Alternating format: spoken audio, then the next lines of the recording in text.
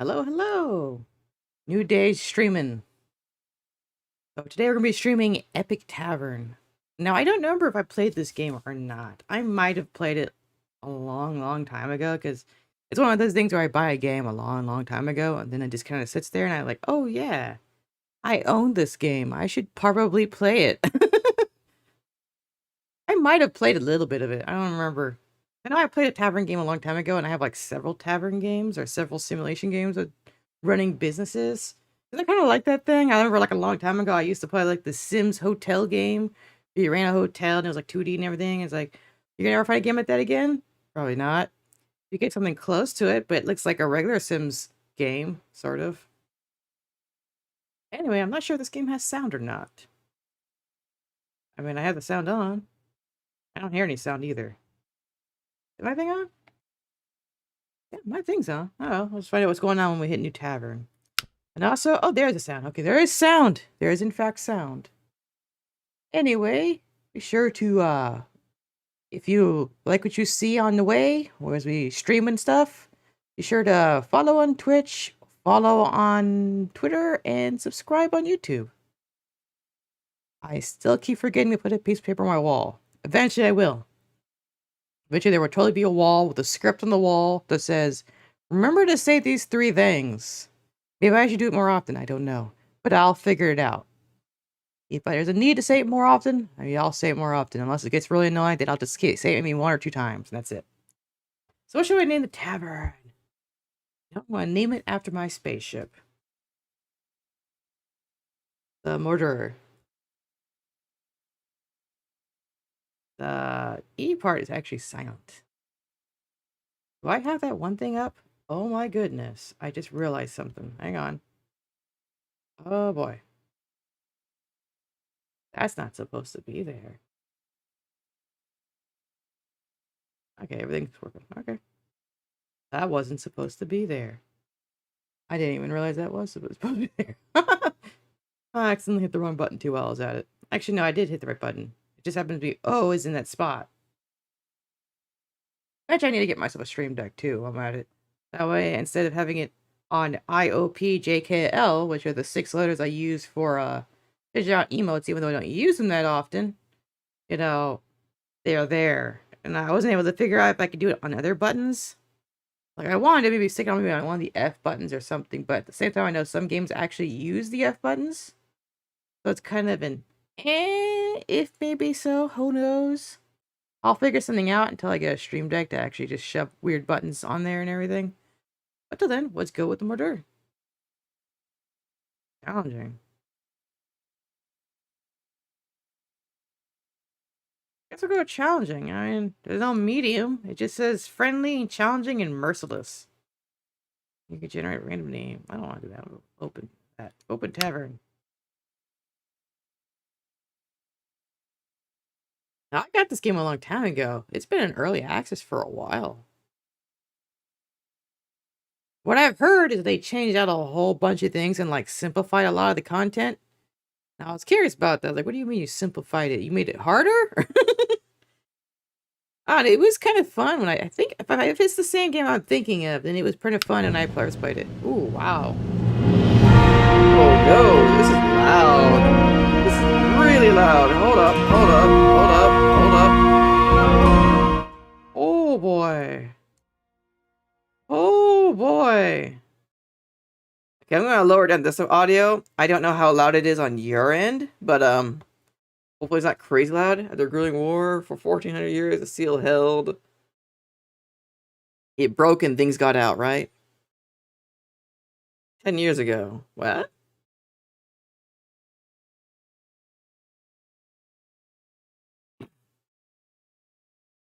One last torch, the Ravaging Four.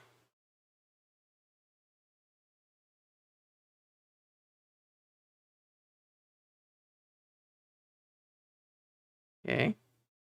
Ain't the name Eric, you and Liquor are the only Ravengers. It makes it sound like we're all... I didn't pick it, Blaze. People just started calling us that. You getting senile in your old age? You've spent half a year trying to get that name to stick. Bottoms up, kids. If Ignatius is to be believed, the Flaming Gate won't hold much longer. Where's Thorgrin?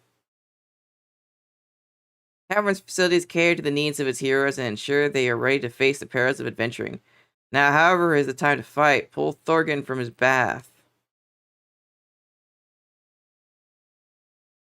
Thorgrin has soaked long enough. Get him out of the bath and ready to adventuring. What? Okay, exit facility to return to Ravenger 4. Are you sure you don't need another hour or two in there, Thorgrin? Hate to rush you. I could have doomed Dwarf some slack. He's a dwarf? All of your half-assed plans, this may be the worst. You have a better idea? Can't say that I do, but that doesn't make yours any less awful. Dinner agreed. My plan is... It is... Like Cassia, do you have the letter and deed? Right here, Merrick. We are abandoning our child. We're doing what has to be done. Besides, we survived worse than this. Okay, not really, but if you die first, I'll raise you as a banshee or something. Banshee? Please make me a vampire. It would look amazing with fangs. Deal. Alright, people gear up. Adventurers need high-level skills to take on tough quests. You can use equipment to boost their skills and allow access to unique abilities while questing. Let's take Thorgrin ready for battle. Select him to set his equipment. Appears to be lacking weapons. Select his opening slot. Give him one. Verdant Cleaver. Oh, I thought he was a wizard. He's a warrior? Okay. What is he? He's the cleric with an axe? Huh? Cleaver? I don't know. I never liked combat clerics that actually go up to in your face and smack you with an axe or something. I miss this place. Pace yourself, dwarf. We aren't dead yet. I know. Enough of the talk. Lycasia, are you ready? No, but that's not apt to change. Let's go. One-way trip, level 10. There's time in 1400 years the Flaming Gate has been breached. The horde of Netherkin are pouring into the realm. Find our way to the Nethercap Mountains and use an artifact provided by Ignactus Mordred to seal the gate before the world is lost. Okay.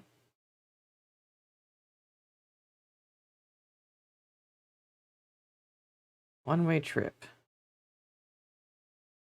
I guess I just grab them? Join party, join party, join party, join party. Preparation hire 20 guild. Several chances to complete the quest objective and surviving the journey. Hope my mic's working okay. Alright, I guess we just go. Accept. Go forth. Hail from the past, ever to a one-way trip. For the first time in 1400 years, the Flaming Gate has been breached, and a horde of Netherkin are pouring into the realm. Right away to the Nethercat Mountains and use the artifact provided by Ignatius Mordred to seal the gate before this world is lost. Oh, oops.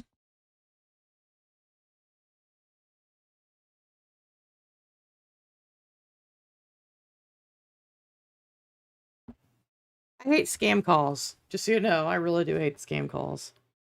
With one final look back at their longtime haunt, Mordred and the Ravenger Four step out the streets where screams of terror echo all around. Our legendary heroes who saved the land of Bjor. This that their final ride will affect the story of the affect the story world and change characters available in your tavern. Okay. Yeah, set forth.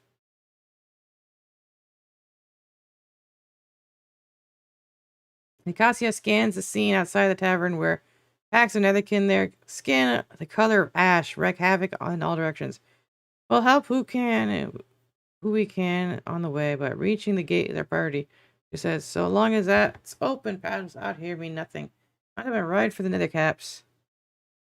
Firing for report. Firing order. Continue, I guess, yeah. Take a long time haunt. Up ahead, flames engulf the Hawthorne home for the criminally insane. Prisoners scream through barred windows as the guards padlock the door behind them. Before fleeing, Blaze don't, Merrick says. But the assassin is already sprinting toward the door, lockpicks in hand. What do we do? How do I do this?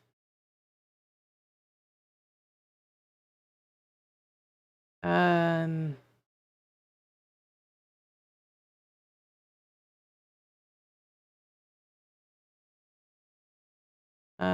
Defensive?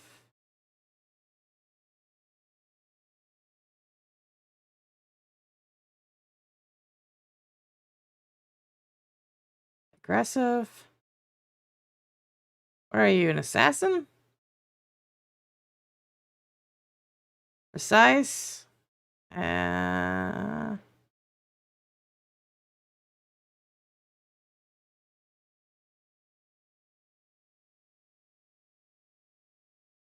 I guess... I don't really know, man. I'll go with aggressive.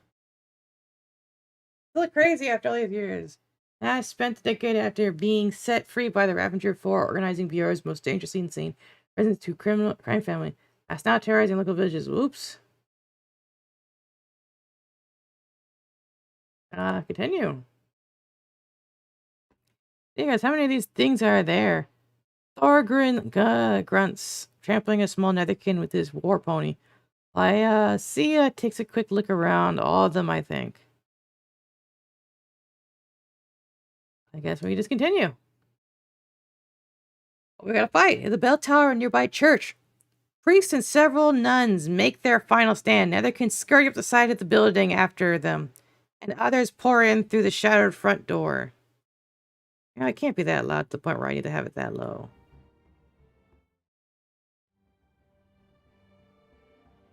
Yeah, there we go. That's not so bad. Volume. Did I have it mute the whole time? I probably had it muted. I tried to make it really low, but I guess too low was too low. It wasn't able to get sound in. Well, that should be fine right there. Let's see. The button and they can scare outside of the front door. Okay, he's a necromancer. Aggressive. Precise. You're a survivalist. Balanced. Oh, they failed. Defensive. Oh, they both failed. Oh. Well, the other two are good. Those are bad fails. They just keep coming. Places hacking through a tentacled netherkin in the overrun village. Eyes on the gate, merit commands. Alright, keep going. If Elven archers protecting a young girl yell out for help. Forward by a grotesquely muscled netherkin standing nearly 10 feet tall. Lieutenant Nightmane shakes his head and leads his crew of human guards towards the city proper. We have our own to protect. Okay. Aggressive. Precise. Oh, that wasn't good. Precise? Defensive? Oh, we win. Okay, we're going good. Except people, I think, are injured.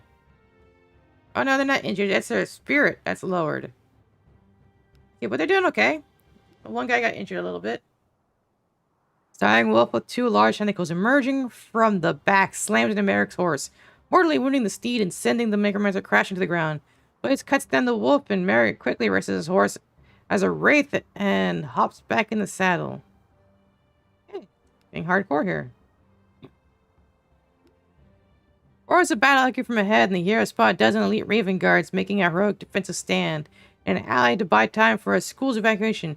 Dead the Kinner piled waist high at the alley entrance. Aggressive! Precise!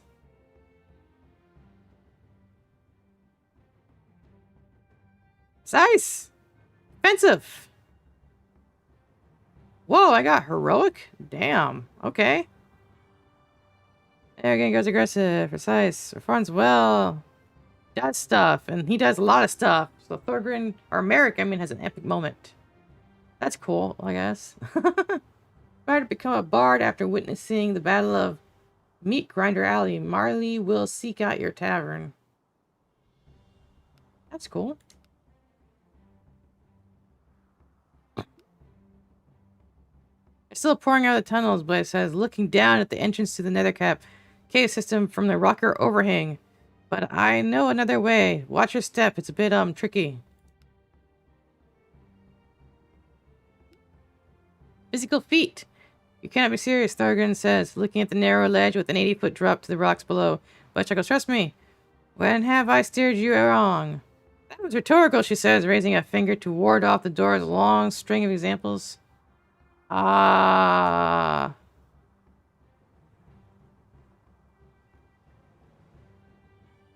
Cautious. Okay.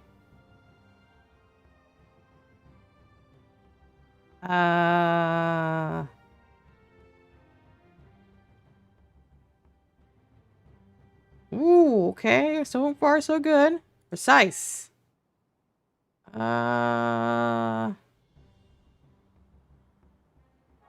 Oof. He's the only one that failed. Everyone else did fantastic.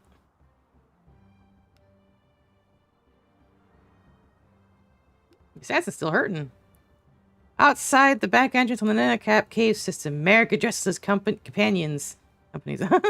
While Thorgrin casts the last of his healing spells. You've done enough by getting me here. If you want to leave now, I swear I will not hold it against you. Blaze chuckles and let you get all the glory. Sorry, man. We're in this together.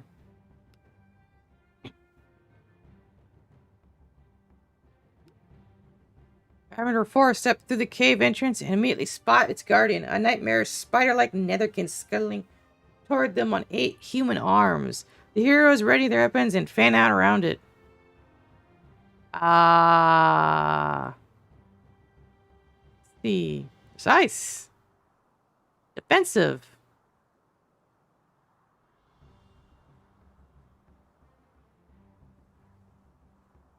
Cautious. Aggressive. Yeah! That was cool. Okay, that worked out really well. With bone-chilling howl, a large pack of mutant wolves enters from the side tunnel and take up a chase. A long straight passageway opens into a large chamber ahead. The heroes make a run for it. The precise.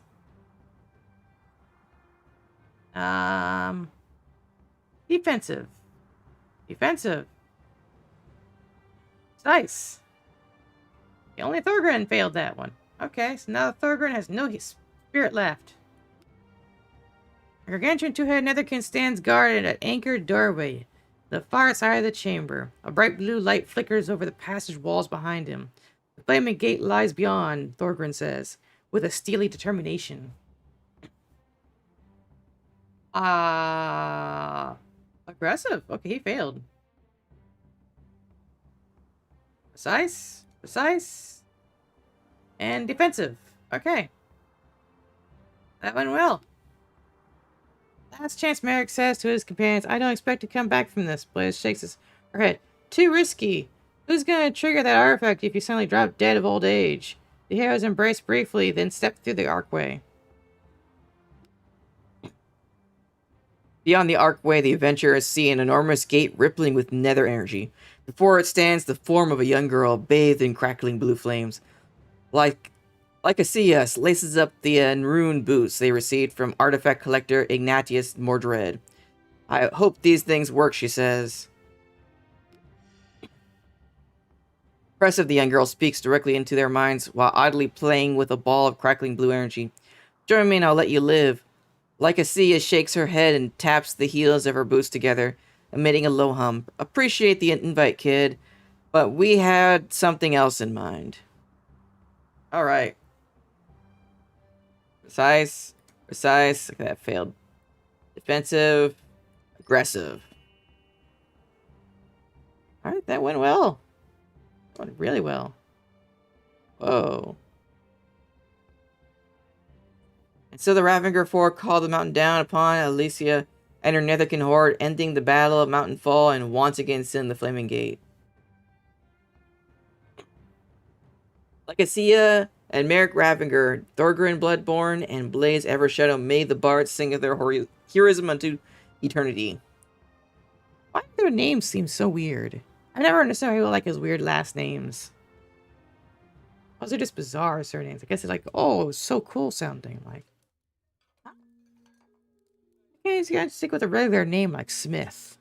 Like, I don't know, Jack Smith. I mean, it means you're born from a blacksmith family, but a blacksmith is pretty close, especially among dwarves. Except dwarves don't use smith in their, they have their own language and stuff, so it's probably something else. Expand and improve the rundown tavern you've inherited from your parents. Protect the realms of Bjorn by cultivating great heroes. One of your patrons have info on a potentially lucrative quest. Click on the patron under the green arrow to find out more. You'll want to jump on this opportunity. Tell me more. Tavern has an unfinished basement, which could be converted into a wine cellar. It would require the extermination of all the ill-tempered rats that currently have the run of the place. But surely there's an adventurer or two who would be up to the task. Might as well get in a bit of a target practice before heading out on a dangerous quest. Kill the rats and old-fashioned way with an excessive display of violence. Trying to kill the rats one by one will take forever. Poisoning the welcome guest in the way is the way to go.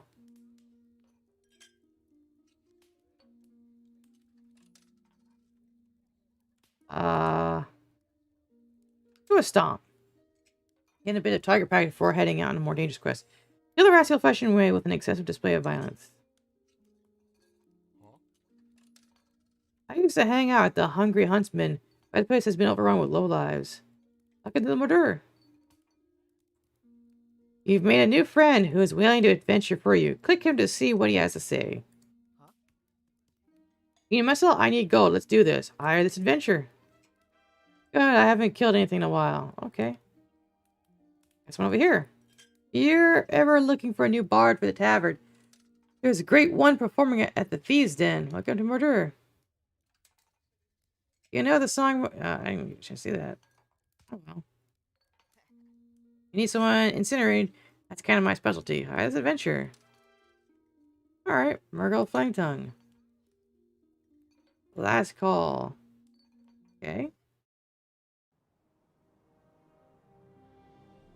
Dump.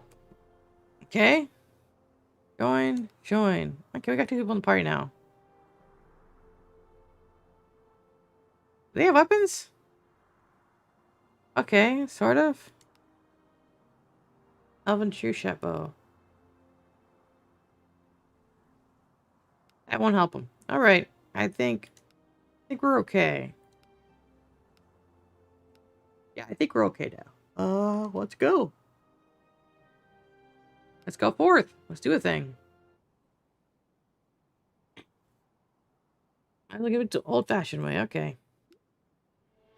Black guy crosses the hero's path, knocking over a tall vanity mirror that smashes on the ground in front of them. They bypass them as by walking under a ladder. Anyone else get a bad feeling about this trip? Brunson says. 5 to 12 experience. And they're demoralized. I clear out some rats from the cellar. Kind of excited to engage in something so stereotypical. Brunson says, rubbing his hands together. Angry chittering greets the intruders as the pack of rats rushes to the attackers. So he's a barbarian, so let's go aggressive. Just wipe him out. They wait out at the front for the regular crew of misfits to shuffle in. The heroes spot a pair of guards taking down a merchant for protection money. They move to intervene, but the terrified merchant waves them away and pays the guards. Oh, okay. Angry chittering greets the intruders as the pack rats. Okay. As far as the heroes exterminate the pesky rats, clearing the way for the new wine cellar. Alright, next day. Go with that. I don't know if there are the options are at. I gotta be options somewhere in the Northern Volume, but oh well. We'll just roll with it. See, today's menu. Mead and Artown porridge. Okay. And they're both demoralized. For day, feel recovery 1. Their spirit is deeply wounded. All because they're superstitious. Well, there's a way to get non-superstitious heroes or something. Business summary. Additional lodging booked. I made 8 gold and that was it. Okay. New rivals of buyout competition. Not a thing yet. Okay. Open doors. Your heroes grow in power. Cool. As your heroes adventure, gain experience and level up. You can guide their progress and influence where they specialize and improve their skills. Use the green plus next to the skill to allocate skill points to that skill. If you change your mind, you can use the negative button to remove the skill points that you assigned this turn. Okay. Influence what they specialize. Okay. Well, you're a barbarian, so your specialty is right someone smashing their face in. You're not smashing their face in. What are you doing? Maybe some endurance too. Oh, yeah, it's you know what? Just one. There we go.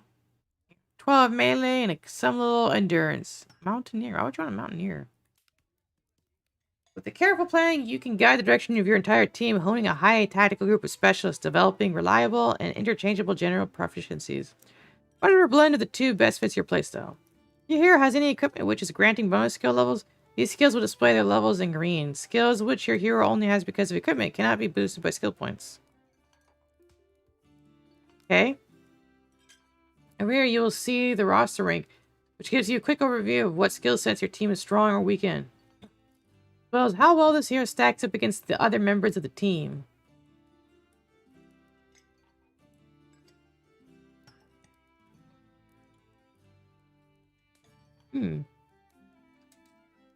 Alright. Current roster profile. Grunson, rank on roster. Number 1. He's tied in the other two things. Okay. You. Now, you do you again? You are some kind of fire mage. Okay. So, I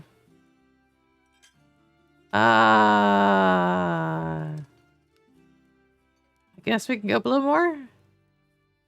Arcane Insight. Yeah, let's go with that. Oh, we can put more in there. Oh, there we go. 10 fire magic and some arcane insight. Yeah, that'd be good.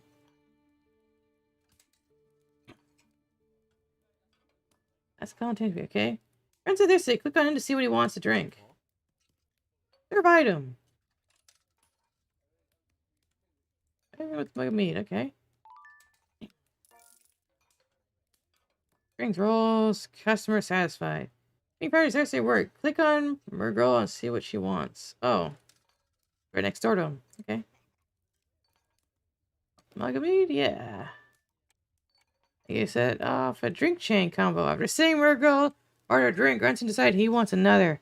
When you see this symbol, it means the character wants to join in on this round. Click them to continue the drink chain. Okay. Serving. Excellent. Reputation bonus plus 2 RP. Role-playing points? Is that what they are? Well done. Drink chain combos are a great way to boost your tavern's mood and reputation. Oh, reputation. While earning extra tips. Try to create the longest chain possible to maximize your profits. Okay. I thought it was role-playing points, honestly. So, funny story about the whole tavern thing. A long, long time ago, many, many years ago, when I first started role-playing, I started off as a fighter who eventually became weapon master later on. So he's a fighter weapon master. He got pretty high up in the levels. He was like really hardcore critting and decent AC, so it was really hard to hurt him with most enemies. He was pretty well-rounded, I'd say that. Not really designed for massive killing power, but not really like a tank. He was just really all-arounder. But he also had some pretty neat charisma for some reason. Like, not charisma, but it was lots of skill points in talking stuff, because this was back in 3rd edition. So 3rd edition, it was more skill-based, which I prefer 3rd edition over 5th edition. I hate 5th edition. I'll dungeon master a 5th edition game, but that's as far as I'll go. I will not play the game. I look at the game, I see the way everyone plays it, it's just, it doesn't look right, doesn't feel right, it just isn't right. I missed the 3rd edition where you had more focus on improving your skill points, and your skill points pretty much had a massive judgment on everything that you did in the game and how you grew, like prerequisites. So you had to have a certain amount of skills and a certain amount of skill points. Oh, not skill points, what are they called? Not trait points, it's something else.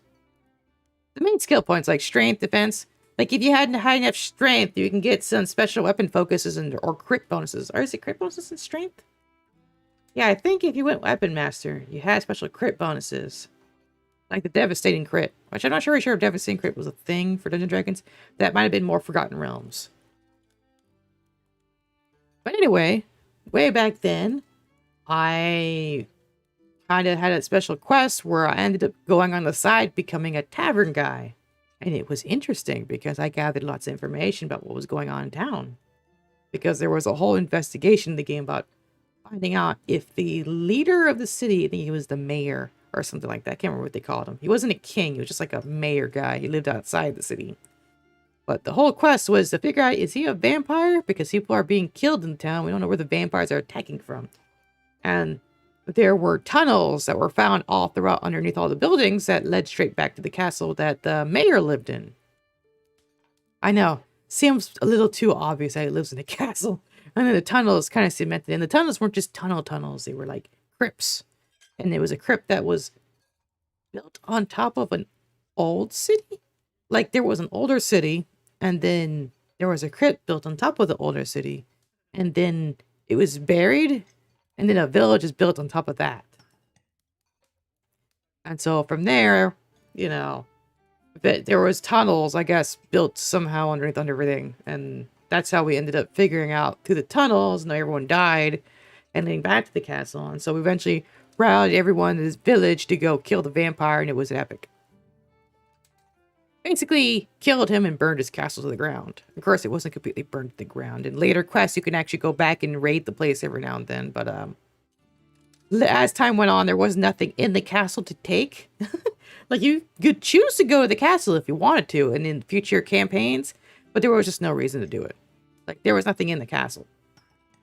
Unless you wanted to break off a piece of wood or something and hit someone with it. Or lead someone there to catch them up with the plot or something.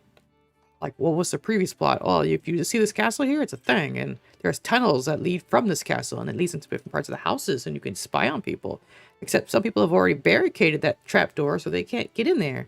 Except for the library. The library had special bookcases that opened up because trope is a trope, and you just can't get rid of trope. So bookcases you can open up, walk inside. Oh, look, bookcase. There you go. But of course, being the tavern guy, you know, I ended up doing that in future campaigns as well, which was kind of funny because there was one time where we had a party, right? And I was working the tavern time for the campaign because, you know, I got sidetracked and ended up falling to this really weird storyline about a monk that cheated on an elf in a drow. And I was so infatuated with it, I ended up getting stuck at the tavern while the rest of the party went off to go hunt down a cult that was sacrificing children. And I was like, oh, okay, you guys are going to go and do that, right? And I was thinking, well, if they come back, well, you know, they get information, right? You know, they're going to get some information about it. Come back, right? That's the idea. That was the plan. Did not go that way. Instead, their characters got emotionally driven, I guess, because, you know, role-playing and whatnot. And they charged at the cult guys. Problem is, the cultists were, like, super high level and had player stats.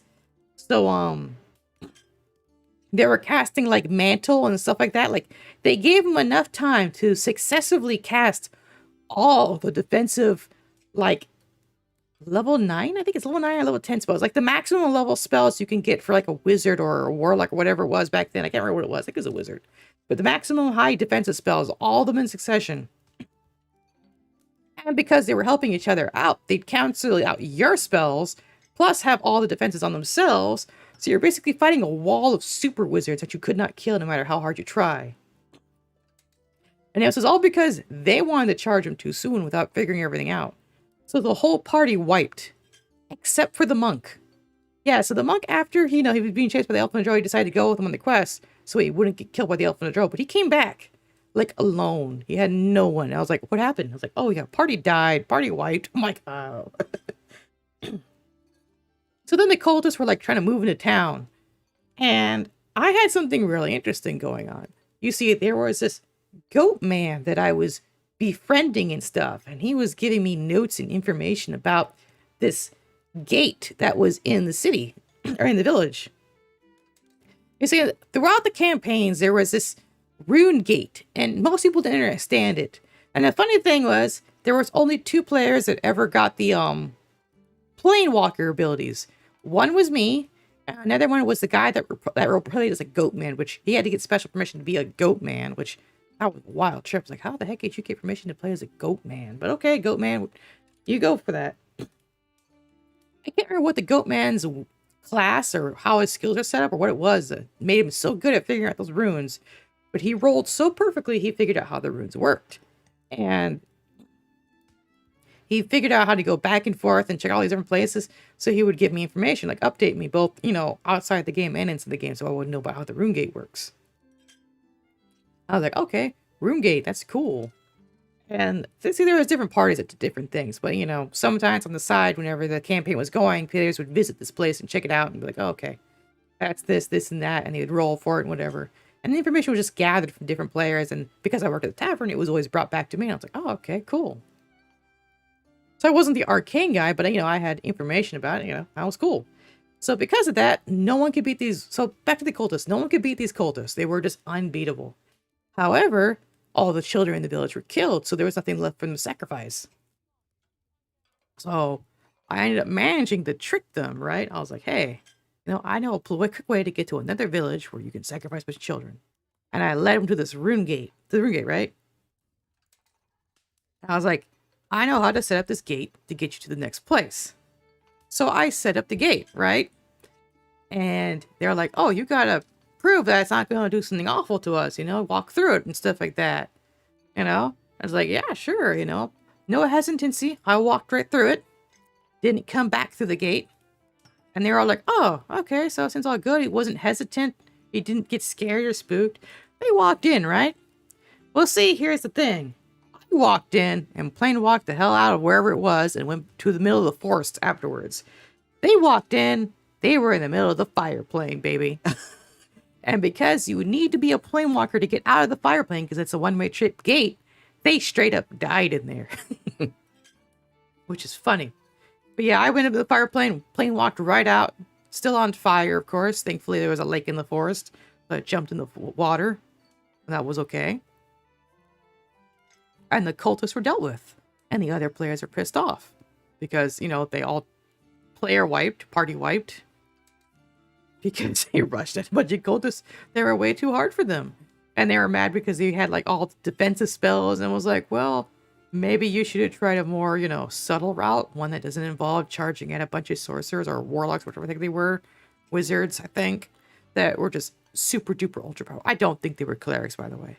Like, even though they were cultists, I guarantee they were not clerics.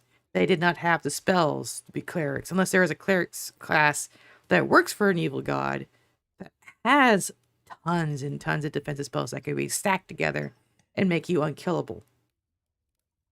Yeah, back in the olden days, Forgotten Realms was crazy, man. I know, yeah, Forgotten Realms was insane back in 3rd edition. Everything stacked it perfectly. Now, the one thing I hate most from Forgotten Realms was the Purple Knight. I have to say this. Every single day, 5th edition Dungeons and Dragons gets worse. The very fact they brought the Purple Knight to Dungeons & Dragons 5th edition is just proof they have absolutely no connection with the fans at all. Like, they brought over the best races, don't get me wrong. They got the good race stuff from Forgotten Realms, so they also got the bad stuff. And they also brought in cool races from Magic the Gathering, which was amazing, but most Dungeon Masters like, no, you can't play as the Magic the Gathering races, even though they're the best made races in the entire game. Like, holy moly, why would you want to play as a stupid bird man? Or that other bird that doesn't fly? Or the fish people that make water walls. I'm like, what the hell? And then the basic human, the one before they made the super focus one, the balanced one's like, oh, you get a point in everything, and that's it. I'm like, wow, that was so terrible. It doesn't make any sense. But they made the focus one where you could be hyper focused into like whatever race that you're playing at, whatever, class style or fight style you want to play. Like I say, you want to be the best rogue ever. The human was the best at it. You get the human, make him super focused on being a rogue. Oh my goodness, it was like a party. Although personally, if I ever made a rogue in the future, if I had a choice of any race I could pick, I would pick the hybrid guy from Magic the Gathering, because you could just build him to be able to climb walls and glide. Or you can be able to climb walls and swim indefinitely. But honestly, I think climbing walls and gliding is the best. Because imagine you climb a mountain, like you gotta break into this place. You climb a mountain and you glide off the mountain. You're like, oh hey, I'm inside the place now. No problem, right? And you're not carrying away this big, massive, baggy, glider with you. A massive glider. You don't have to build one, fly it over. Now it's bulky and sitting on the open. No, it's built into your body. You just jump right off and glide. And if I ever played as anything else, like there's one class I really would love to play. But once more, it's one of those races that most dungeon masters will never ever let you play, and that's the Leonin. I would love to play as a Leonin Rune Knight. That would be so awesome. But once more, 5th edition dungeon masters are a-holes, and they don't like anything fun. They want everything to suck. So it's like, awesome. It all sucks. Thank you. Thank you for confirming how much I hate 5th edition and everyone that supports it. I hate 5th edition, and I hate how everyone's so picky about. It's like, it's official content. Let us use the official content. People paid for it. People, wanted it. And you're just telling everyone, nah, you can't have it. You got to play the lame stuff, even though it's even worse than the original Dungeons & Dragons content. It's worse than 3rd edition. 3rd edition, playing as a human was awesome. Playing as an elf was awesome. I hated playing as dwarfs, by the way. I don't like dwarfs. I don't understand the concept of wanting to play as a dwarf. It's like, oh, you want to be as a bearded dude that drinks a lot. Okay. I mean, I've never actually had an interesting experience with dwarven players. I don't know. I guess their culture isn't as interesting for players to really take it and utilize it in a way that really sticks out and goes, wow, that's really awesome. But when players play as elves or humans or anything that's not a dwarf, they can play it up pretty well. Like lizard folks, I have seen so many people play as a lizard folk, and they do amazingly well. Even in 5th edition, they've taken the lizard folk and done a fantastic job with it. Especially when you have a really good dungeon master that lets you have fun with lizard folk and do really cool stuff with it. That's awesome. Also, I should probably play the game. Lots of stuff going on. It's like, oh, I'm talking all this stuff. I got carried away. I'm having fun, I miss playing Dungeons and Dragons. I'd love to play it again, but it's just, I don't like the dungeon masters, and I don't like the way people are so strict with the rules and just a bunch of killjoys. I said, like, back in the 3rd edition, that's when the really good dungeon masters existed. That's when the really good storytellers existed. That's when a lot of things are fun, and that's when a lot of the creatures weren't nerfed into oblivion, like the Glabrazu. The Glabrazu is the best villain in any Dungeons & Dragons game ever. Then they nerfed him into oblivion in 4th and 5th edition. 5th edition was the worst. They took away all of his good abilities. He used to be able to do lots of cool things. Now he's kind of lame. Like, personally, if I ever used the Glabrazu in my own games, I'd make him, I'd give him all the cool abilities to make him awesome. Also, is that a hole in this? Oh, no, that's not a hole. That's just thing selecting him. Okay, so... okay. This guy. Serve item. Yeah. Great. Yeah, let's serve him.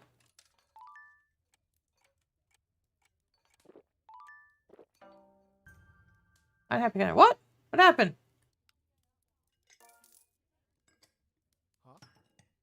A rumor which will pique your interest. Tell me more. Our town distillery company has put out a call for heroes to help dispatch a river monster that's harassing their plant. In exchange, they'll provide the tavern with ADC's infamous scorpion shots. There's a bit of asking around yields 3 leads on potential new beverages for the tavern, which will be River's Edge. Your guys' most famous taverns, Hungry Huntsman has a signature drink called Death's Kiss. Steal the recipe and rebranded. Having an honor of your parents, American. Let's see. Leatherberry moonshine isn't legal in the legal sense.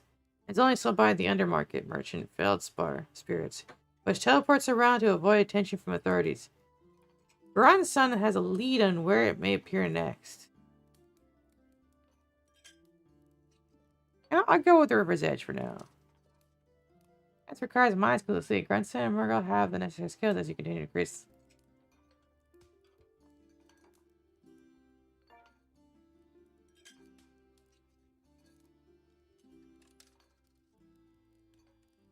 I'll go with combat for now.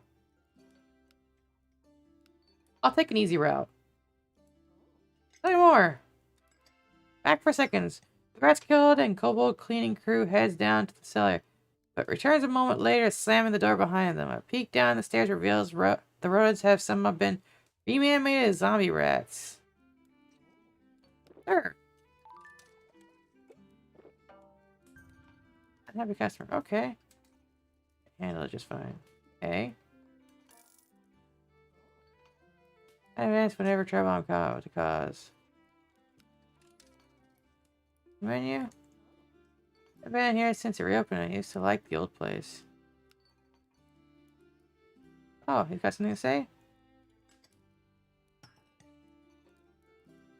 I have a full roster?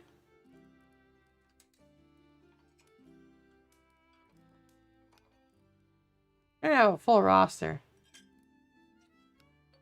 They decline for now. Never find him. He still hates it.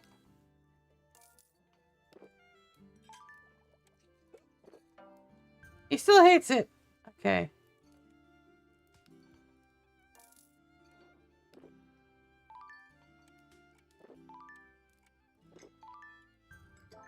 Excellent service. Okay. 81 roster slot. Okay. Oh. Higher adventure. Okay. It's now we have 3 people. Okay, that was awesome. Okay, I like that. Please let me drown my sorrows in peace. Like the murderer. Oh, beans, bro. Got a weapon master. Ooh, weapon master. Weapon master. Just like I was when I first played Dungeons and Dragons, or Forgotten Realms, my bad. It's the same game. I don't care what you say, it's the same thing. But yeah, the weapon master. Although I wasn't chunky side with my character though. Decor. Alter Tavern's appearance. Summary of Tavern. Can I? Can't do that. Summary of Tavern, I think we need finances. Okay. I'd say that's the last call of the day.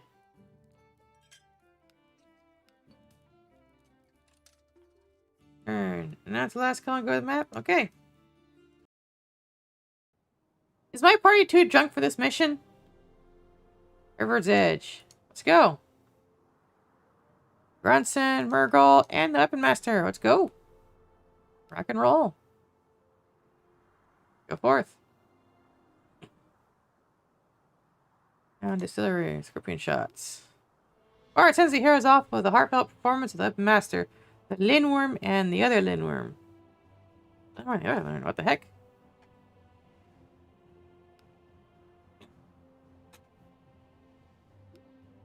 Traveling near a lake, the party is surprised to see a woman emerge from the water. Care for some, she asks.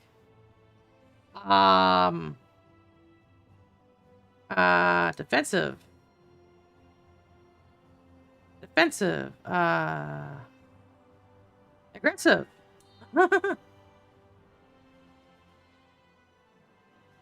Andal hesitates at the edge of the lake, noticing how pointed the woman's teeth are. Maybe later, she says. The woman lets out a blood-curdling shriek in response. Classic siren behavior, grunts and babbles. They say the sirens first appeared during the War of the Infernal Breach, perhaps the result of... What? Eindel gained 1 level in lore. It was Eindel. Oh, the Weapon Master. Ooh. Hey, that's pretty dope. That sounds about right for when I played Weapon Master. You know, I was really good at getting lore and all that stuff. See, Weapon Masters are great. A cloaked figure stands in the shadow of the Mage College, claiming to be a student. They request the heart of a virgin for a friend.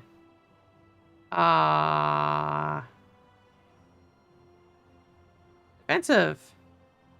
Aggressive. Oh, yeah. He succeeded. Big ass student. Why virgin heart? No reason. He spawns nervously. I guess it's supposed to be pure or something. Like, my friend just wants to get rid of her acne. Merkel recommends regular face washing and walks away. Pretty extreme. The party arrives at Ardtown Distillery Company and is escorted down an uneven pathway to the shore by room mistress Petra Runkov. Spend a bit of time at the water's edge, and that twisted beastie will pay you a visit, she says. Kill it dead, and I'll hook you up with scorpion shots. Okay. Aggressive! Aggressive! Aggressive! Okay, that failed massively. Oh, I still won.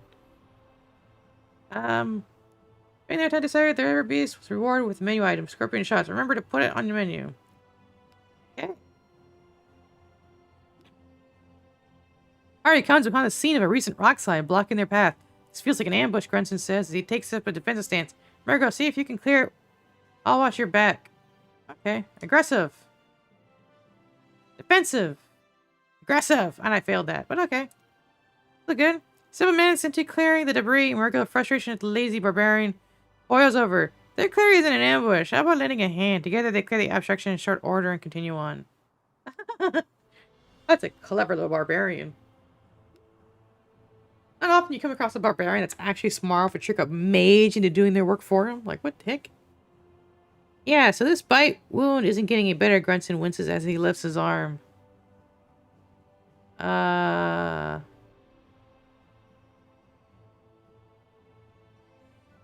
Nice. Aggressive. Aggressive. Here now, I know a trick. Angel says, walking to a nearby burrowberry bush and plucking a few berries. Rub 2 of these on the wound and eat the third. In that order, it works every time.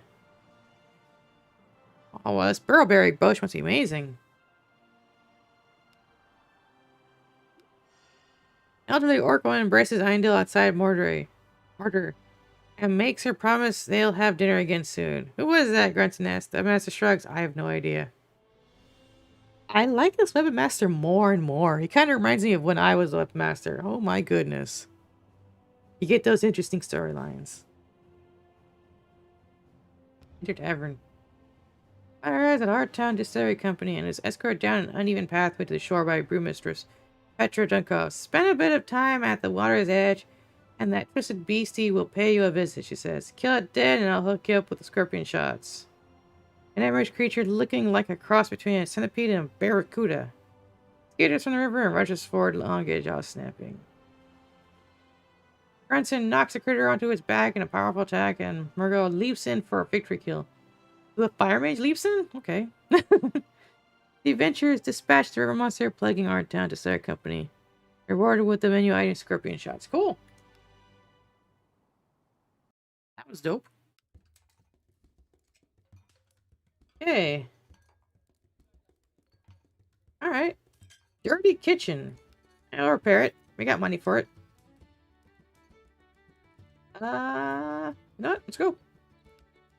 You hear the growing power. Two-headed snowman. Okay, so yeah, we'll keep her on the up high. And let her just vaporize everything in her path. Make sure she's always good arcane sight. You got Grunson, who is supposed to be great at attacking and great at endurance.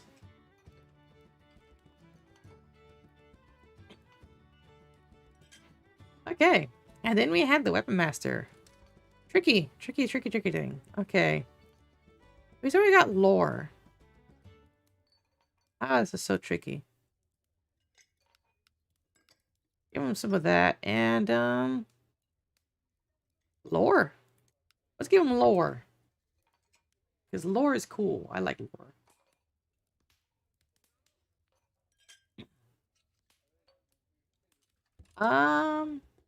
Is there a way to save game? I'm curious.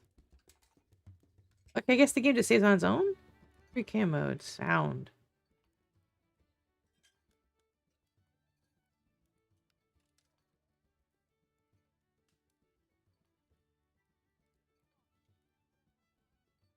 That was interesting.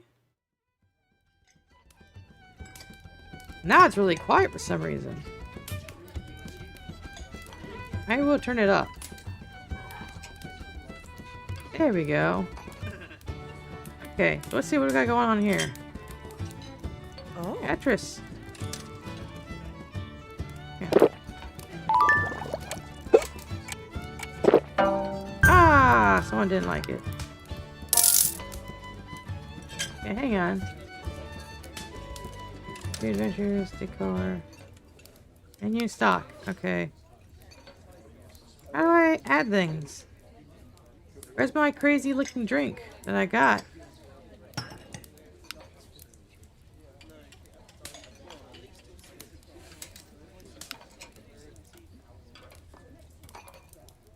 Um.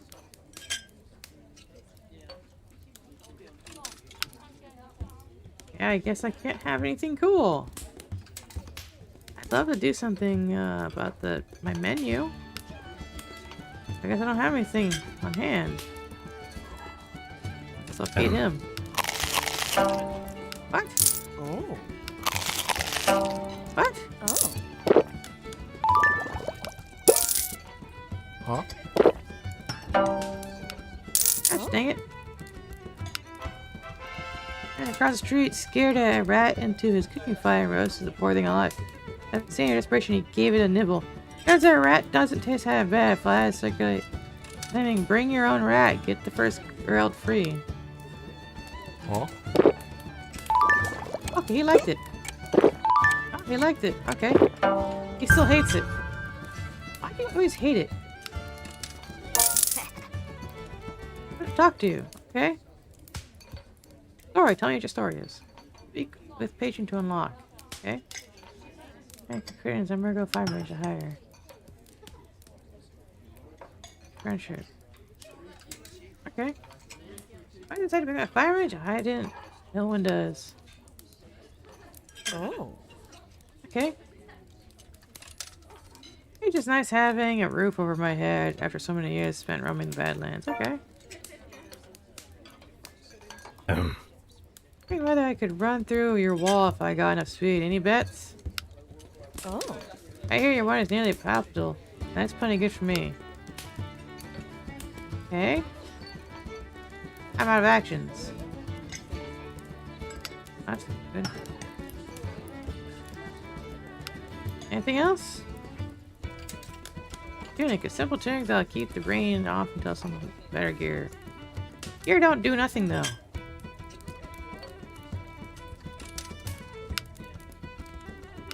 You get up in the snow. Armor. I don't have much to give the master. Oh, that's barbarian, that's why. Okay, never mind. Oh.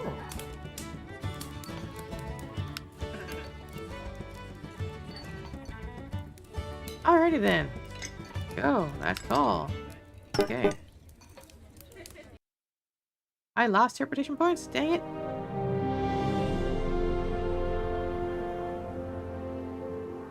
Back for seconds.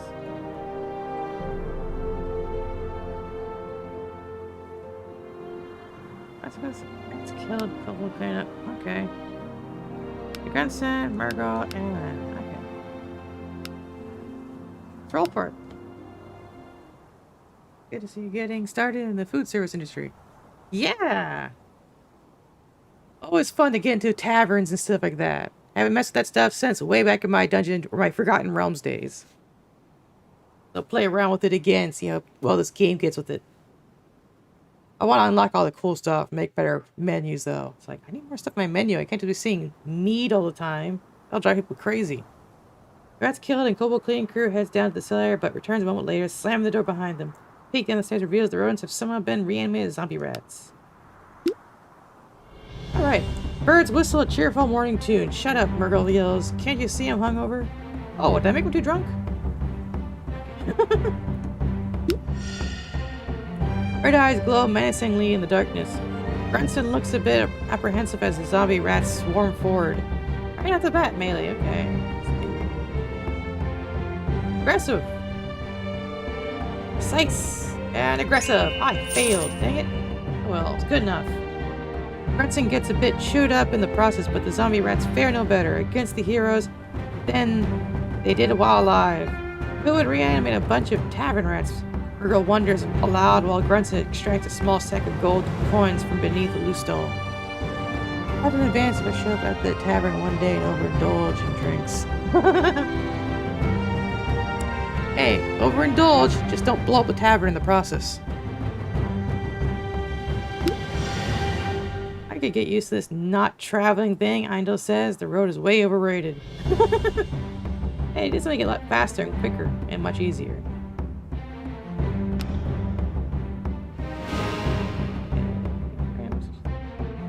Hey, my Cellar Tavern upgrade is now available for purchase. An expansion to your tavern will allow you to carry more drinks. Awesome, so now I can have more drinks. Chimers were murdered. Or re-murdered. Maximum spawn is current. Why are they all demoralized? And he's moderately wounded? Dang. Can I put them to sleep or something? Like rest? I don't know. Lightly wounded. Treatment available. Additional facilities or upgrade required. Oh. I can't help them with that part. Ooh, he's really badly wounded. Dang. Oh, backed out outhouse. Fix that up. Open door. I spilled that, yeah. Spilled it, yeah. Okay, so we got that. Okay, manage this facility. Let's do it. Wait, upgrade your wine cellar. Well, I want to add drinks. How do I add drinks? Expansions.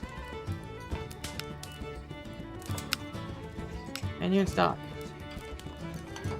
I didn't do anything.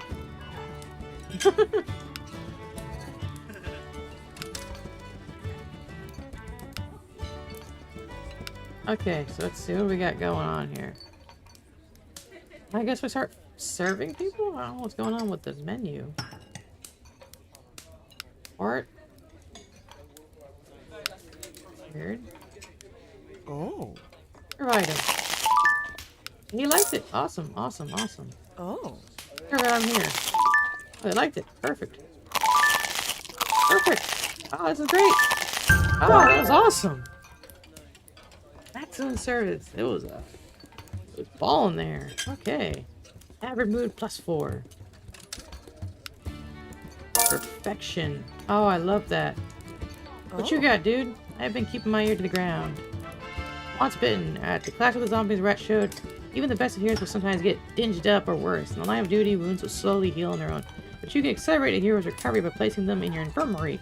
Once you build one, that is. Alright, keep that in mind. Oh. Remember it came to me recently. Any more? Small farmer's market is set up across the street. Perhaps someone there can shed some light on our rat reviver. Okay. Decline him for now until I can make him more awesome. Huh? I get him. Show me from my place. I liked it. Oh, he loves it. Loved it. And perfect. Oh, maybe I can get enough to get him. Let's see if I can try that again. Huh? Revive him. Ah, that hurt. Hey, tell me about you. Fire mages are born this way. Arcs have an expression for it. The closest translation being burning from within. Huh? Okay. Man. He liked it. What? 70%? Oh. I want to talk to you. I have a good head for business now. That wasn't always the case. Huh? There's the potential in this place. Expand the kitchen. Hit the walls. Kill whatever the thing is crawling across the bar. I don't know what's crawling across the bar, but I'll kill it eventually. Oh, you want a drink? The drink. Let the drink. Ah, ruined it. So good. Out of actions this turn. Announce last call? Yeah, let's do it. I smell a rat. Once bitten, Bior. What was it again? Once bitten. I want to do this one.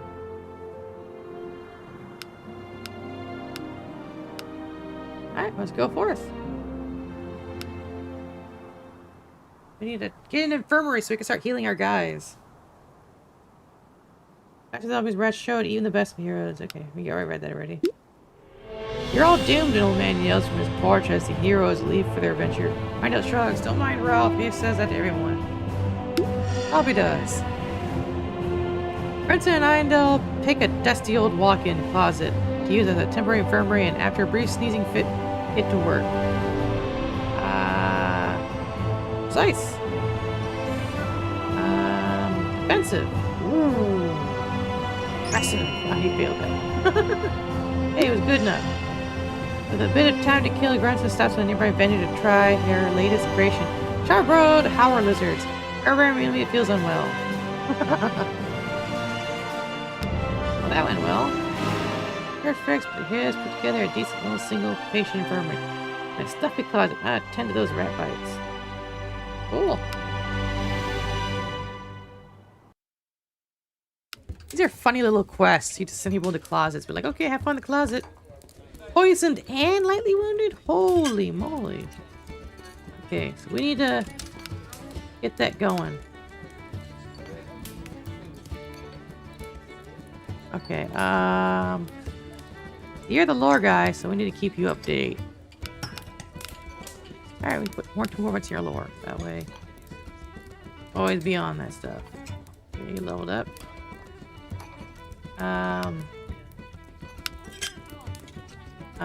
Was I supposed to do something? Can I not build an infirmary? There we go. Infirmary. Build it. Yes. We're gonna put Grunson in there. He's bad. Like, real bad. You get in there and stay in there.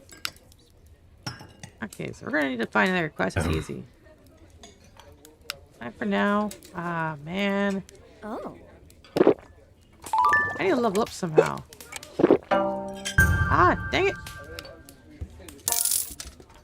Huh? I got money for it. Man, I shouldn't be happy about that, though. I mean, dang it. Really, buddy? Oh.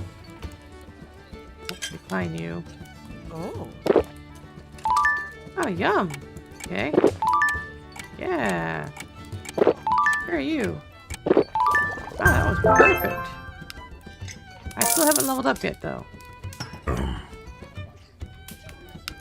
out of stock. What? How do I get more items?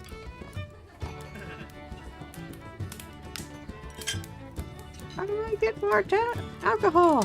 Final profit, negative 55. What? Where's my prop mead?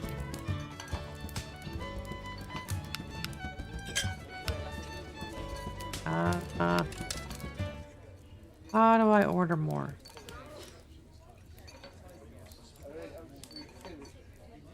I order more. Oh. Oh, now I can hire somebody. Dang it, I wanted him. Oh. Any more? Attic is wasted space at the moment, but a bit well with grace. Also, recruit a couple volunteers to check it out. Okay, that's a start. I can do that without killing everybody. Oh. Don't want you. Okay, I'll talk to you. Nowadays we understand more about pyromancers, but I was born into a different time. Which I thought was a curse. Dang it. Ah, I don't know what to do. How do I get more mead? Not decor.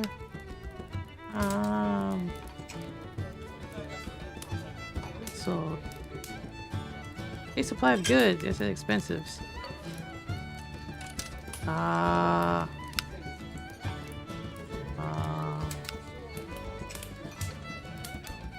Probably something I can do. Oh. Armor? That.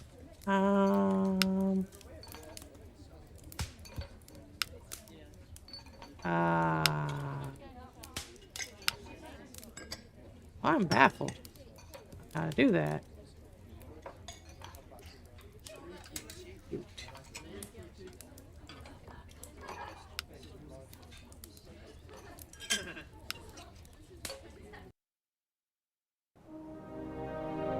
Okay, so the is a space element with a bit of old grace could transform into a usable room. Why are we fighting for that? Well, that's a way to make money, so might as well. Or I think they'll be fine. They'll be fine. They'll do it.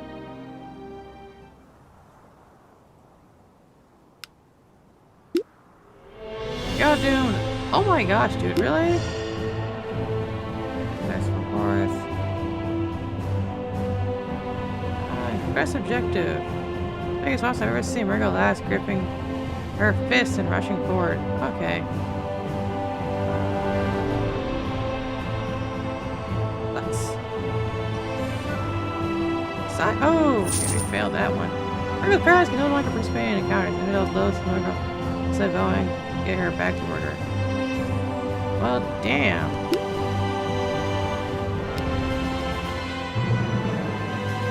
Shoot, with press rewards. Okay. It's an infirmary upgrade that will cure paralysis. Great. Okay, that was terrible.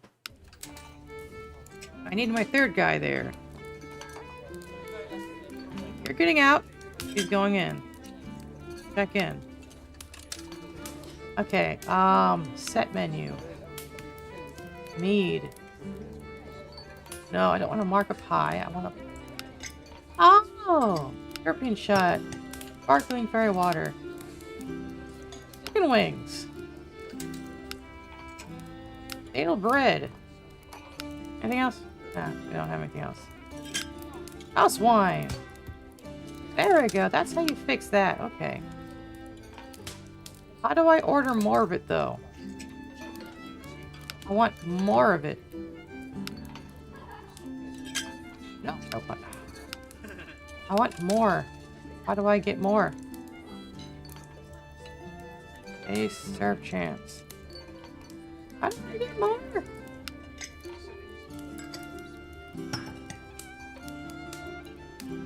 Nothing noteworthy. Oh, I don't have any more of it. Manage goods. I need meat. Oh, there we go. Order. Come on, order. One.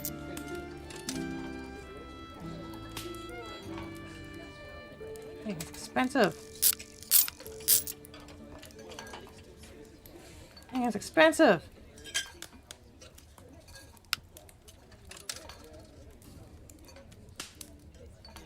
Wait.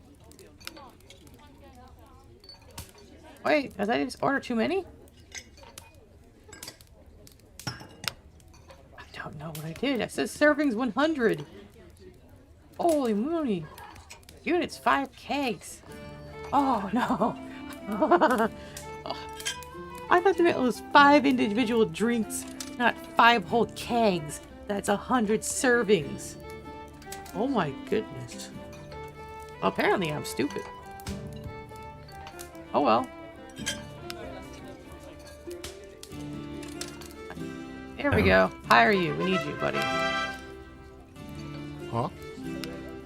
Oh, we don't have any more. Can we get you something else? Do people want something else? Can I offer you something else?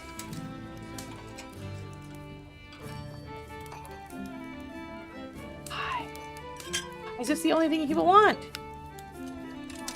I am ordering more. Why do you people want mead?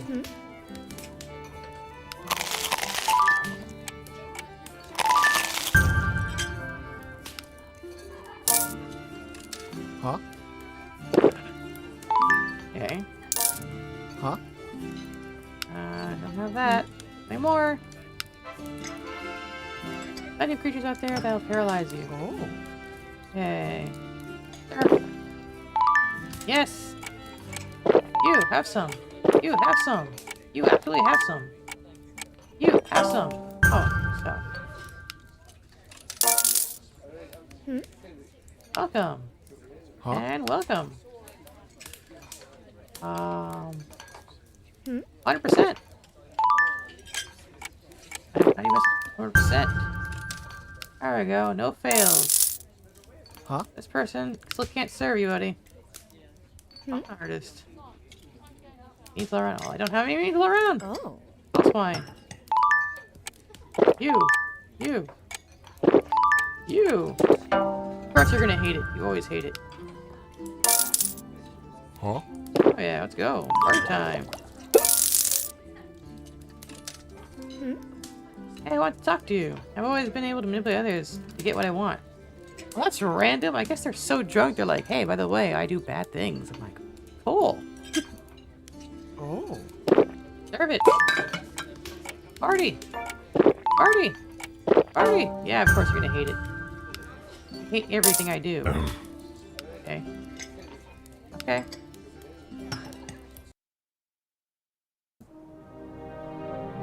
Now I have a problem. I can't go back for that one?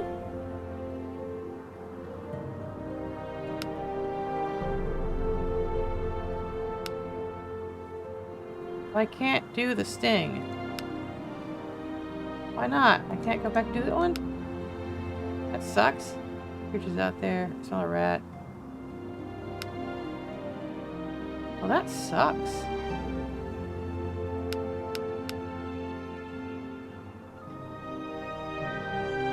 Okay, that should do it. I'm not getting the attic now. That's terrible. My small farmer's market across the street. Perhaps someone there can shed some light on the rat reviver. Everyone's for us, barkeep. Iondale says as the adventurers pack up for the journey. We'll be back before you know it. Alright, let's rock. Approaching the farmer's market, Durgam says, we better find this necromancer soon. The rats are bad enough. If they start reanimating our dead flies, we'll be in real trouble. So we're gonna start fucking around. Let's go with Dice with the assassin. Defensive and aggressive. Beans. You'll be trying to hog more than you're taking treasure this time, barbarian, Iondale says. Benson looks offended, snapping back. You got your share. That's my fault you spent it all the first night. Awesome. Farmer's market. Long Beach rats, chuckles, Lucas. The fishmonger, a vendor. He recently had a summer problem. You should talk to the fortune teller, Amelia Mortalis. Go easy on her. Just trying to help in her own weird way, okay?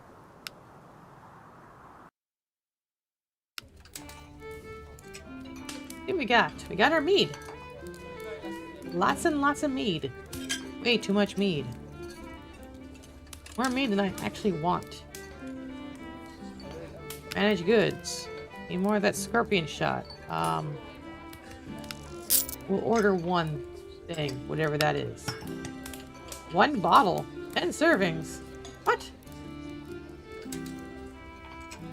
Alright, you know, I'll go with it. I'll take it. I'll take it. Open doors. Great. How are you doing? Paralyzed still. You're in your own power. Alright, so what do you do? Stealth. Box. Scouting. Ah, man. I don't know what all I want. I'll get you some fighting. Mainly want you to be a mindy guy that does all the cool mind stuff. Okay, you're still paralyzed. Can't do anything for you. Menu stock is better. We got stuff for everything. Oh. Can't hire you. I can serve you mead though. Serve you mead. Shoot. Oh, that worked out well. Oh, that worked out even better. Oh my goodness, that worked. Okay, that was a really good roll. Oh. I want to talk to you. I ran with the Morrow Sucker clan for a few years until the incident. What incident? Just kind of leave me in the open out there, man. Like, huh? You loved it. Good to you. You love it. Cool. You want food? Oh, you love the food. What do you got for me? Yeah, class, I have something that might interest you. Helper appears to be a young fortune teller named Amelia Mortalis. How should the heroes deal with her? Reanimate her. This needs to end before the nutty necromancer figures out how to make more profit on dead and the tavern gets overrun by rat wraiths. Rat wraiths? Holy cow. Try to negotiate with her. Locals think Amelia is mostly harmless, but she's apt to get someone killed with their undead animals. Deliver a forceful warning to the necromancer to stop her foul experiments and never again mess with the tavern. Try to negotiate with her.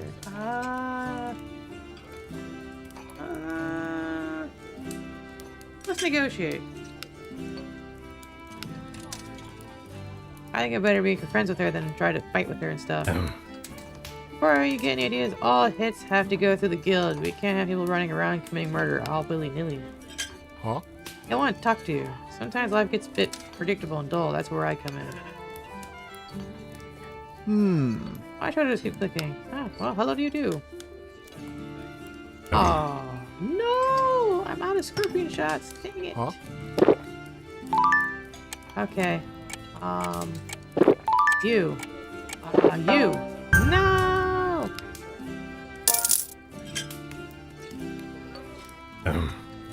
Can't give you anything.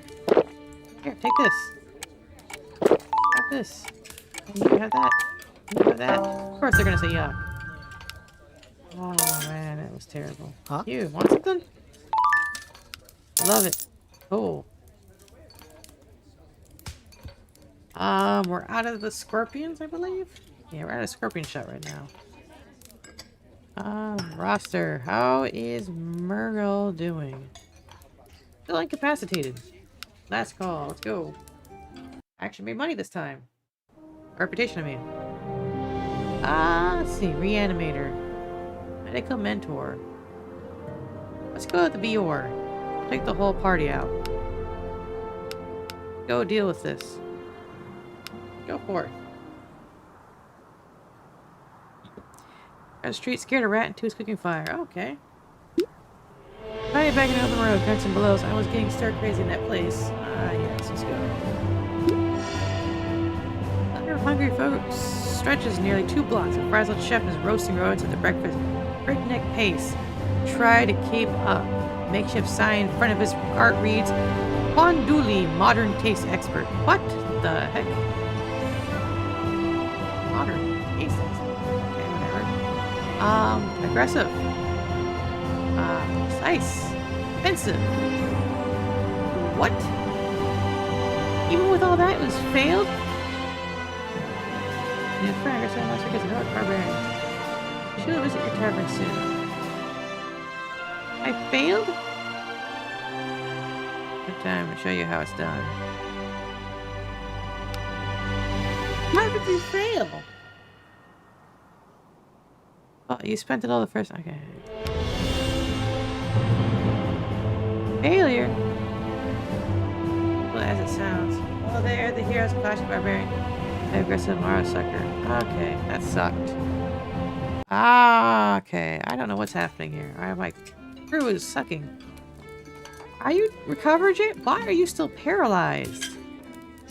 This dude's infected and nearly dead. I'm not dead. He's just infected. Okay, never mind. Okay. Oh. What's up?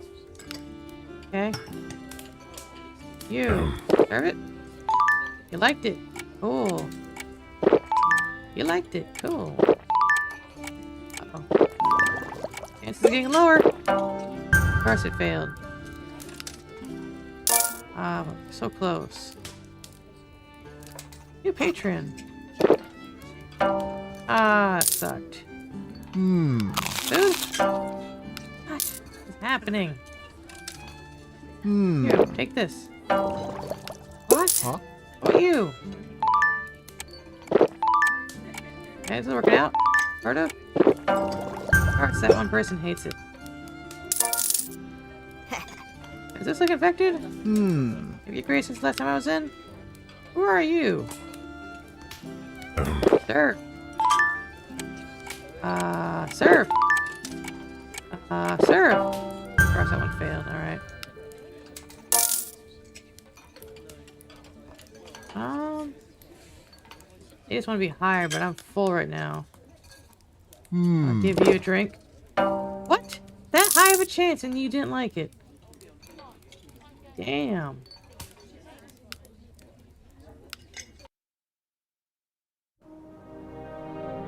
Brutal. Medical mentor. Please don't suck. We don't have our mind person that can actually do something about this problem. Creatures out there that'll paralyze you a whole lot worse than Gorgon Wasp. Great Infirm will allow you to heroes up. Oh no. I think I'm forgetting something. Grunson says, realizing in his air, he darts back inside and she returns. 2 days later, wearing his tunic. Wait, he was naked? What?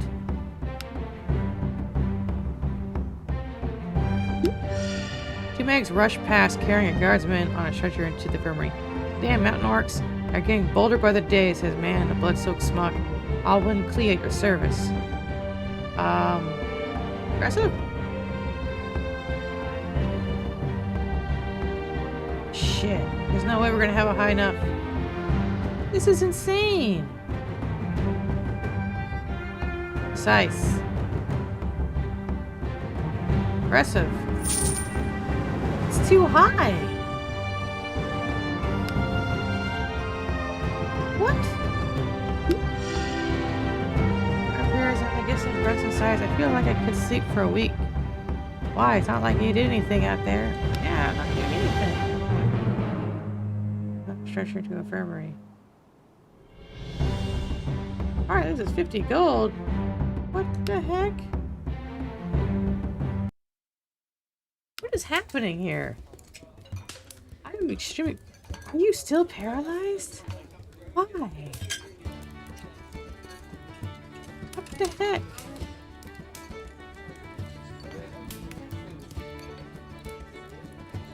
Huh?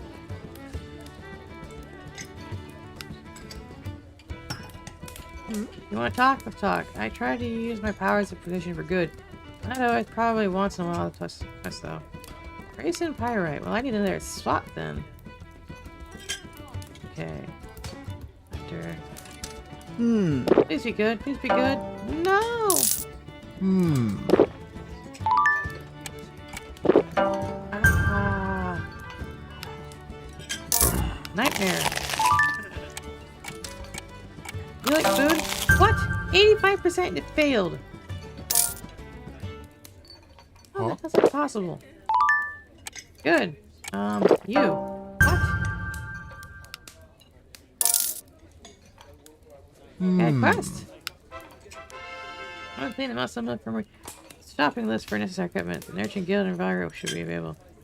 That's it. Level 2. Finally, an easy one. Okay, we fed him. Why? Today's a bad day for feeding people. Okay. Oh. Why is it yuck? Huh? You. Enjoy it. Enjoy it. Enjoy it. And you hated it. Okay, you did. It was food.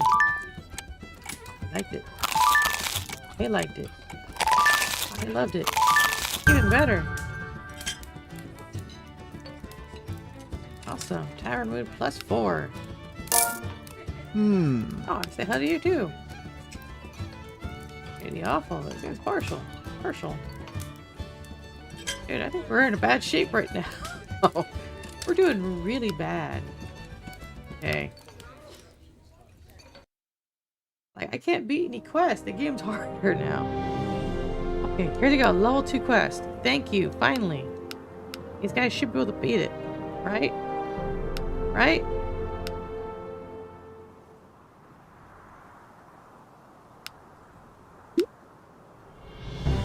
Lightning flecks storm clouds, flash in distance. If we keep a good pace, we should be able to beat the rain. Do Gorim says. Set forth. He feels uneasy and says, guys, hold up, I have a bad feeling. Aggressive! Defensive? What? Oh my goodness. Oh, the skin of our teeth, we won that. Chapter opens suddenly ahead of the party. Dogram knowing about that was a little creepy, but I'll take it, Heindel says.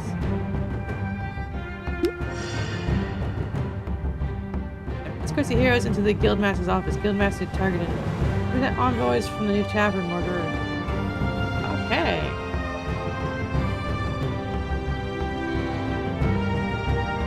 You people aren't talkers! Impressive. Nice.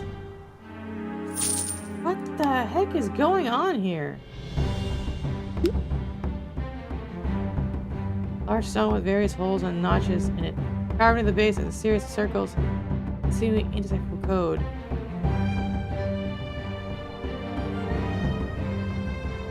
Perfect. That's up. Yeah, there we go. I know this is the whistling sound coming from the holes. Master climbs the giant instrument and directs the party to cover different holes, produce different notes. Melody emerges in chest, becomes visible. Yeah, this is reminding me more and more of my good old days when I was the weapon master. As I said, like, I used to work in the bar and I was also the guy who gathered information about that rune gate thing. Money gatherer. I got it, which money really got it for me. And I put it together. Oh, okay, this is how it works. Cool. Put a whole cult squad with that. Man, this is a really cool weapon master. I miss the days of those. I used to play 3rd edition. What if nostalgia? I just wish we didn't suck at this. I'm so happy to see more dirt. Come on, second home to me. Blah, blah, blah. Dude, just... I want to win something. What's in the chest? Honey. Stay.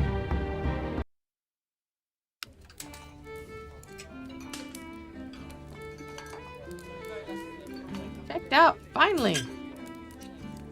How about his affection? He'll be fine. Oh yeah, I need to get stocked. Oh dang, hang on.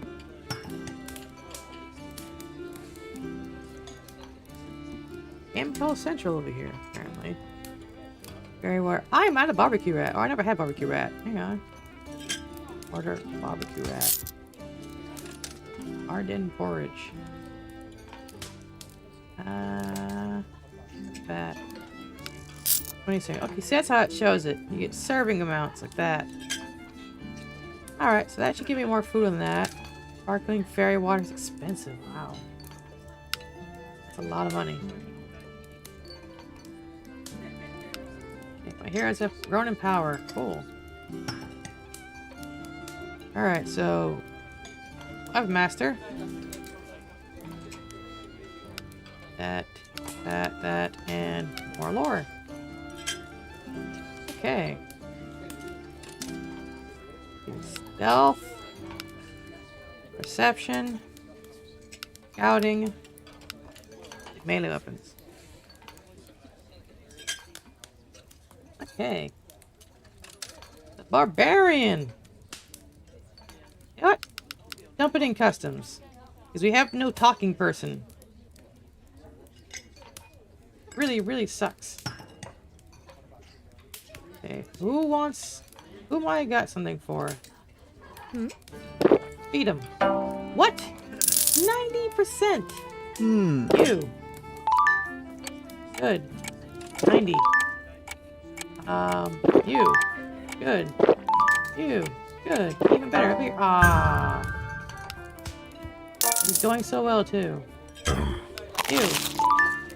Yeah. You. Yeah. You.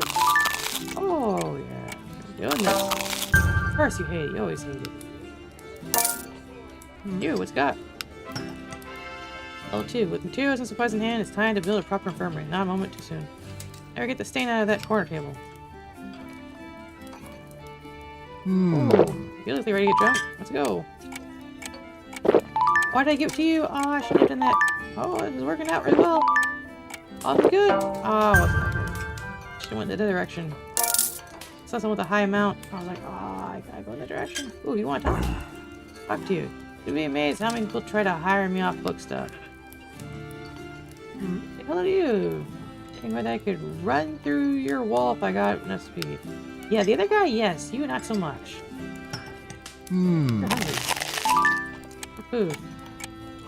You get food. You get food. What the heck?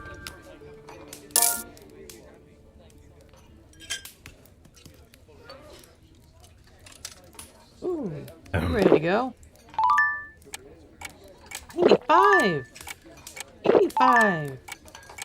45! Dang it.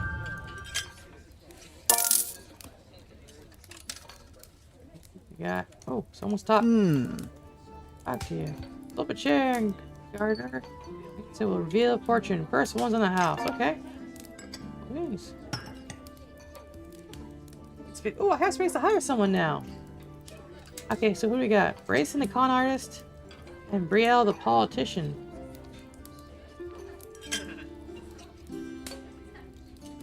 Oh, a politician, a con artist.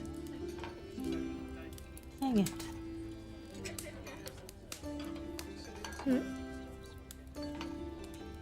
Oh. Oh, I will hire you.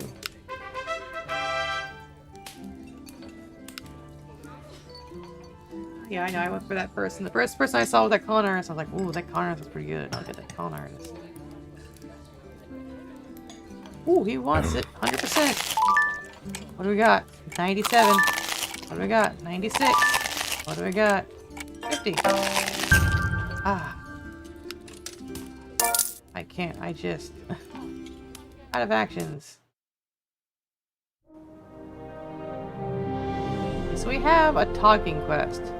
Let's send people who are high and talking out. We'll send him, Brunson, Margol, and the assassin. That should be good enough. The fourth. So the con artist should be able to pull this off, no problem. Why does the con artist have a red triangle on them? No idea, Durgam says. Let's subcontract younger adventurers to go for us, then drink all day instead. That's actually the smart thing to do in a Dungeons & Dragons game, because most players, they get a ridiculous amount of gold. And the thing is, a lot of players, if they don't understand how the money system works in the game, they think, oh, well, I got like one piece of gold, that's not going to be able to pay for anything. Reality is, that one piece of gold in game is worth a ton. So if you have like 5 pieces of gold, you're basically the richest guy in the room, basically. Anywhere you go, you're the richest person. You could buy a whole group of bandits to do your job, to do the job for you, you know what I mean? Like if you have to go someplace where you're expected to fight a large group, find a group to hire. Find a bandits. Find something, you know? And if you have high, you know, charisma or something, you could talk them down to a lower price, discount it, you know? Convince them, hey, this would be great for your reputation. Now, realistically, in real life, do not use that as a intent to convince someone to do something for you. Like if you go to an artist, you go, I will spread your name around, discount my price. Like, but look at you like you're crazy. That's the reality of it. It only works in video games and Dungeons and Dragons. You know, and that's if you can roll well. If you roll really well and with your high stats, you can pull it off. But in real life, don't do that. Don't do that. Alright, let's see what we got. You know I'm here, Brayson. Okay. Oh, the stats aren't high enough. Oh, 16 right off the bat. There we go. That's good. Oh, that's bad. Oh, that's bad, but we got it. On the crazy side, but Necromancer knows her way around death. She plans to stop by Murder for a drink. That's so you can befriend her and add her to your roster. Sounds good to me. I don't have the room for her. Found the crime order comes in view. Home sweet home. Yeah. Yeah, I'm here, baby. You have it. Do you know how many rats are murdered each year by newbie adventures? It's a lot, and I try to do my best to offset the crime and steal the cash and run face any future rats. And I'm sure. So that's an interesting concept right there, the whole rat problem. Like a lot of people don't think too much about the starter quest. Like usually in a lot of games, a lot of like I think it was Baldur's Gate 1 or 2. I think it was 2. Baldur's Gate 2. Like immediately starts you off, hey, go in the basement, kill rats. I think Diablo 2 did the same thing. I can't remember. I know a lot of games you just go in the basement, kill the rats. But no one ever really thinks about the rats too much. It's like, oh, it's an annoying quest. Well, I'm not thinking the more political side of it, or not political, but the life side of it, you know? Everyone's killing the rats. You don't think someone eventually is going to be thinking, you know what, I want to help the rats. Like, one of these days, there's going to be that guy that everyone made fun of and bullied. Like, let's say your character bullied someone in their previous events before they started on their adventure, and then that person ended up becoming, like, a loser, sort of?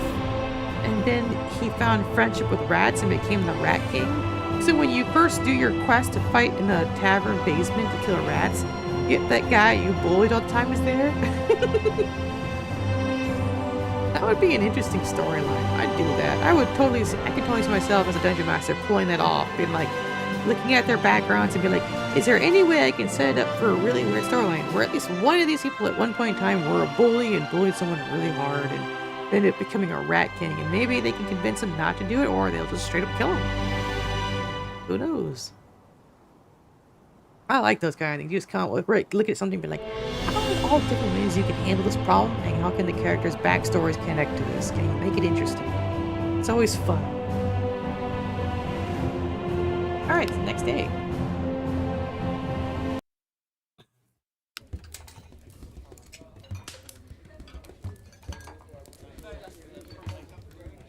see. I've been streaming for, I think, an hour and 42 minutes now? Yeah, an hour and 42 minutes now, okay. How much water is the question? I got 2 bottles of water. I'll drink one of them.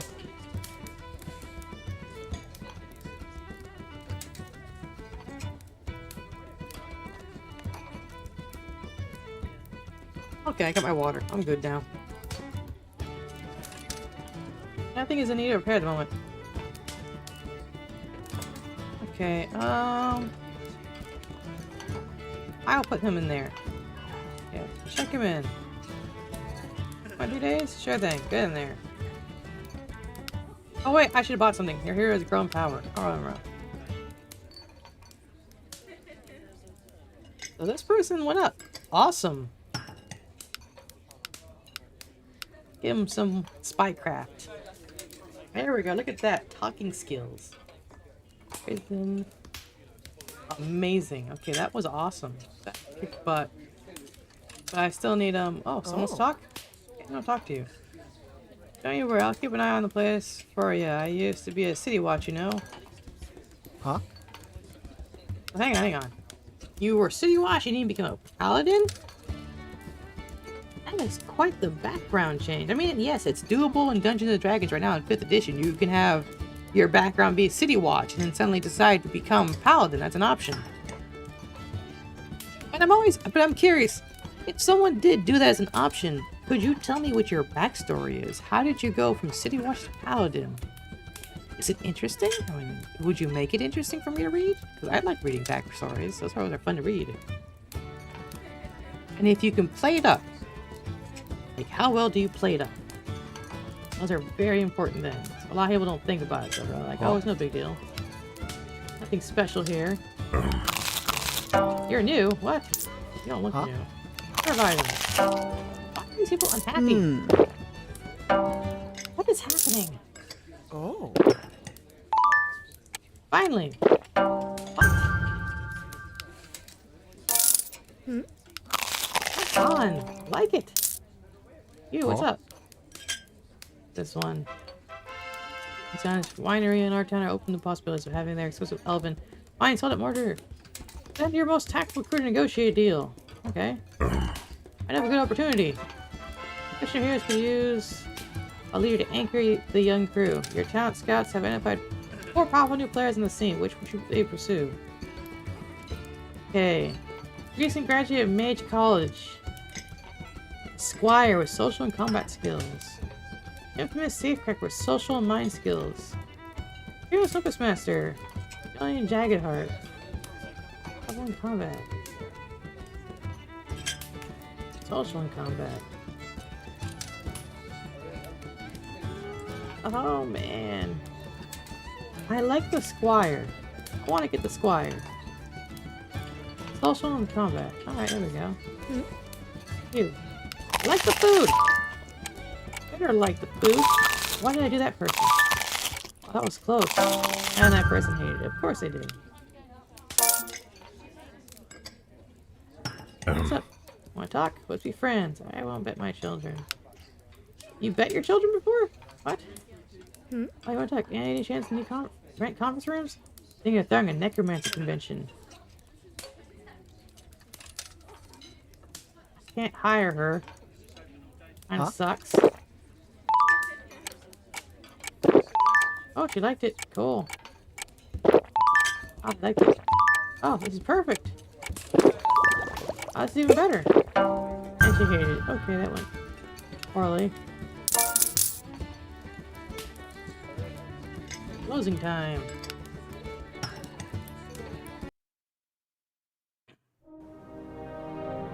I don't know if this is going poorly or not. It's hard to tell. There's a doctor in the house? Let's do this. Okay, so now I have an understanding. I've been screwing this up this whole time. So, get people with the right stats in that field. Don't screw this up. Okay, let's go. I've been screwing this up. I keep picking people with the wrong stats for the mission. I need to stop doing that. And it's time to build a proper infirmary. I always get nervous before a new adventure, Merle says. looking to eat a set up in an infirmary. And it says, obviously knocking over a mug of meat while carrying a cop towards the attic stairs.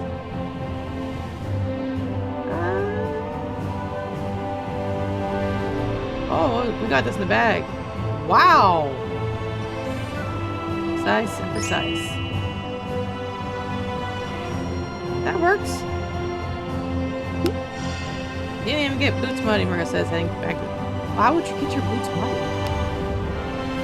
We're trying to get food in the heroes will finally have a place to leave where people aren't trying to eat. Cool.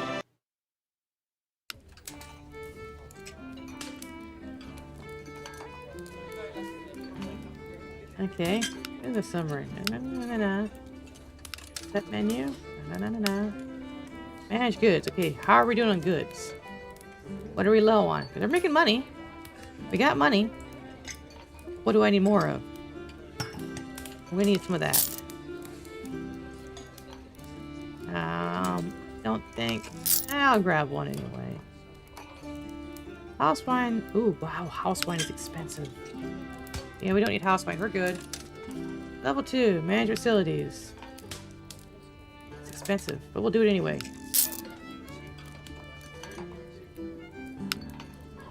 Here's growing power. Cool.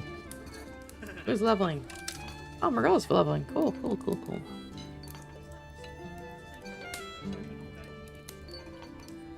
Arcane insight. That always helps. Arcane magic. Can't put anything arcane magic. Skill is present due to an equipped item and cannot be modified. Okay. Arcane insight's a big deal. That'll be important probably sometime around. Now she is low below everybody else. That should be the best at what she does. Menu stock. Yay. Okay, so I don't have room for more person, but you can keep giving stuff away. Give you something. You? I hate when everyone hates something. It's like, you're so close. Huh? There you go. I did. Beloved Scorpion. You have a quest. The adventures return, especially grungy after the last adventure, and patrons are complaining about the stench. While the heroes scrape down outside using blankets from the kitchen, the need for a bathhouse becomes obvious. Hopefully the crap field knows a good architect. Huh? Yeah, that better not fail. That would be dumb. Okay, sold out of scorpion. Ooh, okay. Yeah, good thing I ordered more scorpion shot. I need that more scorpion shot. Bad. Let me read you a report and have a seat. Okay, that was cool. Hey, you want to talk? Origins emerges from chaos. Nothing great ever came from playing it safe. Someone wants to be hired. Who wants to be hired? A barbarian. I want the necromancer.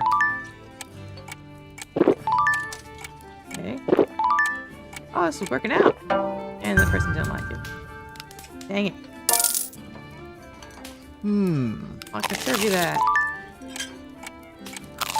Have that. Ooh, what? We're on a roll. Huh? I'm running out of food-wise. Apparently I'm running out of something.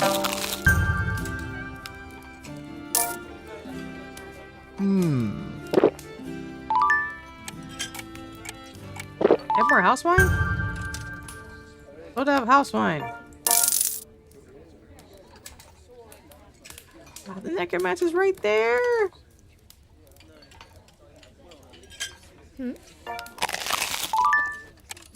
I'm so close to being able to hire her. Yes. Dang it. I didn't level up. Dang it. I just need one more slot and I can get her. A wilder card. Throw a stink out the bathwater. Yes, let's build a bath. We need a bath. Okay, so this is a talking quest. We need good talkers. We need that person. Oh, that's all we can get anyway. That's all we have. So, yeah, let's roll with that. Images returned? Yes, we need to get, bathing. Of course they're demoralized! Urgent kill architect, left step from the patient. Okay, this is gonna be tricky.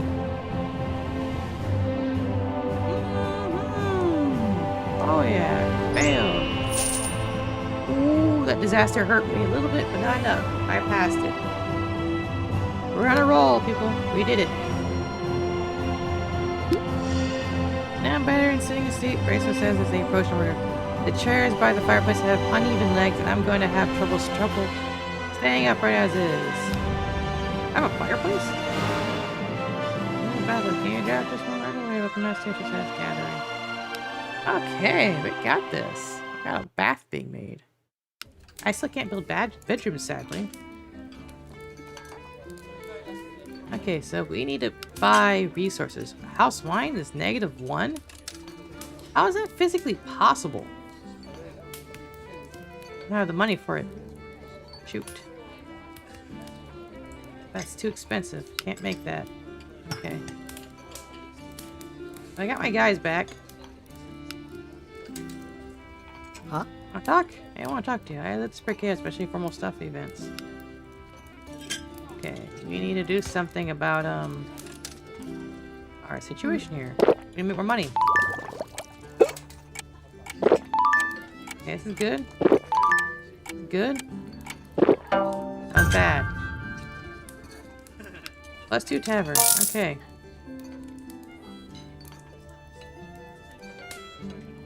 There you go. Serve item. Dang it. Okay, we got a quest. Level 4! Tavern received this chest shipment of moonshine that had in the corner in a bad way and is no longer fit for humanoid consumption. Perhaps Millstone's chief medic, Alwyn Klee, could use it to disinfect tools and provide something for the tavern's infirmary in return. So here. That guys are gossip about this. Thanks for the grub. The plans are all drawn up. We need the materials to make the bathhouse. Guildmaster Tarjan. Supply the materials for the infirmary. Perhaps we'll be willing to assist. Okay.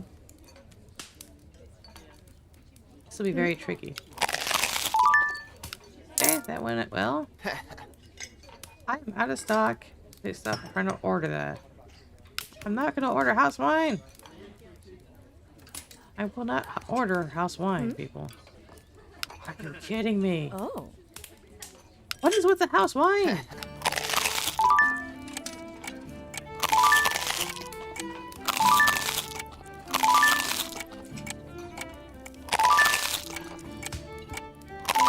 It is getting harder and harder. Okay, so I got that one in the bag. When do I level up here, people? Okay, so I talked to someone. +5. Cool. Yeah. When do I level up? Sure. Wanna. Serve you. I'll serve you. Ow. Yeah, I'm really hurting. Serve? Oh, I liked it. You liked it. Oh, you liked it. Oh, this is going well. It didn't go so well. I'm just not leveling up. I want to say hi. Okay, say hi. Oh, you're a shaman. Do you think not working out? I don't know. I mean, you look fine. Oh, I'm getting a bit pudgy. I need to go on more adventures. Oh, hello to you too. And I'm out of moves. Last call. Okay, let's go. Party.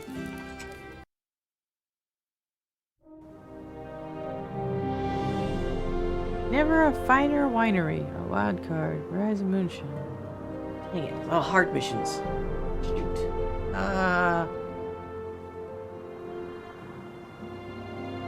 don't think I get anything from doing these either.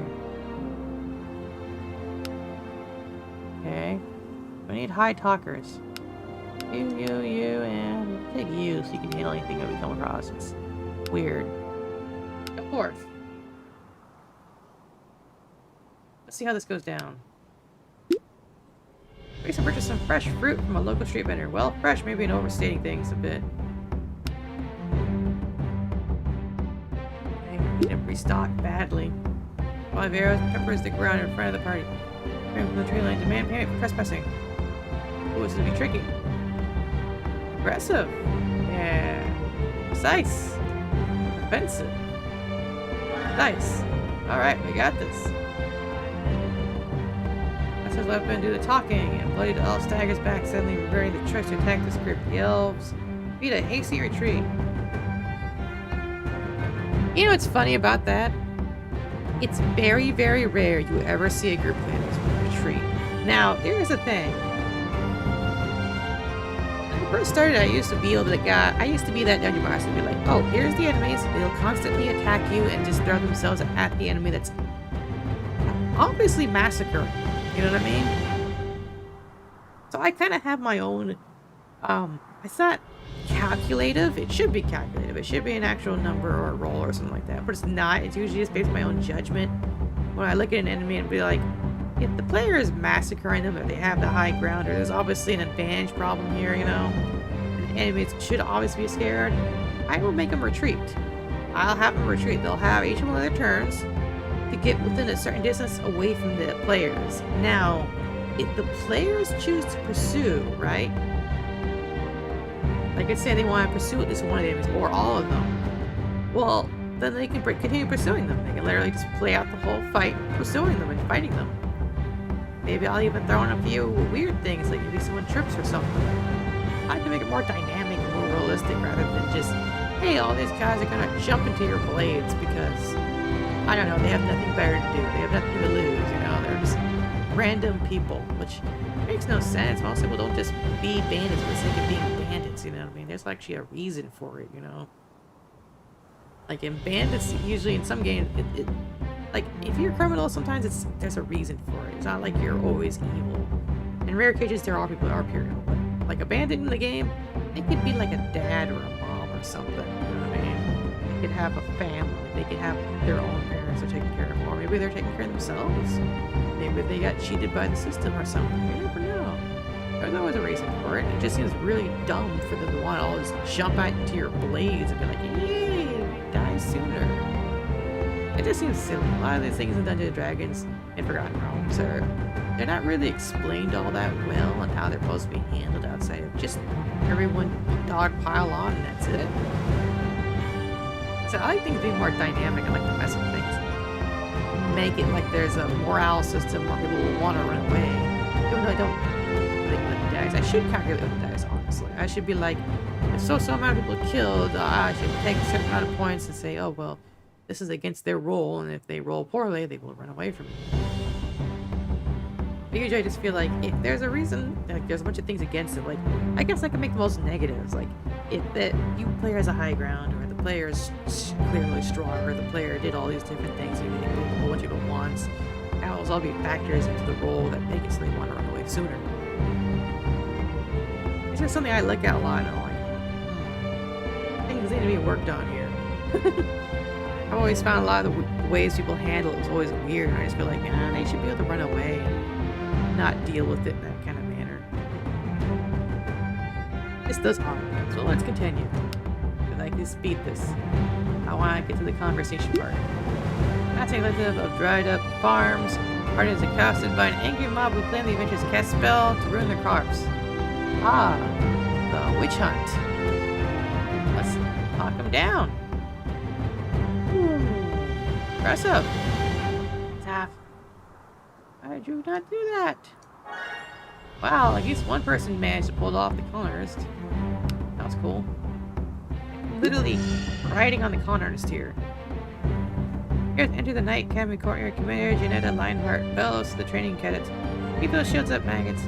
In a sparring match near one of the walls, young squire dispatches 3 of his training mates, one after another. I think that our guy Murgle says.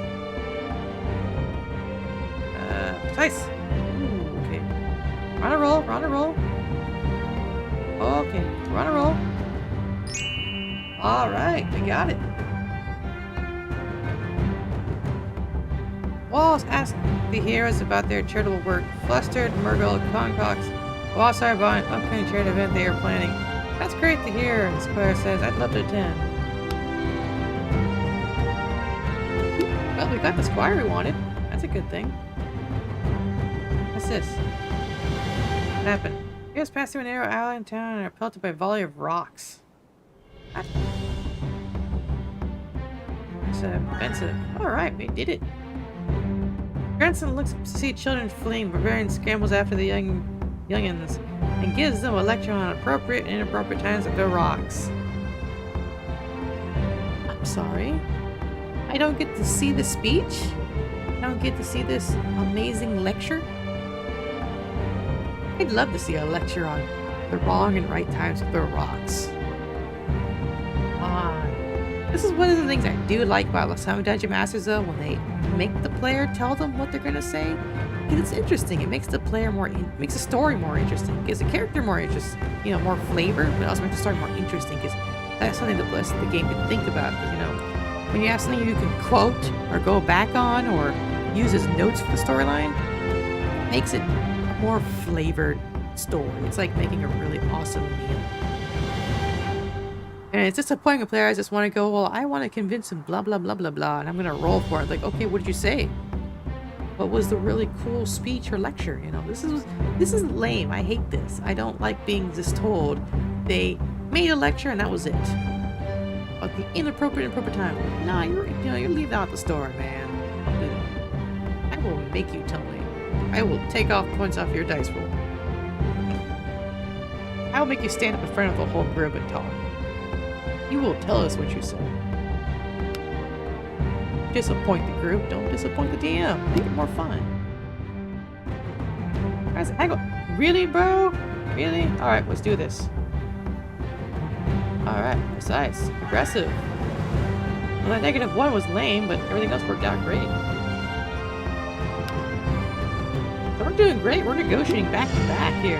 Heroes approach order. They see a group of hoodlums hassling a rat kebab vendor, Kwanduli. I'm weary in the road and not in the mood, kids. Murgo snarls, flames dancing from her fingertips. Punks scatter and the heroes receive a free snack for their trouble. That was dope. I just saw code here and here. Mission meeting with... Oh, we got chests. Oh, we got gold. Mission meeting with us. Well, okay, cool. Why can't you must finish dividing the loot amongst your party? Oh.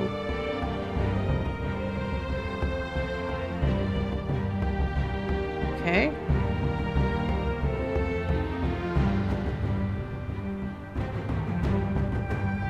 Even split? Even split. It's your party, but I did. But I did.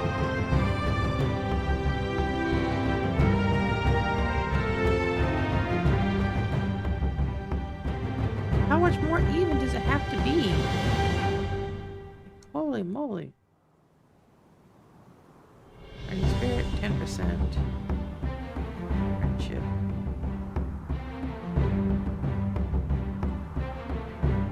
Huh? Impact on friendship, 5. So they get more out of it?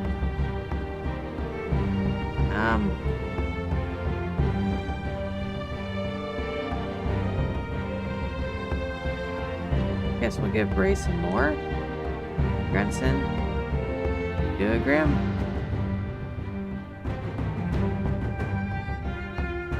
How much money is there here? Holy moly! What was the amount?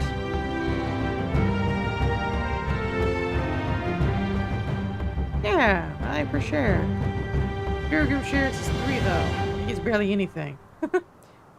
Party spirit, impact on friendship.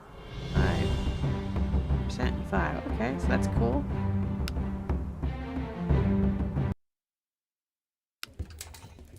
That's what I want. We got money still.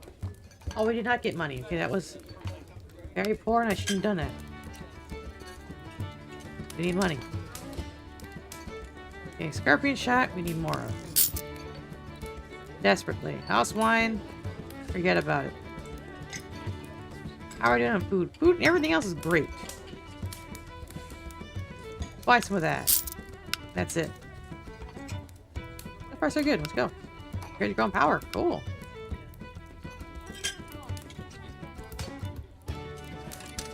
Oh, you're a ranged fighter. I didn't know that. Okay. I'll make you even better at what you do. Just have to hope you never fail your rolls. And you stop. Assignment completed. Scorpion shot. 1 serving remaining. That's my -1. -1. I don't understand how that works. Hold on. Give us me a drink. Oh, they loved it. Oh, that was great. Okay. 70. Oh, we must talk. Heck, one of those people is a regular here. Last one you'd probably suspect. Okay, I don't know what that was about, but okay. Heard gossip recently. Comes at home. Oh, it's a big charitable event to benefit the homeless. The heroes have little time to pull all this together before Wallace Wider rise. Yikes. Maybe they can't with that. I guess that's what happens when you get a con artist. You know what I mean? We hired a con artist to do the job, and the con artist lied. Decisions were made, people. Decisions were made. Level 5? We got a space. Where is Amelia? Beggar told me something yesterday. Oh, no, okay. Where's Amelia? Is Amelia not here? Did she not come here? Oh, Amelia's not here. Oh, that's so sad. I wanted to hire her. That's sad. They're going somewhere. We're going somewhere. We got this. And they hated it. Okay. I want to talk to you. They seemed as a good purchase, any. Well, I'm glad you liked it. 95%. Let's go. Party. Let's go. 80. 75. 55. And you hated it again. Okay. Oh, Lana would be pretty good to hire regardless. Hey, I want to talk to you. After Mitch College, learned most of what I know from my mama, and picked up the rest from travelers. That's a fun story, you know. They never talk, you know, whenever you get mage college players, now here's the thing. I've noticed this a long time ago when I used to do DMing. Oh, it's maybe been like a couple months now. 5 months, maybe 6 months. I know I dungeon mastered last year for a fact. I did a couple of 5th edition games, and I did some Cyberpunk Red games, and I attempted to learn the Infinity tabletop game, which is the one that uses the 2d20 rules, which, oh my goodness, 2d20 rules are insane hard to learn. And the problem is no one ever played the Infinity game. There's no videos of it that's made by the people who made the game. Like that actual tabletop game, you can get plenty of rules for that one. The actual one where it's like the war game version of it, but the RPG one, there's no talk of it. There's books for it, but there's no explanation for it, so you're just kind of lost. But I would love to do an RPG game with that. I just can't figure out how the rules work. It's really weird and funky. But Cyberpunk Red, I've done that one. That's really fun. I love that one. Dungeons and Dragons 5th edition, I've only DM'd it. I've never played it, as I said before. But like last time, you know, like whenever I deal with these magic players, like the wizards that go with like wizard mages or bards that go to bard mage in the bard college, the college type of characters, they always say they went to a school and they learned it, or they got a mentor and they learned it. But you don't hear any flavor beyond that. You know, they kind of just stick with the whatever is in the system. Like if they're an acolyte, they learned everything they learned in church and nothing beyond that. You know, their parents didn't tell them anything. You know, it's like, oh, you guys went with the most simple storyline humanly possible. I mean, yeah, I mean, that sometimes happens. You get a lot of people that are new to the game, and that's what ended up happening the last time I played with 5th edition games. It was a lot of new people that were new to Dungeons and Dragons. They had to teach it from the ground up. I didn't force them to go hardcore and be like, hey, tell me this astronomically crazy, insane story, you know, that there's no way you would have been able to figure out how to write unless you were like a writing major beforehand or just love writing stories. Unless you do all those things. Did my character, my model just freeze up again? Wow, that was a really weird. Why am I frozen like that? Am I not calibrated properly? Now, hang on, I'll calibrate really quick. Just out of curiosity, I don't think I'm properly calibrated.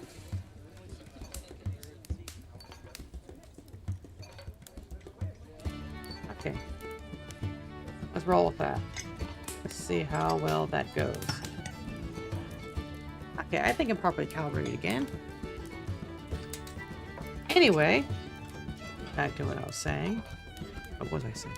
Oh yeah, about the whole 5th edition game. Yeah, I don't force any people to do crazy storylines, you know. I mean, if they want to do it, they can. And I've had a few people that do it, you know. I have a few people that, you know, I want to go with a fancy storyline. This is my fancy storyline. It's like, oh, that's great. That's perfect. You know, you can do that. On rare occasions, have I ever gained a fancy storyline that's so ridiculously crazy and fancy, I can't do anything with it. I think it was like once or twice I got a player who got a story that was so crazy, I couldn't implement the story at all. Like, I couldn't link the game that was, you know, going on, the campaign that I had prepared. Because usually I prepare my own campaign. I don't use what's in the books. And I think once or twice. Pretty sure it was twice, maybe. But I just couldn't make anything for her. She had this tiefling that was, too unique, I guess you could say. And her backstory was just really weird. It just, I can't remember what it was. It was forgettable. It was a very forgettable background. And it didn't fit with the story, and it clashed a great deal with the other players. But I didn't want to, like, jump her for it and be like, you know, you need to change this. This is bad. I can't do anything with this. But I let her have it, and, kept wanting to bang all the hot guys for some... Like, okay. I mean, like, she would ask me, like, on the side if she could do it. I'm like, she would pull me away from the group and ask. That's how weird it was. I'm like, okay. Okay. We'll just say you did. We won't go into the storyline of it. But, yeah, it just... She was really weird, and she kept breaking away from the party, too. It was just like... It's like, no, I want to be that person that thinks the rest of the group is terrible at their job. I want to break off and do my own thing. And it's like, oh no, this is a bad spot. Like, campaign-wise, it was in the sewers, all right? And, you know, none of them brought torches either. They just kind of rushed. And so everyone just used their light spells to get around. And it was like, oh my goodness. So I had to give them torches, right? I had to have an NPC guard show up waiting there, you know, and then give them torches so they had torches. And like one person had a torch, the other two had light spells. So they're just wandering around the sewers that way. But no, she was what was it called? I mean, yeah, tieflings do have night vision. Yeah, they're dark vision is what they have. She was a soul knife. She was the soul knife person. She wanted to travel alone because she felt the rest of the group was holding her back. I mean, holding her back. There was a ranger that took both his swords and shoved up a dude's butt and stuff. And I'm like, damn. And the thing is, I was going to say no to him, right? But then he rolled a 20. It was overkill roll. You know, it was the greatest roll I'd ever seen in my entire life with all of his bonus points and stacked and everything. I'm like, all right, fine. You take both your swords and shove it up his butt. Have fun with that. I had a turtle. I think they're called turtles. I can't remember. I've only ever had one player ever play as a turtle in my game. That was it. And he got robbed by this kid that had a pet rat. You know, kind of like Aladdin and Abu from the cartoon. But instead of a monkey, it was a rat. And the turtle got robbed by this guy, the rat, right? But then he caught the kid. And his response was to eat the kid's rat. And then break his knees and smash his wrist. Whoa. I'm sorry. I don't know if turtles act that way or not. It's extreme. I mean, they do have an extreme justice system, so maybe a turtle would break kids' knees and eat his rat and break his wrist. I'm like, and he even asked, he's like, can I break his knees and break his wrist and eat his rat? I'm like, sure, go for it. Eat his rat, break his knees, break his wrist, make an example of him for stealing his stuff. No judgment. I mean, I'm still gonna judge you silently, even though it was really, really extreme.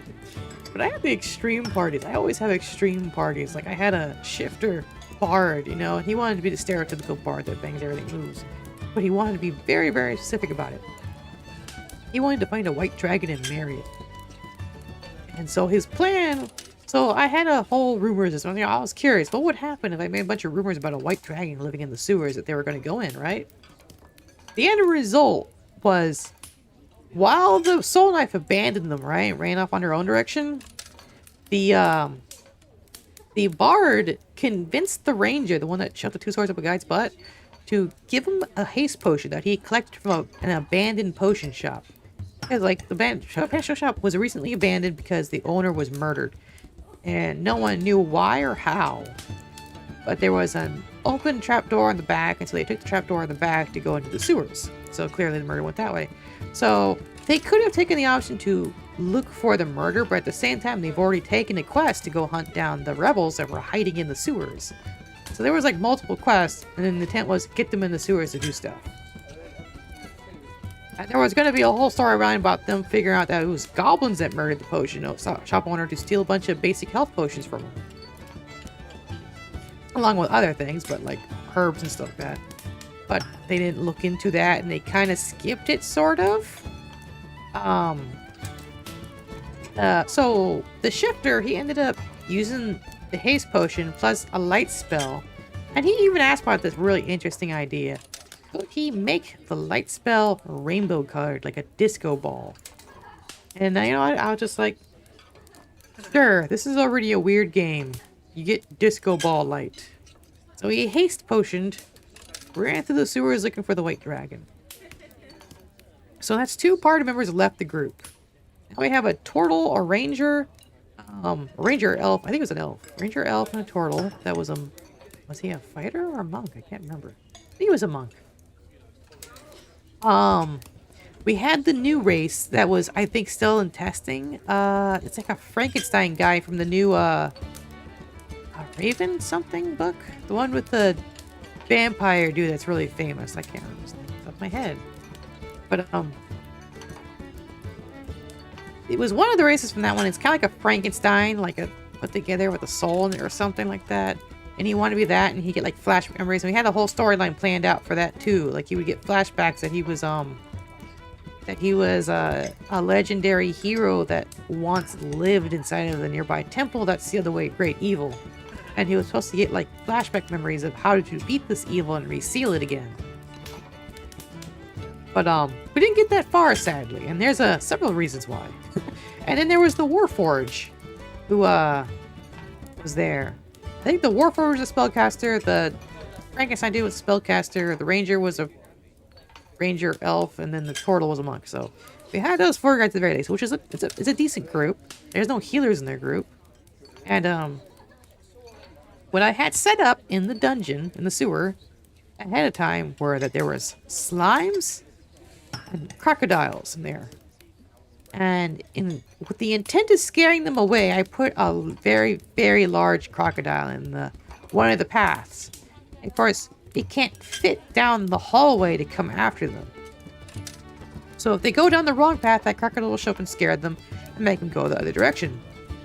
That way they stay on the right path. And on certain paths, there will be things there that would stop them and make them go the other way. Hopefully they would be smart enough to not do it. And they were smart. They were very smart about it. They didn't go towards the big crocodile. They saw the big crocodile from very far away because their perception was really high. You know, they wanted to see what was down there. They had guys with like dark vision and stuff in the group.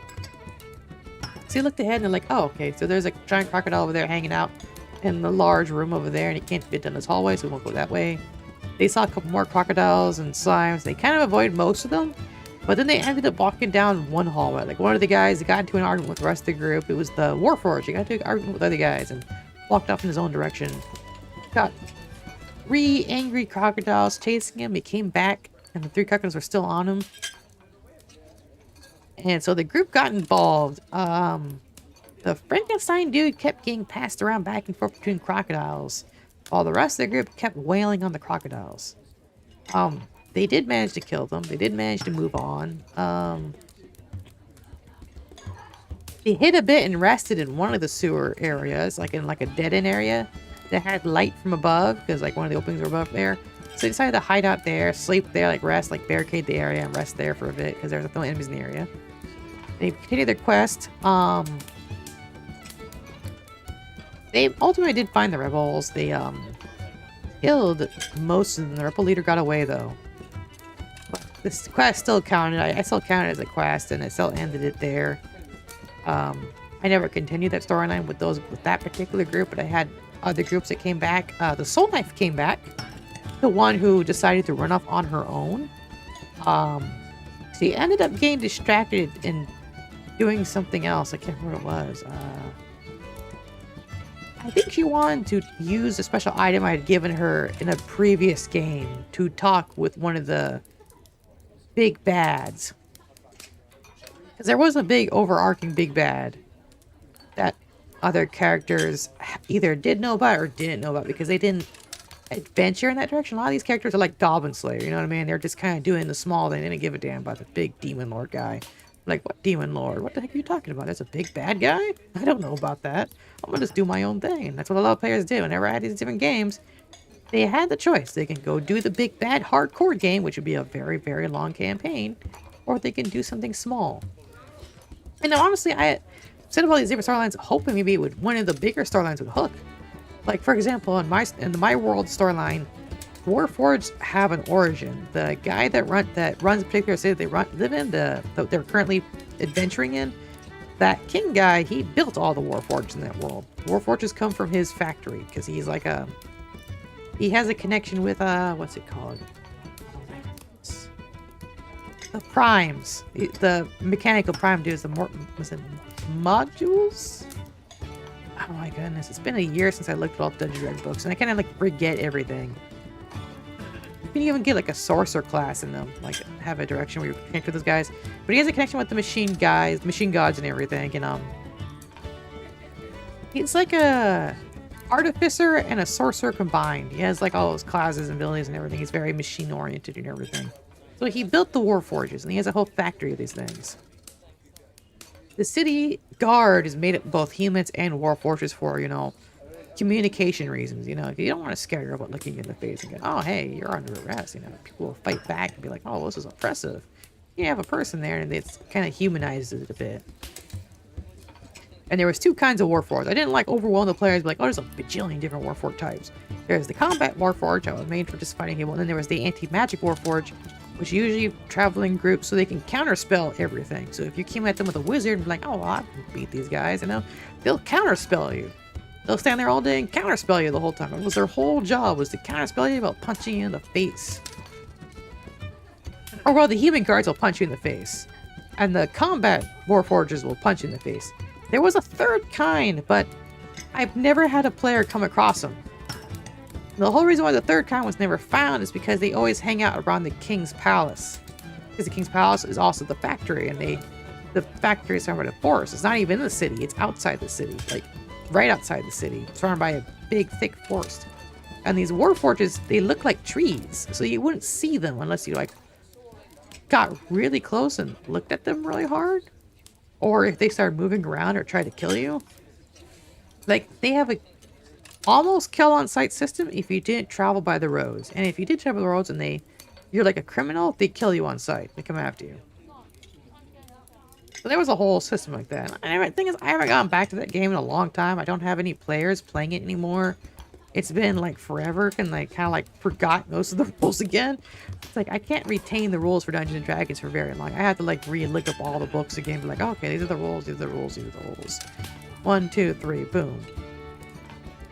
Sadly, if I stay away from a game for a whole year, I forget it. If I stop playing Halo for a year, I'll forget everything. If I stop playing Warframe for a year, I forget everything. Right now, I've forgotten everything in Warframe. I'm gonna have to pick up that game and relearn the whole thing, but I'm not gonna do that for real. I tried playing Destiny 2. After a year of not playing it, I can't remember how to play that game. It's well, I'm screwed. I can't play this game at all. It was really bad. I picked up Destiny 2 and everything in the game killed me. I was like, damn, I wasn't this bad at the game. I had really good gear, decent gear. But for some reason, my gear is crap and I'm bad at the game. I'm like, well, that was fun. I'm bad at this game. I can't play it no more. I'm gonna have to put it down. Dungeons and Dragons, I'm not bad. I could probably pick it back up again. And if I could play Forgotten Realms, 3rd edition, drop the game because of, personal reasons and, self-improvement reasons and whatnot. Not play 4th edition because there's certain rumors I heard, and plus just not having a time in general to play 4th edition. And 5th edition comes around, I don't play it immediately. I wait many years, like, not many years, a couple of years before I ever pick up 5th edition again. I pick up 5th edition. And then when I finally did pick up 5th edition, I pick it up kind of on and off. Like, I look at the rules and everything. I was like, I'm not really interested in this. It's not the 3rd edition I remember, you know what I mean? I put it down, I pick it up again. It's like, I'm familiar with all the lore and a lot of the stuff and the rules and whatnot. So it's like, you know, I'll give it a look at it. And plus I have people asking, you know, hey, you know, we know you knew a lot of stuff about 3rd edition Forgotten Realms of Dungeons and Dragons. Could you dungeon master for 5th edition? It's like, it can't be that hard for you to read through all the rules and do all the stuff and figure out how to do the game. I was like, okay. And here's where it got weird, right? To this day, even right now, I have never read the 5th edition player or dungeon master manual. Ever. I literally learned everything from YouTube because I didn't have time to go through bajillion books, through 2 whole books and read everything in them. I'm not going to read those 2 books. But everyone keeps saying I need to read the 2 books because there's a lot of rules I'm skipping. Like, I didn't know how grappling works for a while, and some people tried to grapple. I was like, oh, shoot, I gotta figure out what to avoid grappling. I don't know how that works in this game. And I had someone try to explain it to me, and I need, like, the actual rules, like, in wording, to figure out how it works.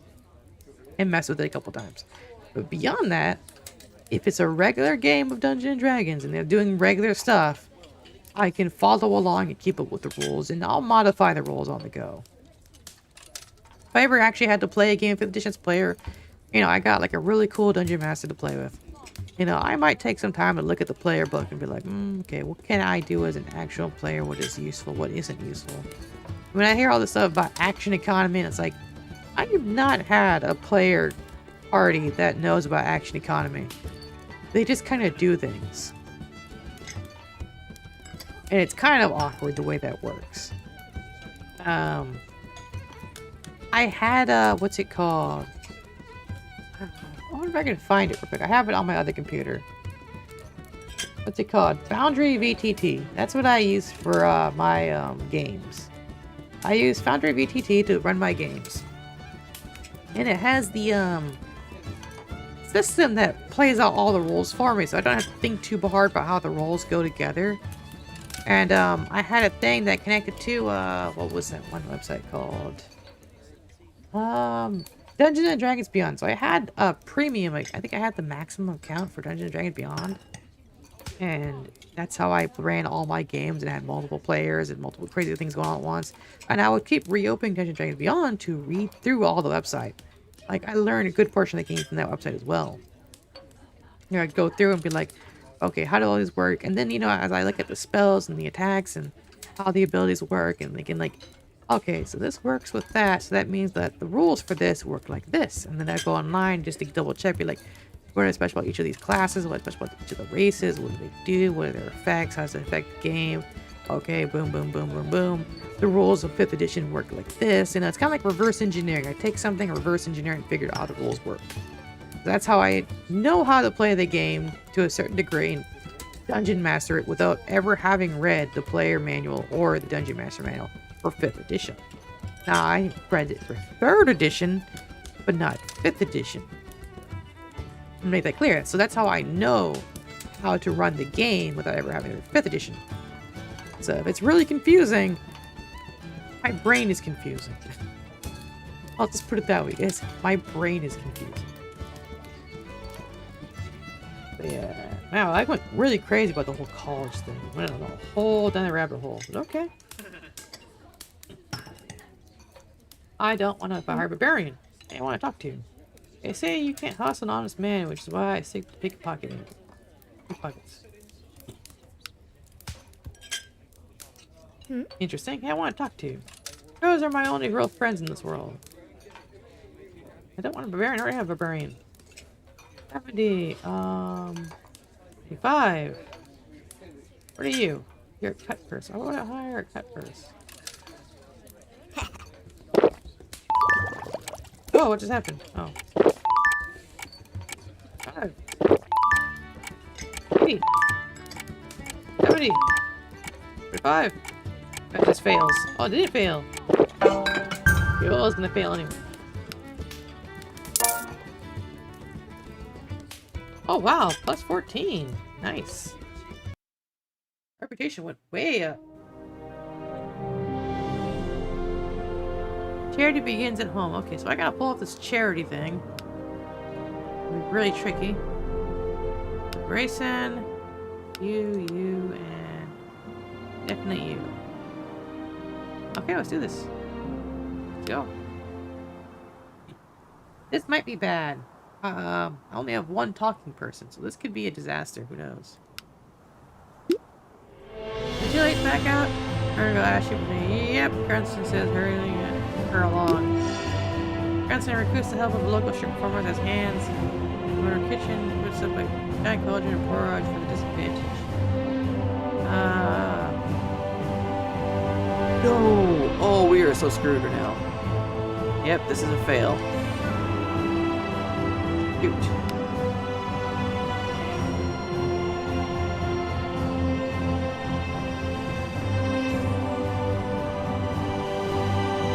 Okay, we can search.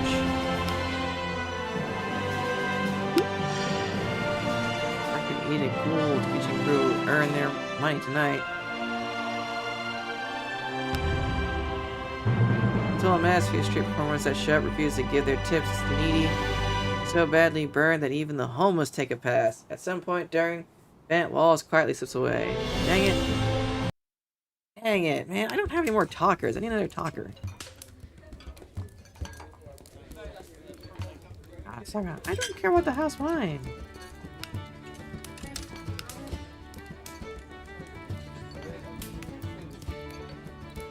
Okay. One in that one and one in this one. Alright, okay. One's here. Don't have any tea, I can make my own. There's some choice with me, herbs. I don't want that person. Why do they keep coming back? I don't want you here.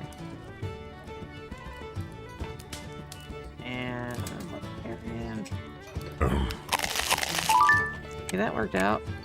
That worked out. Come on, beat him.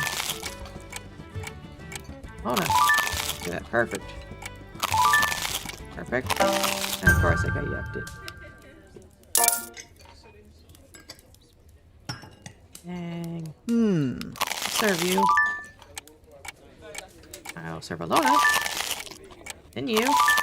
And you. You yuck everything, dude. I think you just hate me naturally. Oh. I do you, too. And hello. Oh, a diplomat? Well, hello there. You've only 8 points of talking. You know what? Don't need him. I don't want him. I have to decline. All kinds of property nonsense. Well, one deserves more than they need to survive. Then you wouldn't have a bar. It's like the capitalism argument, man. It's like, well, the whole point of capitalism is being able to choose where you want to spend your money. That's the whole point. But then he was like, well, I hate capitalists. Well, then you don't get Starbucks. Like, but I hate capitalism. I was like, well, if you hate capitalism, you hate Starbucks. You know, it's a weird argument to have these people. Well, they don't understand. Capitalism, the whole point is being allowed to make a choice in supporting what business you want to put your money towards. And that business will make money and thrive, while the business you don't give money to does not thrive. So there's a business you want to thrive, and there's a service you really, really want. You will give them money for it because you want to. Now, in some cases, you're cornered, but and it's kind of sad when it happens. I mean, monopolies happen on a small scale sometimes, a lot actually. I've heard people in like smaller countries like Brazil and Germany, they get cornered and they have like one internet service provider they have to work with. And that's actually kind of common in the United States. There are a lot of places where you're just stuck with one provider. And it's like you get that one provider and they can screw you over with whatever price they want. You know, you're just screwed over there. But if the other providers get bigger and stronger because people keep giving them money, eventually they could move into your area and you could take advantage of their services. You know, it just takes time. And the whole point is that you get the choice to put money towards what you want. Because if it wasn't a capitalist society, you wouldn't be able to put your money into what you want. Because everything would be owned by the government. You either got one or the other. You either people own business or government owns business. You don't want government owned business because then the government gets to choose how you live and how you die and how you make money and how you don't make money. You know, you're just kind of screwed. It's like, I'd rather be that person that just choose how I live and how I die. And that's it. Why do you think I'm a VTuber? I chose this. In a capitalist society, we can choose to be VTubers. You know, under normal circumstances, you know, you wouldn't get to choose. You could be owned by the government. Imagine a VTuber owned by the government. I mean, I imagine it'd be a pretty cool job, honestly, in a free country. Like if the United States had a VTuber of its own, I can imagine it'd be paid a fortune. Incredibly epic benefits. Like, I mean, astronomically out of this world benefits. Maybe they get like free medical care, you know what I mean? They get government paid medical benefits and they get all their medical benefits covered. They can have kids for free and everything. It'd be pretty awesome to be a government-owned VTuber, but that's like, you have to then preach whatever the government tells you to preach. You know, it's like, oh, you should love the government and be happy that they beat these people, you know. What? You'd have to be one hell of a good actor or really heartless to be able to play along with that role and just be like, yes, I'm totally cool that the government did these awful things and burned these homes to the ground and tortured people and horrible, horrible things. Yes, I'm part of this, you know. I'll make a whole freaking show out of it and I'll be like, wow, look at this. You know, the government's doing what's best for us. I can honestly say that though. It feels like something that should be in a movie. You know, there at least should be one dystopian movie where the person that talks about how amazing the dystopian government is a VTuber. Oh my gosh, that would be so cool. And it's all they do. And eventually when like the characters in the story finally meet the VTuber, the person behind it, they're like this really depressed, you know, life sucked out of them type of person. Like they have to get, you know, drinking or something crazy like that, or do something to themselves to get them all hyped up for the stream and talk about how amazing it is, and they're just this life sucked out person. You know, they have nothing left. You know, they started off being one. They tell you this story about like, oh, I started being a VTuber and I was so full of life and I had fun. You know, it was great.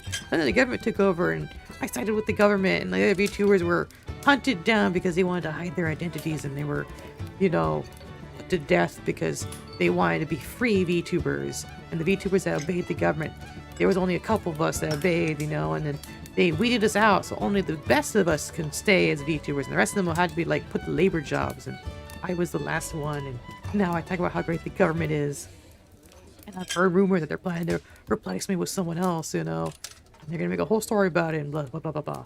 And that would be such an awesome storyline. Now, on the flip side, you could have an evil VTuber that's just killed other VTubers, you know what I mean? And help them hunt down other VTubers and stuff like that. Like, oh, you know, I'm part of the freedom fighters too. You know, we should work together, blah, blah, blah, blah, blah. And like, sold everybody out and stuff. And they're just pure evil, and you know, the main character has to kill them or something. I mean, there's so much potential you could have with a VTuber in movies and in novels and comic books, but no one takes advantage of all the cool ideas that there could be. Like, really, you could do a lot. You can do a really cool dystopian storyline. I do know, dang, let me see if I can look it up.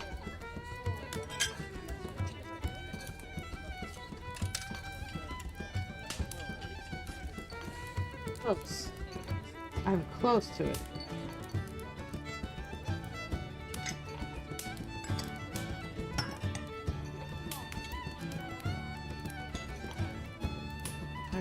Okay, so not just a Corvus Belli's Infinity has something like VTubers.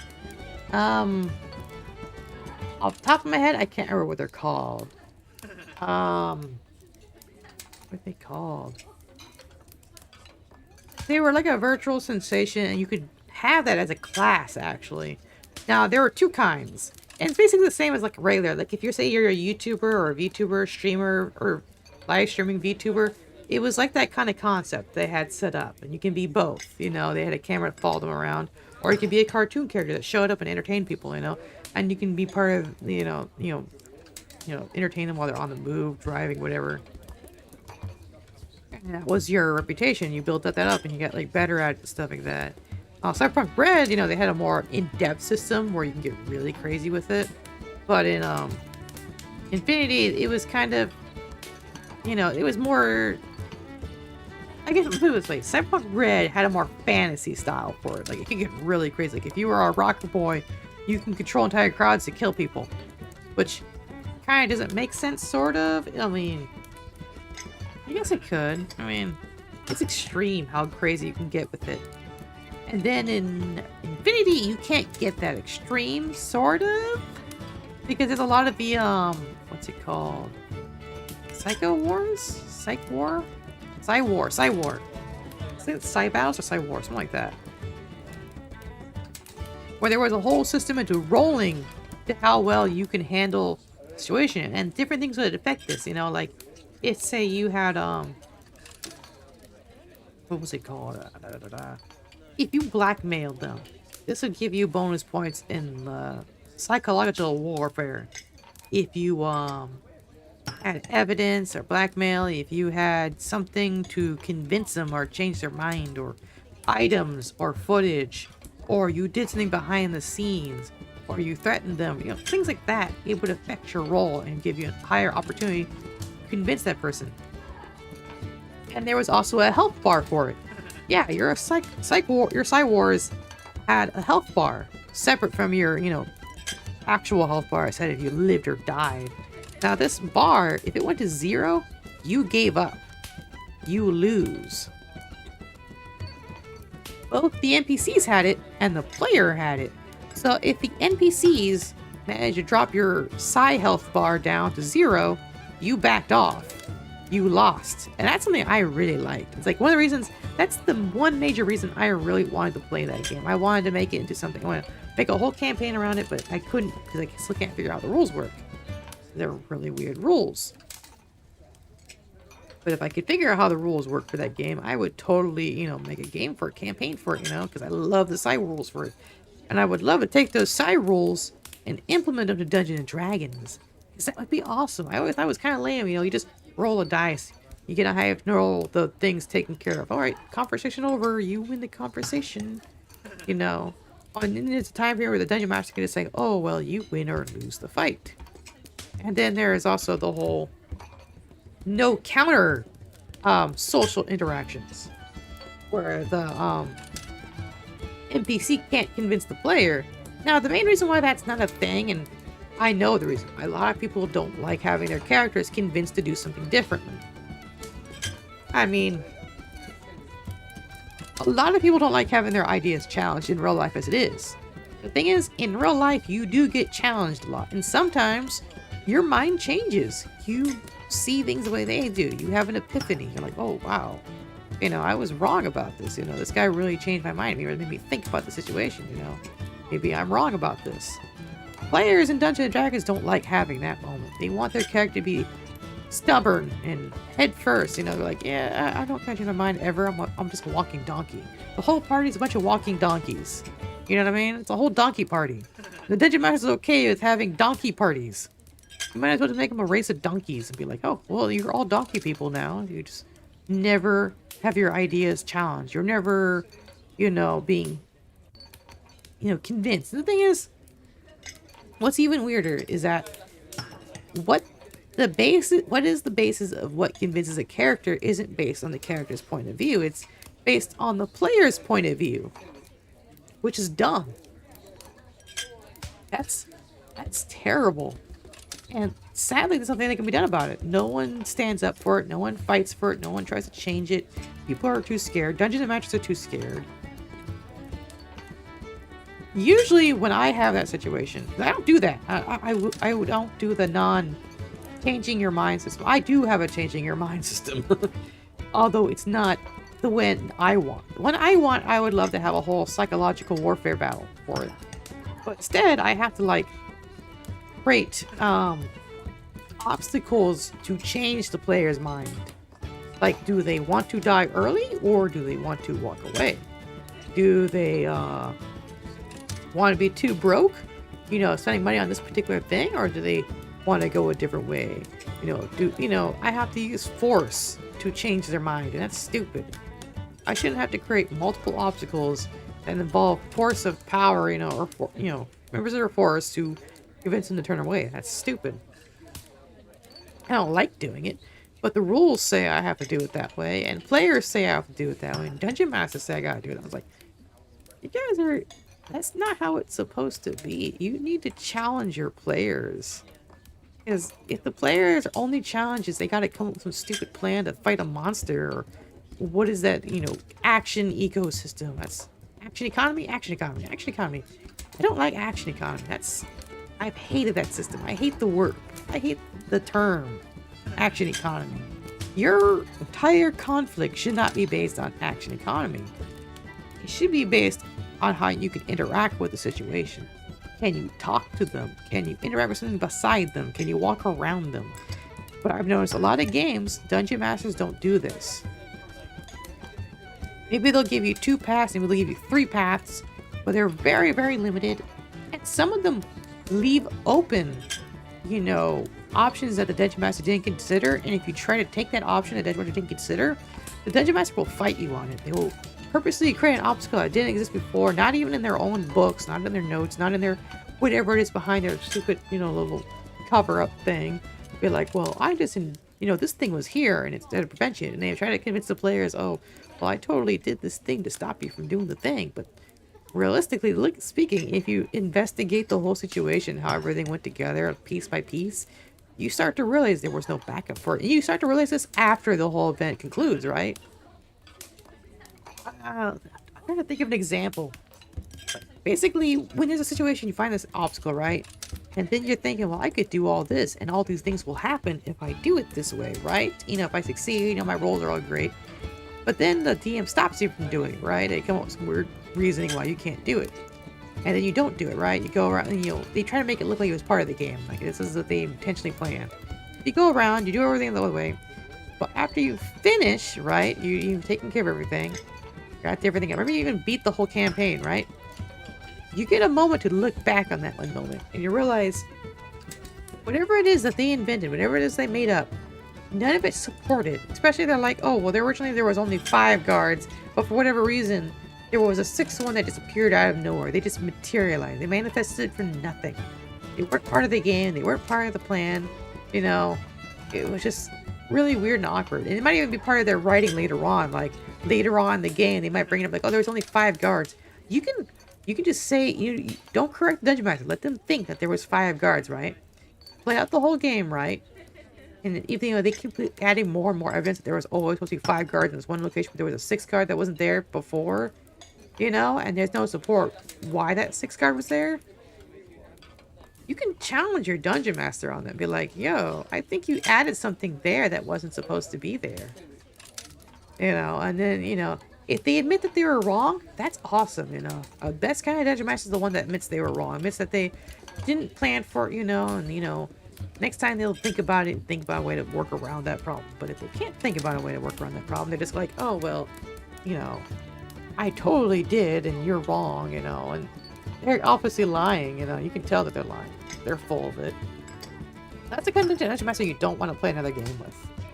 If they're the kind of Dungeon Master they don't want to admit that they are wrong, admit that they have flaws, admit that there's a problem with their game, admit to, needing to improve, don't play that game again.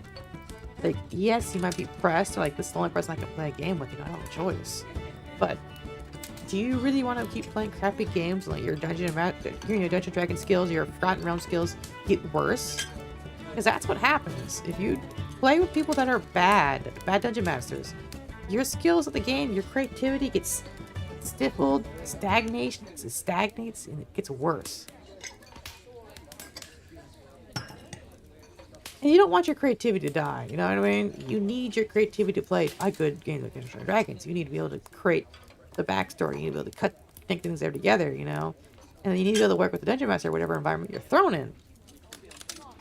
It's hard to do that when you're being, forced into a corner where our dungeon master does not want to improve. Those are the worst kind of dungeon masters to come across, when they absolutely 100% refuse to improve themselves. They tell you, I don't want to improve, I don't need to improve. It's a problem. Like I always know I need to improve as a dungeon master. No matter what. If I play Tavern Red, I know I need to be a better game master. If I play Infinity, of course I need to be a better game. I don't even know how to play the game yet still. And eventually I do need to read the player manual and the dungeon master manual. Apparently there are still rules I don't know about 5th edition. It's a lot of interesting things like that, you know. I'm a very nuanced, picky, detailed person. You know, I look at details of a game, a tabletop game. I'm like, there's something missing here. Or this doesn't feel right. This is not right. There's something wrong with this. Another reason why I look at a lot of races and I think, man, they're really weirdly built. Like, if they give them a cool ability, right? It's like they take your leg away just to have that ability. It's like, oh, now you're one-legged, right? Like, if you play as the, I think they're called Arakokas or something? Whatever. They're the bird people that hate being in a enclosed space. That already sounds terrible.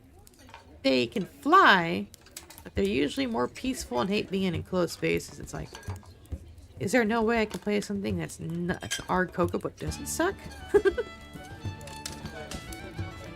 And then Kenkus can't talk, but you know, I'm okay with that. They have one too many abilities, you know, they're okay. I just don't like the race in general. I think it just seems like a really lazy design.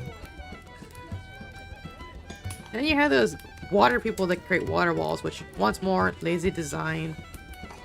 And whoever did the Magic the Gathering races, whoever got all those Magic the Gathering races, stuck them in the game, they put more effort into those races than any of the main Dungeon & Dragon races ever got. No love for those races.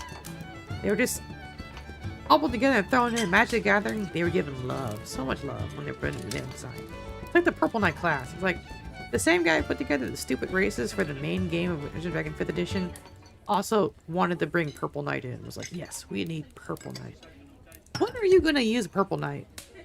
And how would that class benefit the party? It doesn't. Except in extraordinarily rare occasions. Unless, of course, your adventures, like every single day, are astronomically short. Like, you're not doing much at all per day, right? Like, hang on. Getting water, but my throat's starting to hurt.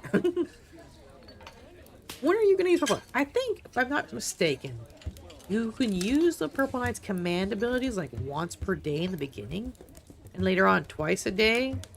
But in the first 3 levels of your character, I think it's either 1 or 2, even then, it's not enough, right? It's totally not enough, and it's not efficient either. I have to look it up again. Next chance I get, you know, maybe I might open up Dungeons & Dragons Beyond for another stream, you know, and be like, let's go through the entire thing and talk about it, because there's a lot of stuff that annoys me about 5th edition. It's just so stupid. And Purple Knight's one of them. They should never have brought that class over. What they should have brought over would be the Shapeshifter class. That is the best class ever. Man.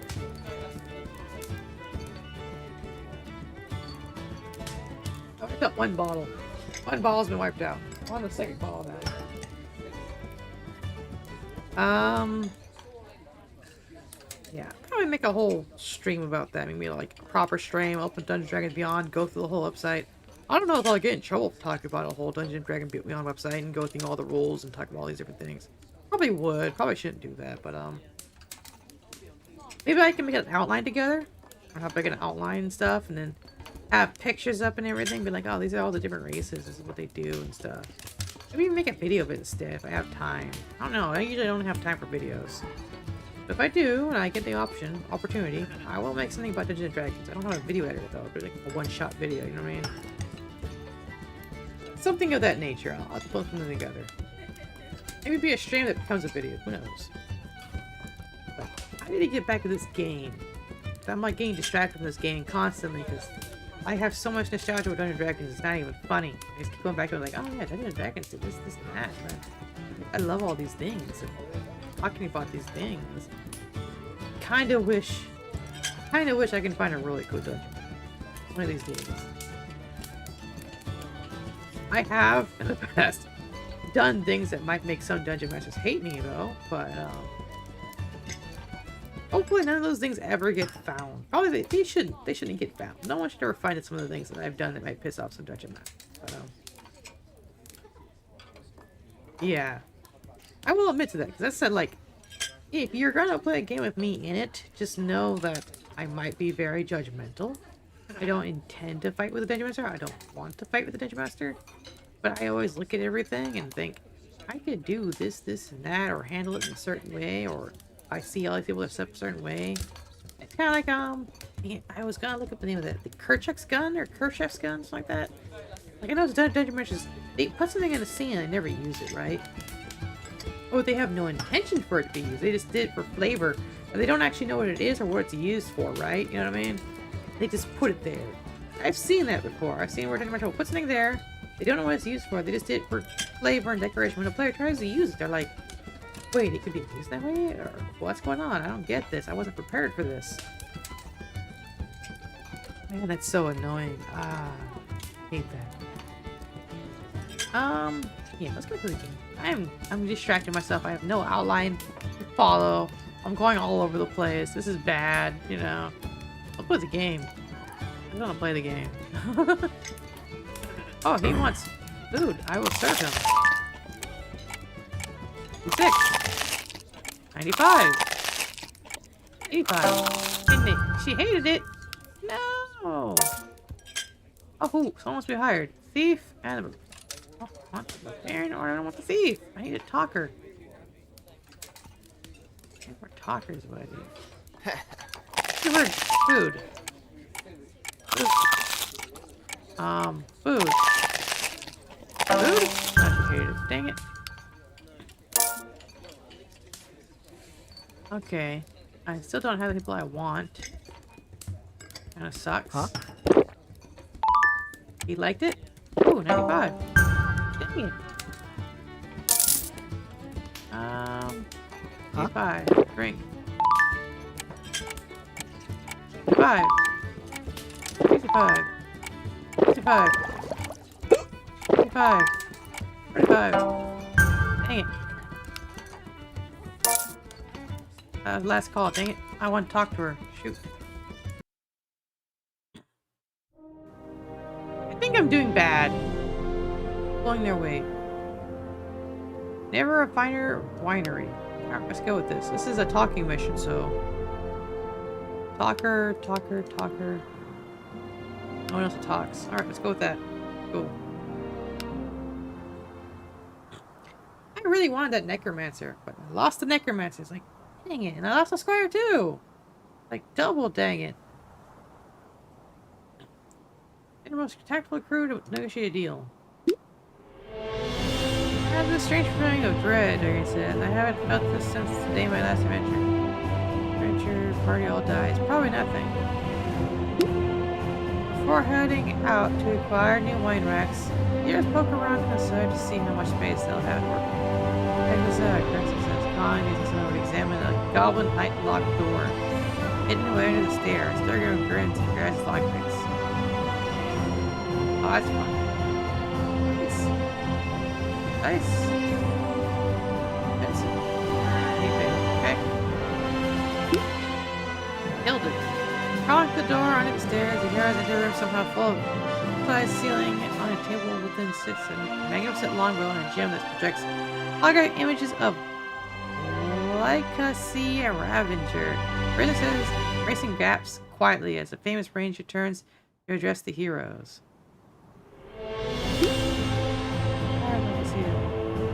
Series of barriers once per week, you may attempt to breach one and claim the artifact. Information contained there and crossing the first barrier could give you Siren Sting, my first bow. Return to one to make it new. Of course, the holograph vanishes and is gone. Nice! Woo! What was epic? Let's go with precise for now. Totally destroyed it.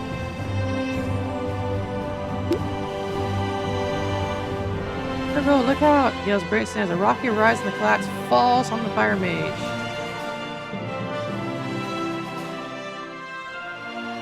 Expensive. Expensive. Okay, that was good. Precise. And precise. We did good. It's a pretty serious beating from the boulders, but between her toughness and the party's limited knowledge of first aid, permanent damage is averted. That was good. But isn't the hero to murder, says Lady Merjam. A woman in a robe covered with runes that shoot before their eyes. I was but a young girl when your boss parents saved me during the Netherkin. I return the favor. He passes. Oh my goodness. No, precise. We go precise all the way across. Everyone knows that Renaissance makes the finest wine of all. Brunson says, dipping into a bowl. Lady Merjam informs the heroes that she generally doesn't permit her wine to be sold at bars. But as thanks for the Ravager for saving her as a child, she'll make an exception.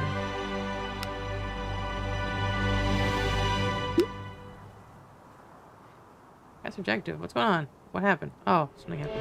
Alright, found across a strange creature on the neighbor. Grunson recognizes it by the water-filled depression in its head. A poor spirit known for drowning humanoids. Oh, well this isn't good. I'm just cheating. I'm just precise on everything. Escape if you can spill the water from its head, Grunson whispers to the party. Approaches the poor spirit and bows. The spirit bows back and empties the water into the stream, freezing in place. The party hustles away, snickering. That's funny. I never thought of that. That's pretty clever. Never thought I'd be so happy to see murder. Murgle says, it's become a second home to me. Not that I have a first home, but you know what I'm saying. Alright, we did good. We won. We didn't get gold, we got experience, but that's okay. Iron Sting. We got a bow, at the very least. I don't think we have anyone that can use the bow, though. Okay, so manage goods. What do we empty on and what do we need more of? Elven wine. I've never... Yeah, Elven wine's expensive. Holy moly, I can't sell that. Kidding me? I want some expensive stuff. Can I make it more expensive? I lose reputation for having a high price. Shoot. No one needs to sleep, so we're good on that. Let's open doors. I'll never know what the final straw was that made my tribe lead me to the wolves midway to my first birthday. That's depressing. Who's here? Oh, you got someone new here. Start from an item. That went well. 98%? Oh. 80%. 90%. Uh-oh. Ah, that's sad. 95%. Let's go. 90%. 85%. What? Lame. Quest. I know some folks in need. Get the funk out. The powder emanating from the newly cleared cellar. Thick layers of mold pollute the air, and there is a particularly large patch of goo in the corner that appears to be moving. Ah, slime. Okay, we kill slime here. The colonist wants to talk. I want to talk to you. The Grunson wolf spawn is almost enough to make a girl want to go clean. His muscles have muscles. Huh? Huh? Fire mage. Just give him a drink. Okay, we're doing good. You. Ah, he didn't like it. That's lame. Grunson, you suck. Oh, I have an idea. Wait, nope, I lost it. Can I get hired though? I'll hire you. Absolutely. Huh? Come on board. You want a drink? Get your drink. Alright.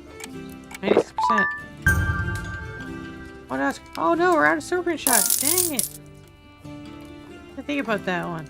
Shoot. Give me some food. 86%. 85%. Dang it. That was the end of it. Oh shoot. 2%. Let's go. 88. 98. 90. 75. 80. 65. Perfection. Nice. Closing time. Dang it, I didn't get a chance to hire that one person. I really wanted to hire them. Level 3. Upgrade your wine cellar, chapter 1. Okay, how about that? Who's got the best combat around? You, and you. Best combat guys. Do this. I need more, like, talking people is what I need. It's a thing that, yeah, I'll take care of that. Yes, at the tavern tells you here. My mom says that people who hang out in the bars are mostly drunks and losers. Grunts and bristles. Well, tell your mom to stuff a dragon egg up. It is pulled away by Myrtle. He has wrapped dish rags around their faces to help block out the toxic fumes as they head downstairs to confront a decade of accumulated crud. Alright, we got this. Wow, 110%? Wow. Talk about overkill. Alright, we got that. That was a win. That was overkill win.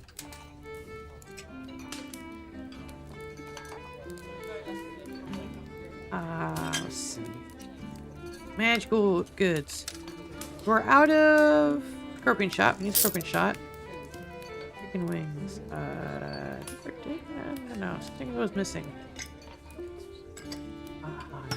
Could buy chicken wings too. Like low on. Order. We'll go with that for now. I said level 2. Upgrade your wine cellar. I'm not gonna find money for that. That's a bad idea. So you're a con artist. I'll hire you. I need a con artist. Cool beans. I want to talk to you. The best in life. You crush enemies to see them driven before you. No indication of their men. What? Huh? I want to talk to you. You haven't ever heard of the Wolfspawn clan, no? How soon people forget. Let's get you something here. What?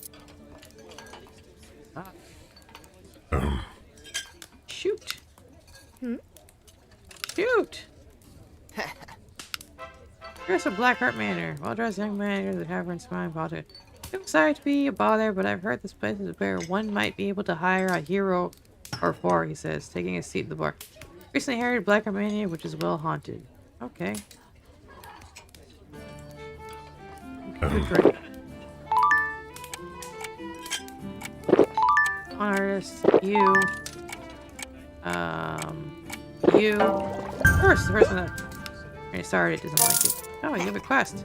I want to jump on this opportunity. One burst in tower, please. I need a place to hide, she said. I'm Real Nightbloom and I work for the undermarket. If you help me, my employers will open doors for you and your sandwich. I swear this to you. Runs down downstairs in the cellar. Rollins before guards storm in. See the Iron Nightbloom. Once after the one ducks to the side. Linked by a pair of guards. The name is Victor Marshall with the desk who crimes you. I'm tracking an assassin who is known associate of Netherkin. Now, a new business like yours would be real careful about what factions you align yourself with. Yes, you can be valuable friends or your worst nightmare. Have you seen her? Probably best to turn her over. Let's make some friends. I want to talk to you. Eric Subway tried to hire me to kill that Conrad's Brayson Pyroid, and she was extorting him. Everyone here is so sweaty. Ah, there was a ranger in the group. Dang. Rangers are cool. Huh? What? Dude, bruh. Okay, I'm not stuck in that. Awesome. Awesomer. Rockin'. 55. 55. Ah, man. Huh? Say hi to you. You're a performer. Nice to meet you.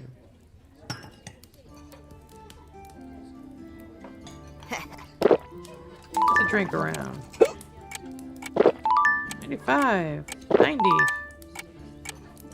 65. Again. Of course you hated it. And last call's wrapped up. Okay. +4 reputation.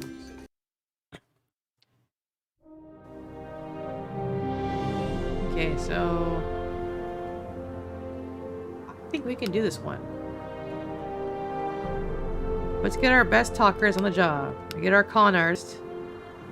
Get the heroes. We're good. I think we'll do fine. Go forth.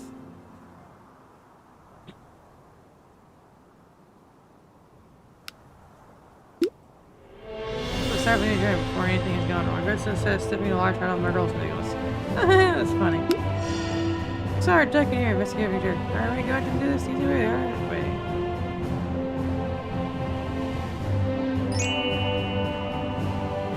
He ran through and out the back, Corporal says, yelling to the chef, running toward the...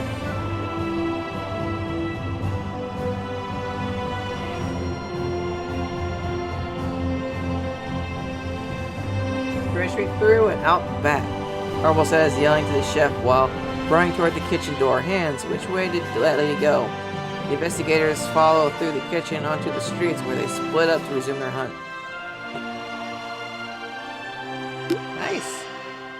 Oh, we're eager to sleep in the real bed. The heroes round the corner and see more during distance. I think they're in the...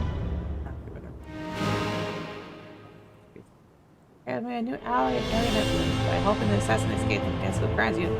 I turn to promise to introduce them to powerful friends in the undermarket. Cool. Undermarket business is really good. Okay, so I need more stuff. Let's order some more stuff. Since I'm in so much pain right now. 12, 17, 17. I need some scorpion. So I'm not gonna buy a house one. Look at that. That should be good for now. Heroes growing power. What do we got? Con artist leveled up. Cool. Wow, you were just getting straight points to that. Of course you're getting straight points to that. Your whole job is talking to people. What else do you want? Customs. Yeah, all you guys are gonna do is talking. 'Cause apparently every single mission is you guys talking to people. Never anything else. This guy stuff likes to act like all pious, but he's a freak. You can trust me in that. Oh, you know about that, huh? Huh? I want to talk to you. 6-year-old. Barely 4 years of my weapon training when it happened. My clan and spawn were scrapping with Malfada Marosucker and her orcish crew in the Badlands. Oh. Do you know Myrtle or something? You know each other? Sure. How's it going? You. Back to you. Of course you say yuck. You always hate when you have to run around. Hate that. Huh? You something. Give you something. You? Ah, man. Look, quest. Emperor's Den, level 4. As thanks for the help hiding from fantastic enemy, Emblem offers to introduce heroes to our contact at this undermarket. Gather up a crew with solid social skills for this delicate negotiation. Huh? I think I know a way we might both make some gold. What do you say? One of some adventures, a scroll in hand, the archery tournament is upcoming. Oh, so adventures convene here, he said, licking around finally at the shoddy interior. On the off chance anyone in the hovel is capable of archer, there are still openings available. Also, I started friars as a newborn, maybe even hurt someone or worse. I would see the red eyes, which weren't doing me any favors. What kind of eyes do orcs have? Huh? Food. Drink. Another drink. That's one of them. It's always back with the same person. It never works. I'd be dying, I would have. Had it not been for a kind-hearted human who heard my cries. He's gonna drink. 56. 80. 85. 25. 60. 60. Ah, didn't work out. Oh, let's talk some more. I was raised by a survivalist Shiloh, who had left civilization 20 years early to live out his life alone in the mountains. I sort of ruined those plans. Interesting story. Well, that wraps up that. That's cool. Cool.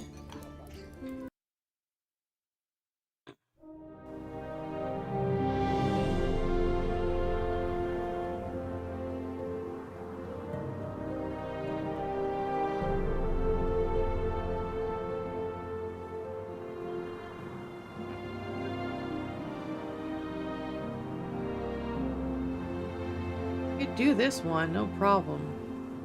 Let's do it. Let's give it a shot. Let's find some people that are good at talking. Let's get my con artist. Artist 1, con artist 2. Get you and you. Let's talk. Conversation with these people. We'll play it safe with precise, so we get our high chances. Depending on forgetting something. Oh, she walked out naked, okay.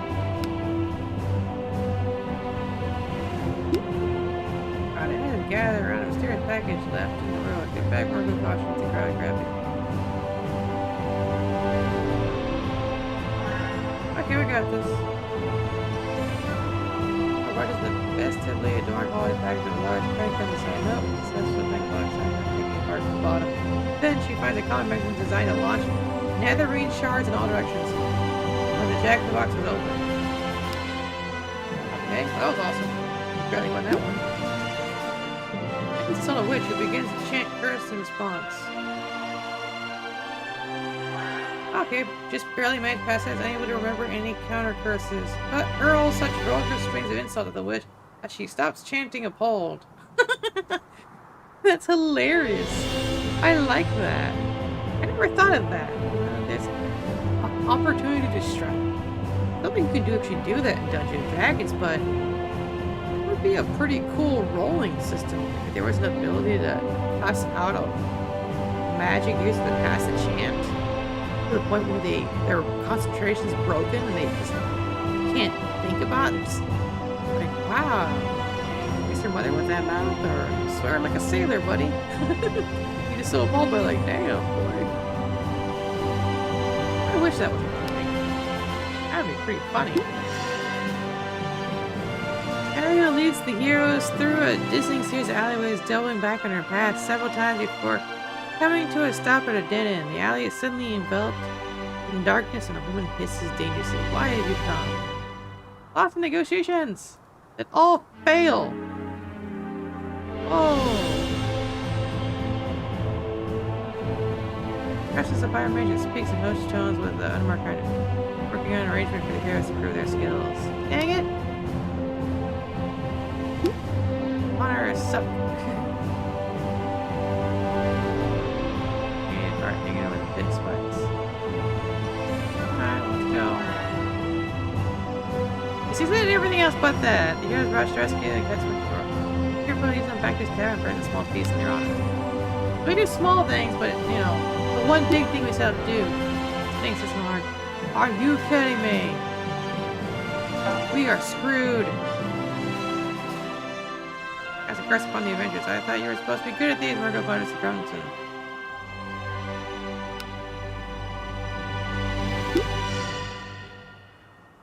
Oh, it's the kitchen crew are in there.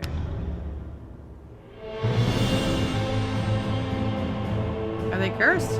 Not cursed? Okay. cursed. Maybe just their luck for the adventure they were cursed on. Oh no, they're just cursed. Recovery in 2 days. Okay. How's business summer going? Okay. Manage. We should be good. Let's roll with it. Well, you leveled up, so that's good. Not the way I wanted, but it works out. You know, some good stuff. And then you're a con artist. All you do is talk to people. A paladin. Talk to you, okay. Which is enough art farming. I am very good at my art. There you are. I want to talk to you. We captured a Marasucker outpost and victory was in sight when we were betrayed from within.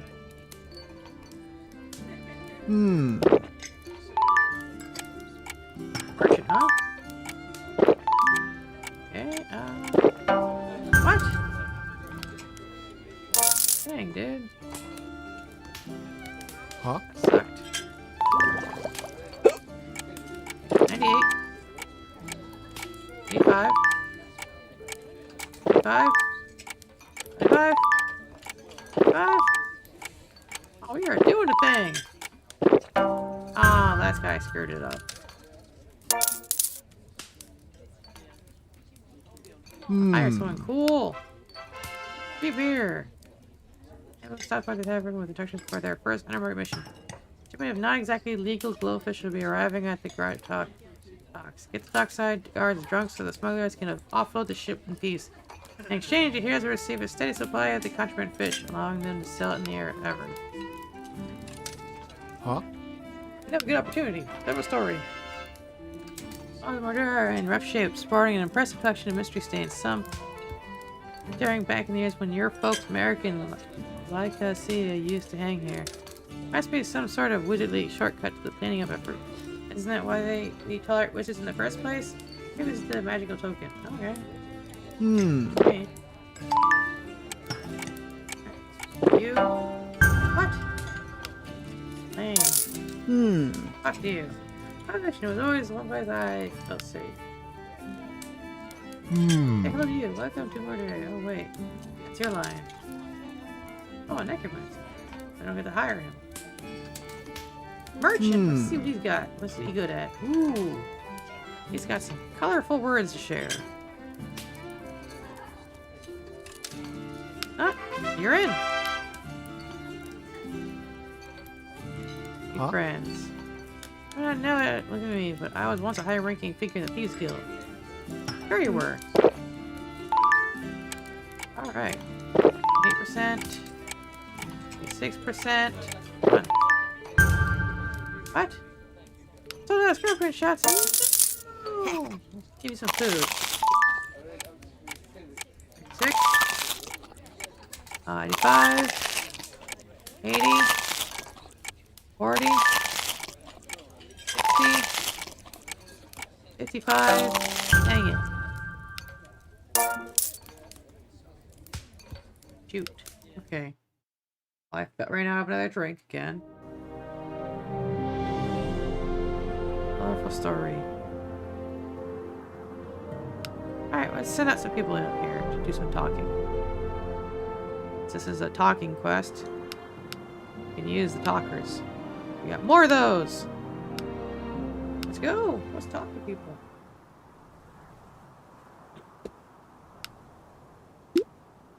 Across the heroes. Oh, of course, they get, you know, more demoralized right from the beginning.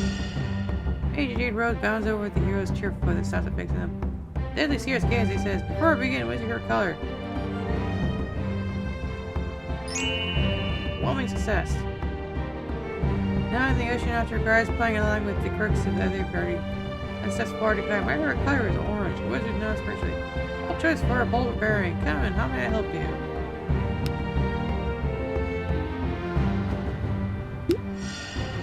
Success! Get it! Oh.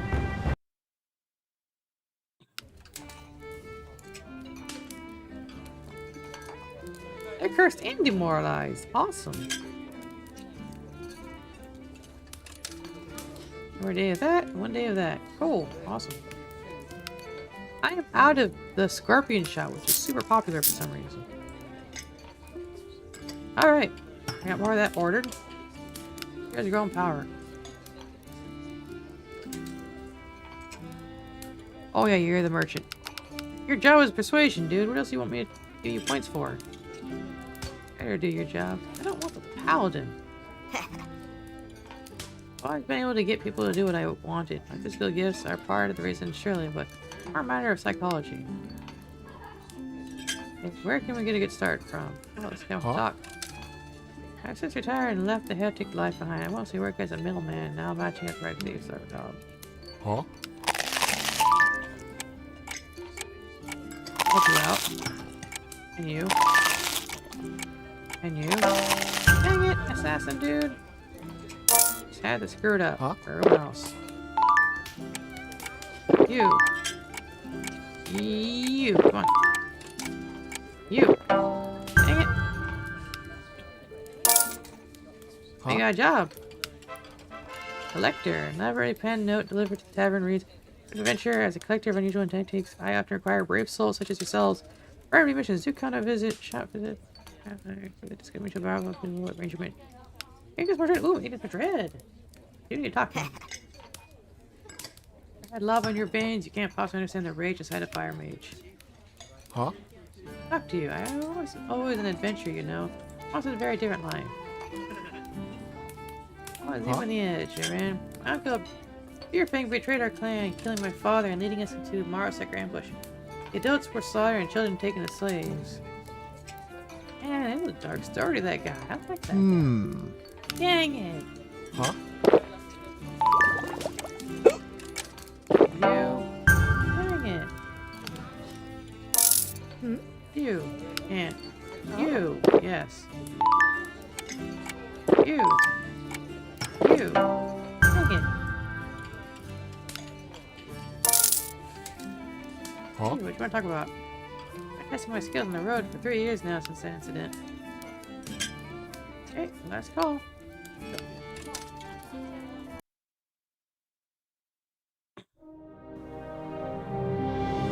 Collector. Let's go see the collector. And our best talker is to go talk to him. Boom, boom, boom. And boom. Right to the guy. And be done with him.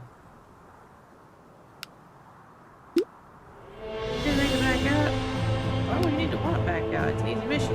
Just talk to some guy. Find a cave.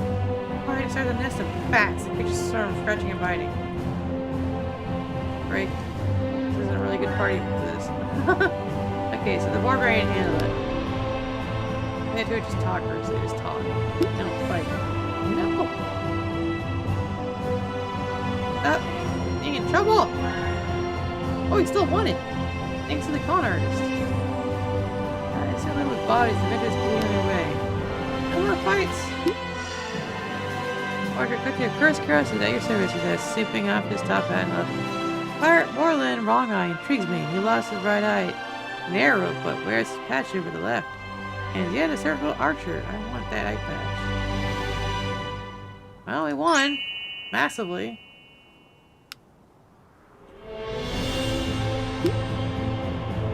To the shifty elf fleeing people with 3-card Monte scam. I had to intervene. Alright. Move on.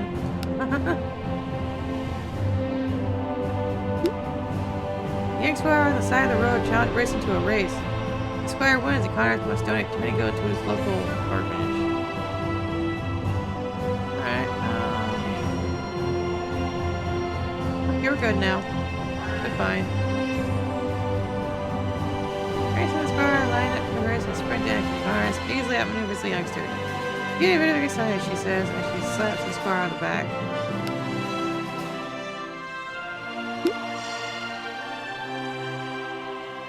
So hungry, I can eat a roast Cerberus. I would want to eat a roast Cerberus. That sounds nasty. Alrighty then. That should have gone really well. I leveled somebody up at the very least. That was an easy quest. A lot of fights. Man, like crazy amount of fights.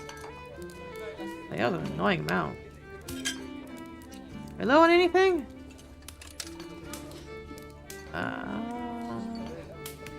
We're low on anything or not, but all the punches. Oh, Alona's back, but I don't have room for her. No. Even the slightest irritation would lead to something bursting into flames. Yellow taught me how to control my emotions, how to dim fire and build walls inside me to contain it. Huh? Serve it. Serve it. Serve it. Dang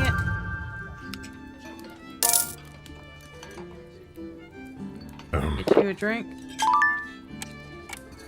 87. 5.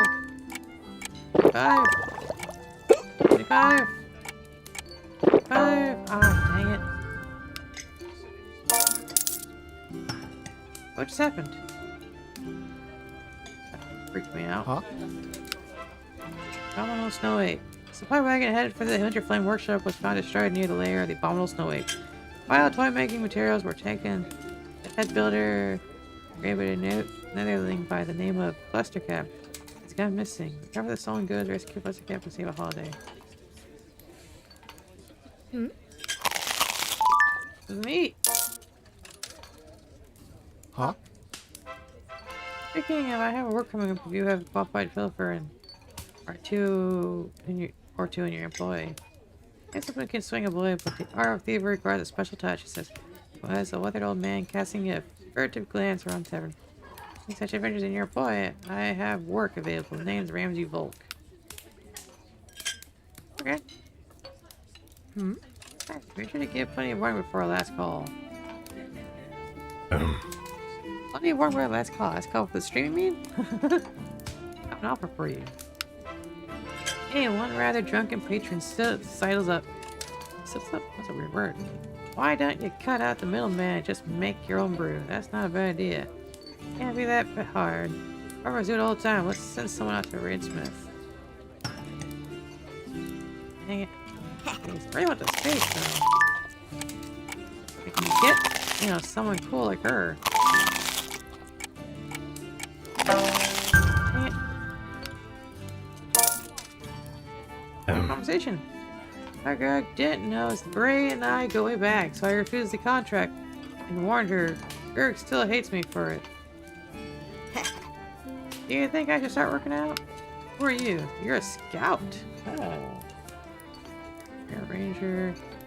Huh? He needs a firm command of the basic skills of the trade. That's everything. Okay. We're now at good business. We're not just passable, we're good.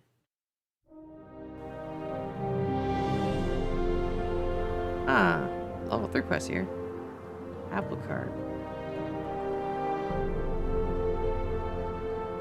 I can do this one. Let's do it. I got some pretty good talkers on my side. They can handle it. Let's go. Give me a Ruri module. And fourth. Next on the side of the road challenges off-road to a race. Uh-oh. These guys aren't racing material, so okay, I just barely made it. They keep running a race, these guys, they're not really racing material. Got the copper beard, handing a scrap of copper. Ornate bead. He looks up at the party. What can I do for you? At the 11. Ooh, we got this in the bag, people. Pause the artistry of the work. Need to see if we could make us a copper brewing vat. The dwarf mutters incoherently for a few minutes. Response, which they assume means yes.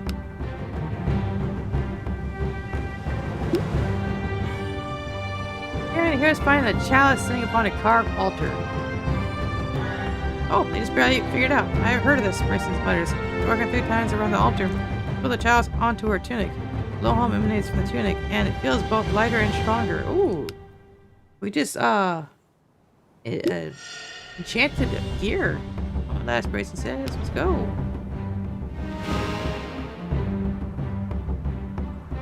That was awesome. But it's not like treasure quests to find gold or something. Okay, anything we're low on? House ale. Let's make some house ale. You low on anything?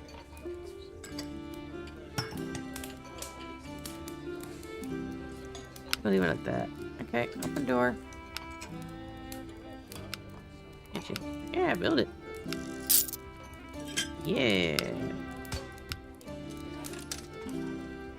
Oh, you're ready to level up in talking.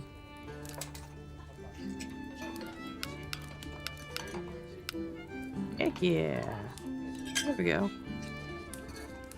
Oh, the people I want are gone! Again! In captivity. Not all in the cage. Our suckers trained as slaves for an attempt at running the Razor Gauntlet to earn our freedom. Get a drink. You get a drink. You get a drink. Dang it, Margot. Mafalda was paranoid about some stupid prophecy and grew convinced one of her $7 were going to murder her. It was about you. After level 4. Inside the scroll case from Ignitus. Night patch and following note. Marla and Wrong Eyes on the shore leave at the Blissful Bugbear bathhouse. Mrs. Patch in the steam room. There you'll exchange it. Undetected. Return the night patch to me for your reward. Burn this note.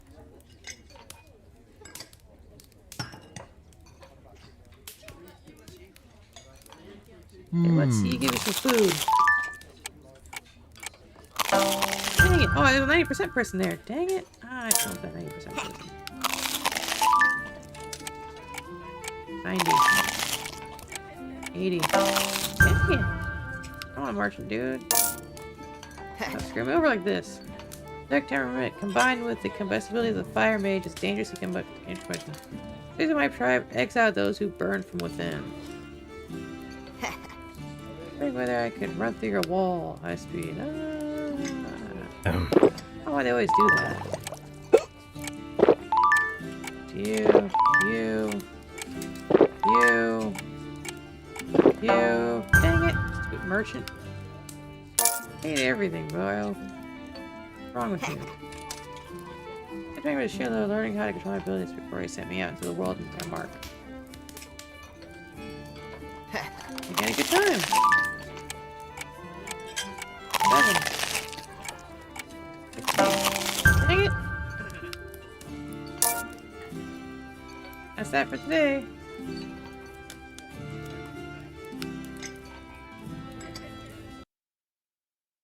Oh, I didn't get a chance to build a thingy for my thing. Or did I? I think I already built it. Yeah, I think I built the expansion. Alright. Adding patchwork. 3 beer. Let's go with 3 beer. I think we got a crew now to pull it off. 100% certain we can pull this off, no problem.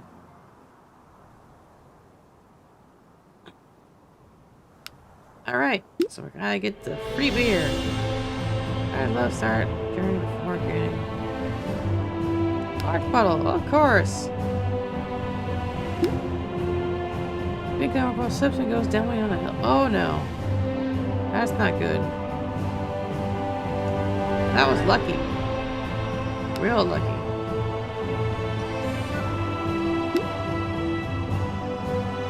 Halting her side and bringing serious injuries. My presence above the treetops ahead, and heroes pick up the pace, breaking through the tree line. It's about a hilltop, keep overrun by Lily Man raiders. Hero scout spots the party and opens fire. Uh-oh. Uh-oh. Oh. Not enough. Shoot. As we return fire, missing her, one of the scouts raises a scaled horn and blows into the unleashing a horrendous dropping and stunning reinforcements. Uh-oh.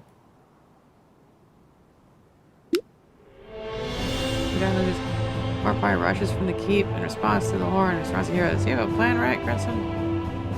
Talk out my way out of this. Face the hostages and I'll ask Commander Barnwood to spare your lives. Hammer and bluffs. A cavalry has right behind us. We can test their luck. The lizardmen slink back to the swamp. The hostages are saved. Well, that was good. A chance to make up for it. Wish I could do that for other quests. Noticing a tinsmith cruelly beating his apprentice, the party intervenes. More than enough. I question the tinsmith and learns she is jealous that her apprentice has already surpassed her, and when convinces her to make her partner, her apprentice is so grateful. He gives the party a fairly valuable tin goblet, below the nearest pawn shop. I'm not even at the mission yet. I'm still walking there. The heroes spend the morning arguing over a tactic they eventually come to blows. Just barely. Damn. That's our bull in a headlock holding the corner as over. It says, okay, let's talk. After a long conversation, they resolve their differences and continue on. Okay. Dang, it's a long quest. The heroes find themselves on the wrong side of the riding mob and there's nowhere to hide.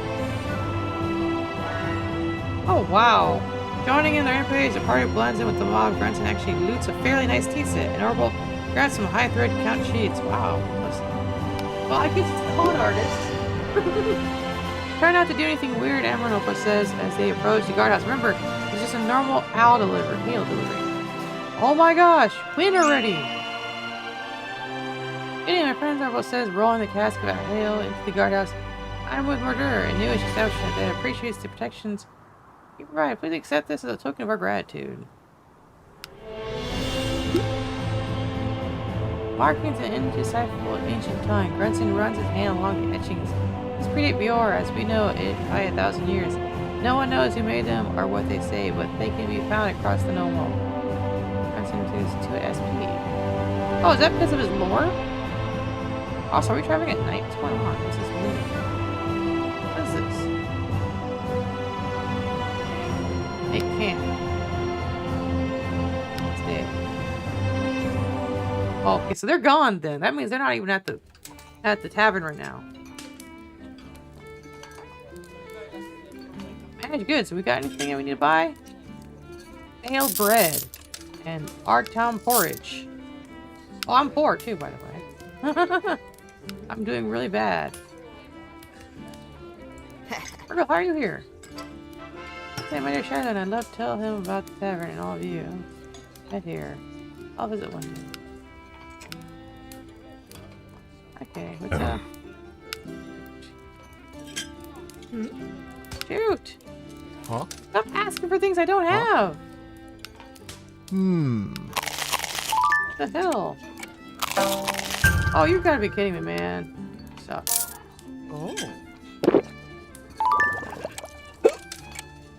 87. 85. 85. Come on. 75. 55. 5. Ah, dang it, dude. Come on. Oh, I guess so. Let's see who can make the most noise. I'll go first. I don't know. Oh, that was here. Cool.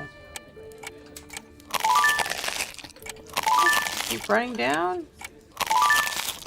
Oh, we got this. We got this. Uh-oh. Okay. Dang it. Stupid guy. I don't appreciate good food.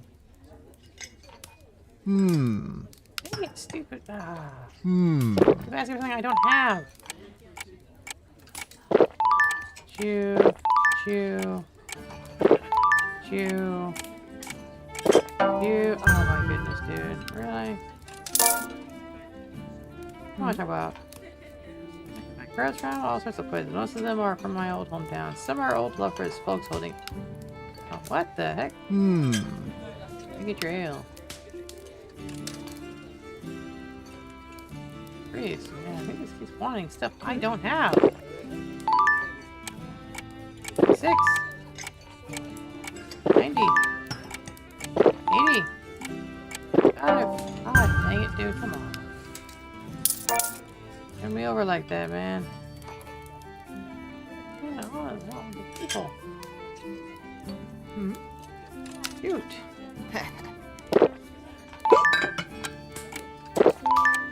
Dang it.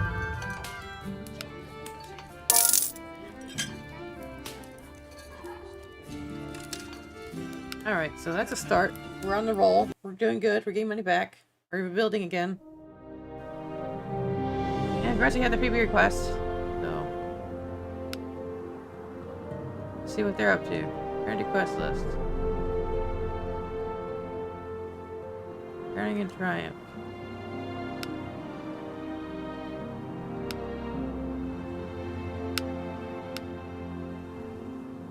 That's bad. The motor free from your instructions. Okay. Girls chase each other through the underbrush as the heroes pack up camp. They've got it made, Orville says. No responsibility or dragons to slay. They just run around and play all day. Not a care in the world until something bigger eats them. On second thought, yeah, it's the reason why it would never be a squirrel if I could be an animal. Catch her in gold and adventurers try dancing and singing in the tavern. Alright, well, it's good news that they're all talkers. That works.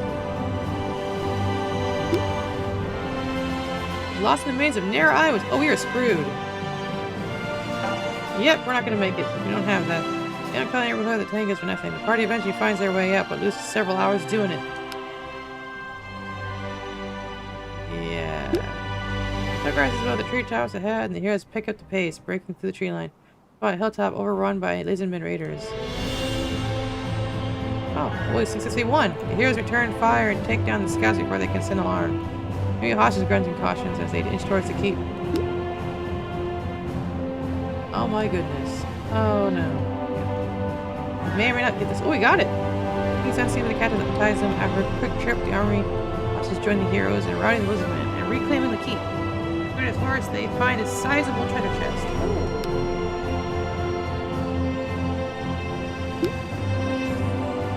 Okay. Lip out, on hearing noises in the underbrush behind them. Like a giant list attack. We're doing good. We won. No much pictures. These are quickly vanquished.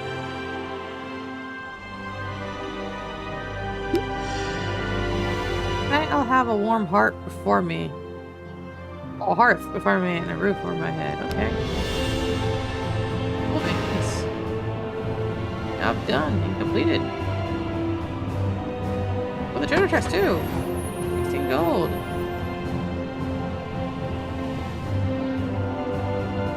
Already 11 gold. Alright.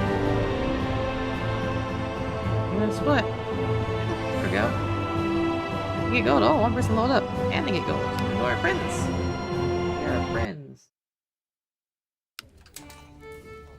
What a way to get along with my tavern folk. We're not ordering anything else because we're good. We don't need anything else.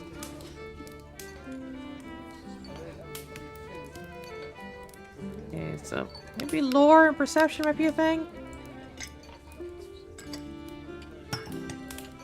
Oh, you don't really have to worry about anything. You're the talker. Your whole job is just talking to people really, really well. Okay, so boom, boom, boom, boom, and the rest will be here. Boom, boom. 30 in total. You're just a talker. All you do. You're just talking. Huh? Cool job. I want to talk to you. Picking pockets while dangerous. A skill for any real thief. Okay. Ilona! And I have a space for her! What'd she do? What did she do? What did she do? She's a fighter. She's a shaman. She's got necromancy. Divination. She's a fighter, though. Yes. Hire this adventure. Nice. Finally got her. A lot of people assume I'm trouble just because I'm a fire mage. Not the original necromancer I wanted, but hey, it works. Huh? Up in Marsucker is the worst kind of monster, but I learned a lot from her. I became an accomplished tracker and hunter. Oh. There you go, buddy. Give you something. Give you something. We're going up ways. We're going way up here. Oh, I should have known not to do that. Dang it. You never do that. Dang it. Why do you want something I don't sell? Oh. To be a true master of the thieving arts, one must command all basic skills. Brand you folks. Mug. Picking pockets, for example, is all about destruction. Here's your pouch. By the way, how about you try it? Hey, you stole my stuff? Ignacio.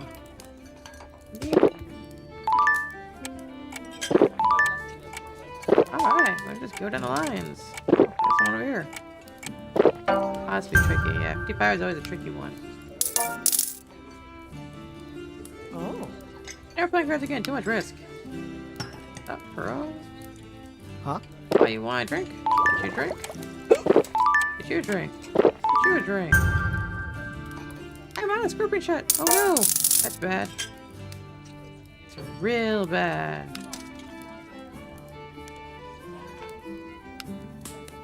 Okay, so I need scorpion shot. Pronto. Did I run out of anything else? No, I haven't run out of anything else. I'm good on everything else.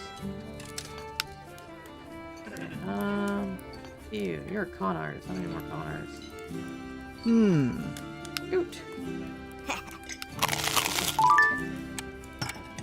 There you go. There. Oh, man. Give a drink. Oh, you want a drink. You want a drink. You want a drink. You really want a drink over here. You. Absolutely you. What's up? Ah, failing the last guy. 1 AP left. Alright. Make us count. Talk to you. I'll see how completely warped views of themselves, and that's how you exploit them. It's not wrong. That's actually fact. I would say true, but it's more of a fact.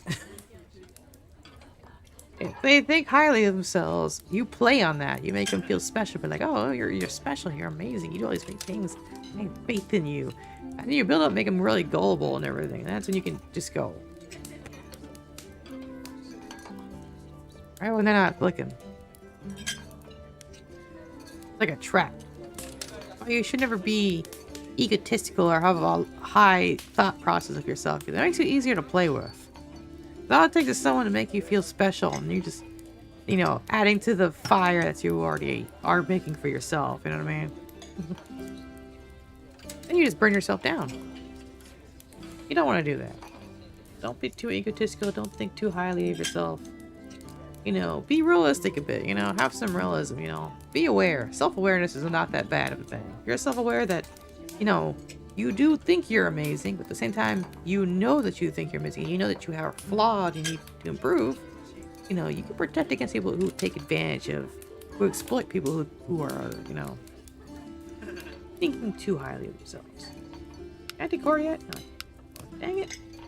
Anti-core. Ooh. Lots of good stuff today. Excellent. Excellent day.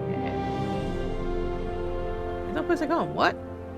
I'm doing it. Unusually, Chipper Murgo declares I'm going to visit my mentor. Yeah, let's do it. Murgo's a forced one. We need talkers. Oh, we will send our best talker. Merchant. Arbol. And...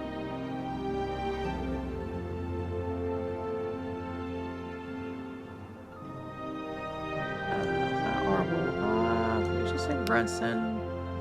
We should send...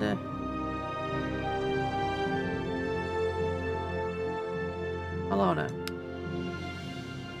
I think this would be a good party right here. Decent party. Shouldn't be that bad.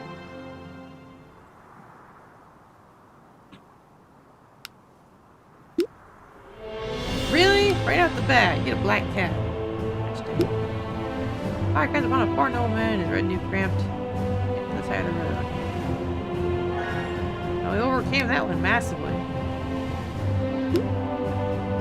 Look out, yells Ilona as a rocky rise in the path classes of Bavarian. We can't screw that up.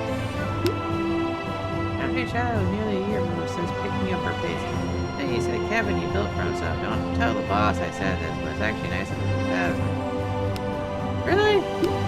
Oh wait, how do I put it?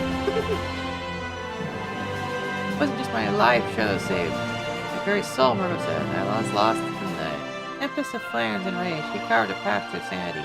For me, it made me who I am today. Well, at least now you get a decent, good group of people.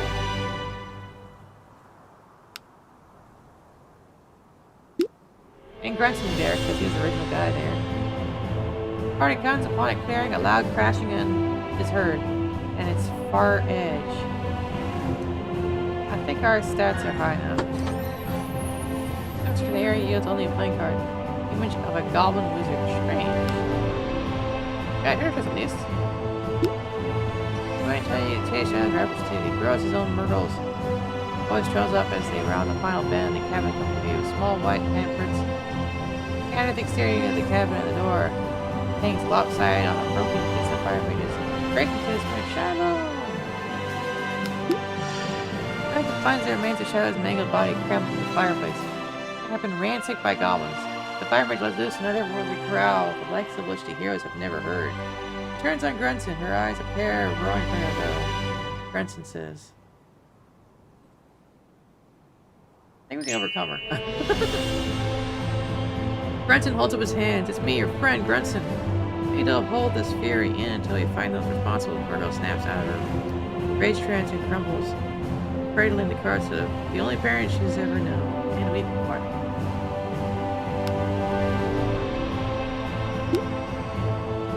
Alright, we're getting like an intense emotion type storyline now. Ari approaches a large stone with various holes and notches in it carved. Seemingly. Oh, it's easily decipherable. Overwhelmingly decipherable.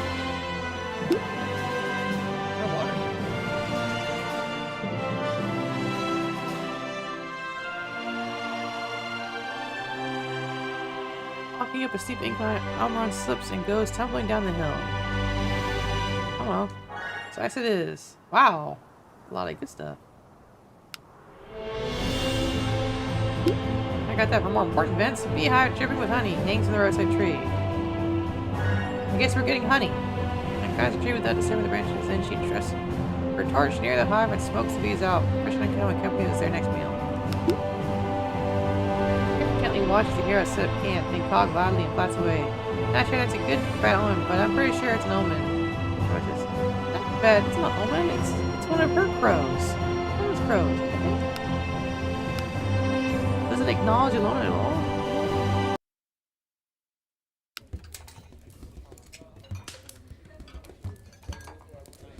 Okay, so we're not gonna order anything. We shouldn't need to order anything. We should be good on everything right now.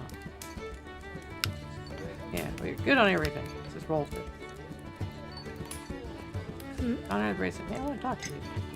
Eric and I heard a brief thing a while back. It was just a joke I made about telling the cardinal about his cardinal habits, and he went all crazy. Take my drink. Drink. Want a drink? Another drink? Dang it.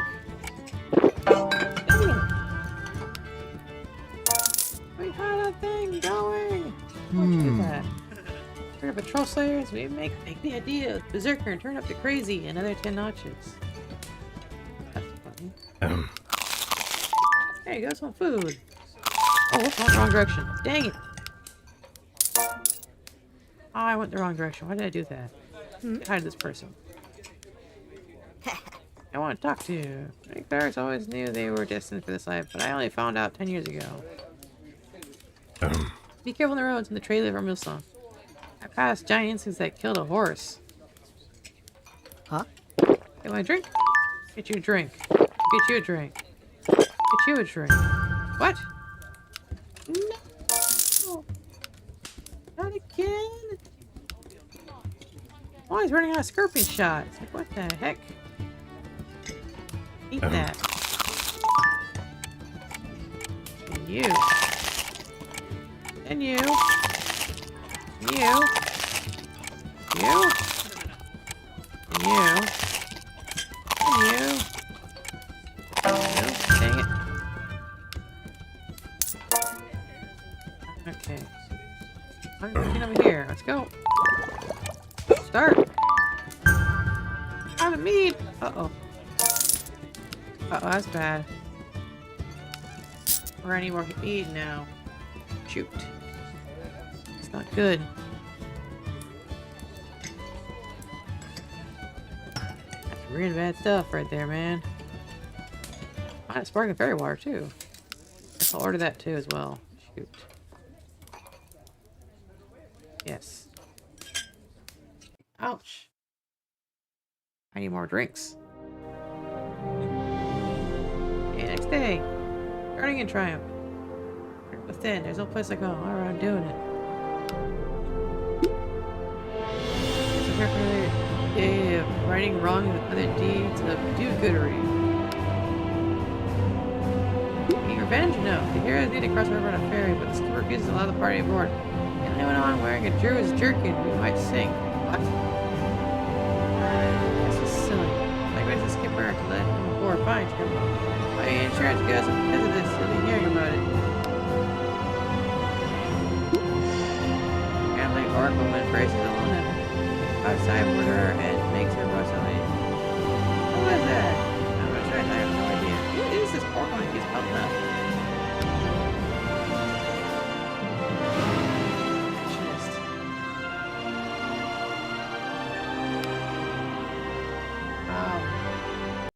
I'm sure they'll recover from being lightly wounded on their own, right?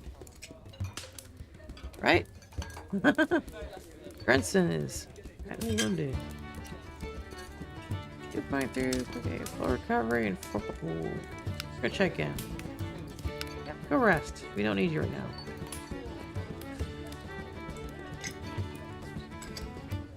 And got our stuff delivered. Awesome. Here's grown power. Awesome. Oh, Ilona.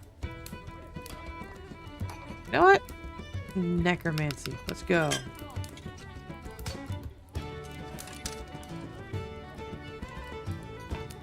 Gargoyle. I want to talk. Despite that nosy do-gooder Catrus, I have you believe I'm perfectly trembled by mage standards.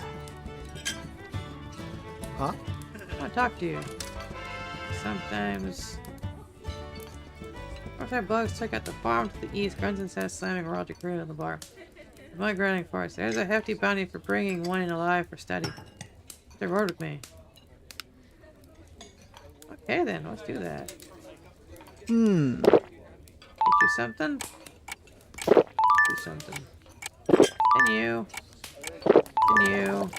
And you. Okay. Dang it.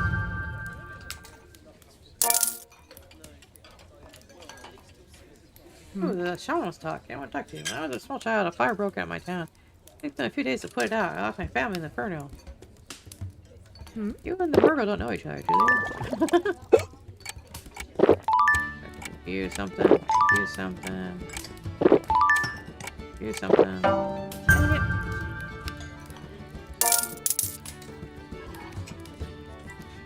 it. Merchant, have some drinks. And you. And you. And you. Dang it. Alrighty then, we got something going here.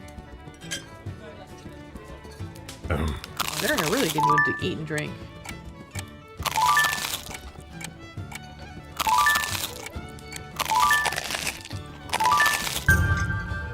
Ah, chicken wings! Uh-oh. Hey, more chicken wings. Hi, we're out of chicken wings. 30 servings per bag. Awesome. Okay, then. I want to talk to you. There's something soothing about the way it's crashing against the rocks over and over for all time. It is soothing. I can agree with that. The Connor is something over here.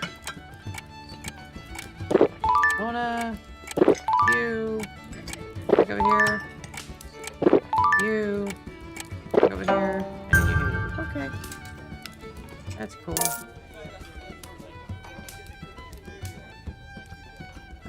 They're all gonna have a massive hangover for their quest. Cute. Dang it, merchant. Huh? Why do you always... Why do you want our party? Oh. Yeah, there we go. Cute. I'm all out there. Got restock coming in. More chicken wings.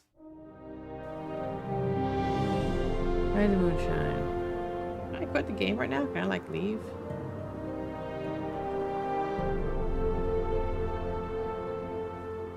Yeah, that'd be good. Okay. So, I'm going to wrap up the stream there. It's like 5 for me, which I think is an hour longer than what I normally would do, but I decided to do it anyway because I really enjoyed the game. I did a lot of talking. No, it's a nostalgic, ranting. Nostalgic ranting. Remember to, follow on Twitch, follow on Twitter, and subscribe on YouTube. Get a chance, if you really like what you saw, yeah, totally do those things. Anyway, that's gonna be it for me. Good night, good morning, whatever it is in your area. Good afternoon, maybe that's one of the things too. All around, just have a good day. And that'll be it for today.